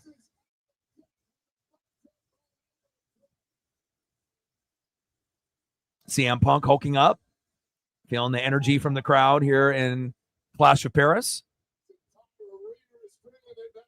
CM Punk going for the GTS. Got him a little bit more in the chest than in the face. Two, and curb stop by Seth to CM Punk. Pin, double pin. 1, 2, 2. Yeah, the crowd has zero energy. Like, maybe they used it all up for Cena and Logan Paul, but like, where's the crowd? You know, it's like the first time. It's not Lyon, you know, but again, it takes a lot of energy to be chanting and singing and, you know, being, you know, very passionate for, you know, almost 4 hours straight. We're at the 3 hour and 50-minute mark, but, you know, definitely sounds like more of an American crowd than being in Paris for sure. It started at 8 p.m., so I assume it's almost midnight there. So maybe that has something to do with it too. You know, it's 11:50. Right, it's right before midnight in Paris right now. So Yeah, normally the PLEs are not going 4 hours. Normally it's in that 3-hour range, 3-hour, 30-minute range. So this is definitely one of the longer. Well, it was that fucking first match that went like an hour, right? That's the reason why it's going so goddamn long, right? With the Bronson Reed, Roman Reigns whole beginning with the long, intro, and then obviously the match itself, and then all the carnage after. And there's Jay. Bye, Jay. Bye, LA Knight. Curb stomp for both of them, and now one left. CM Punk in the ring.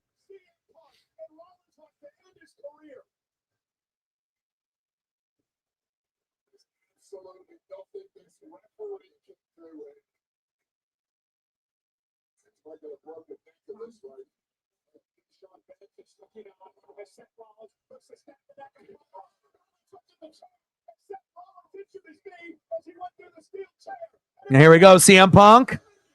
GTS. Got it. Oh, again?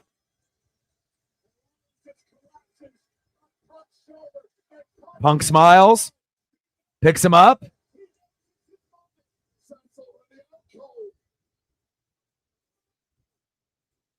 We're about due for a run-in or some kind of chaos.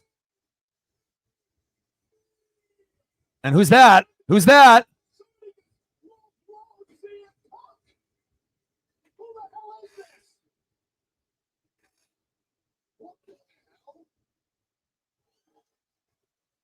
Becky Lynch? I was going to say it had someone with a smaller frame like Sami Zayn or something.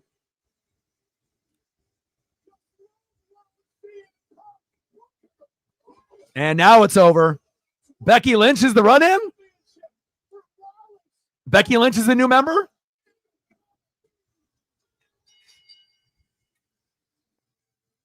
AJ Lee is coming. I knew at some point they would integrate Becky Lynch and Seth, based on their real personal relationship and being together and having kids and whatnot. But when's the last time that we've seen something like that where you had a female run in for a male at the end? Maybe never. I mean, it's one thing if it's like a manager, but Becky is actually a wrestler. So, yeah, this can't be it. There's got to be some. Who's coming out? Randy Orton, Brock Lesnar. I mean, it's got to be a big name to join the group if they're going to do that, unless they're just not going to do that. But, I mean, I don't know if the crowd really deserves Brock Lesnar or Randy Orton here at the end. They definitely, I don't know if it's just because it's close to midnight there and they're tired as hell, but they drank all day and all afternoon, and finally now they're sleepy, but definitely not what I was expecting for crowd participation in the main event. Maybe they gave their all to that Cena Logan Paul match. It looks like it.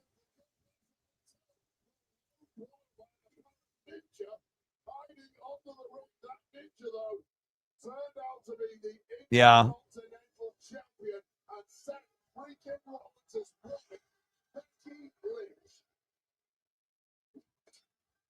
But again, we had no scenario of anyone beating Seth, it has to be believable. If Seth is going to lose, it has to be like Cody Rhodes or Roman Reigns. If it's not like one of those guys, it's like not really believable. Not to say that Jay and CM Punk and LA Knight are not worthy, but it's just based on the storyline and how things are going as of late. Unless it ends up being like Brock Lesnar, Randy Orton, Cody Rhodes, someone on that Roman Reigns level.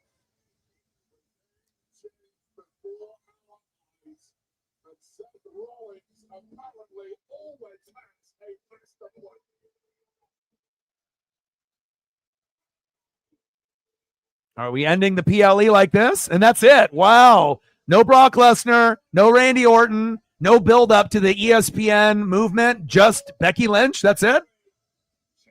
Interesting. I mean, it definitely was a swerve, but interesting.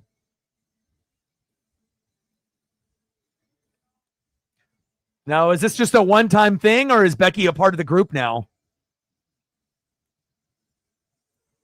Wow, and that's it. Wow, crazy. Not what we were expecting, but Reefer, thank you so much for chilling and and supporting the way that you typically do.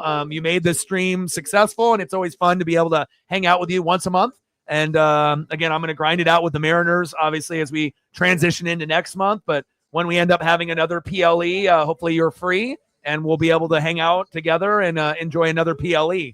But, I don't know. That ending and the crowd was not what we expected, for obviously a show that almost ran 4 hours. But thank you so much for your love and support. Me and Paisley are very grateful. And shout out to all the other individuals that sub, donated, commented, shared on the channel. Love you guys and I appreciate you. Enjoy the rest of your day. I got Notre Dame and Miami to watch here in about an hour and a half, as well as WWE stuff, as well as a little NASCAR Cup Series with Darlington. So appreciate you very, very much. Enjoy the rest of your day. And again, we have some questions that need to be answered maybe on Monday Night Raw. So yeah, I got to go take a little bit of a break. I know. Appreciate you, man. You are very, very loved and appreciated, my guy. And enjoy the rest of your day. And I got one question for you. Who talk sports like us? Your boy Ryan, Northwest Sports Fanatics, and I'm out. Gang.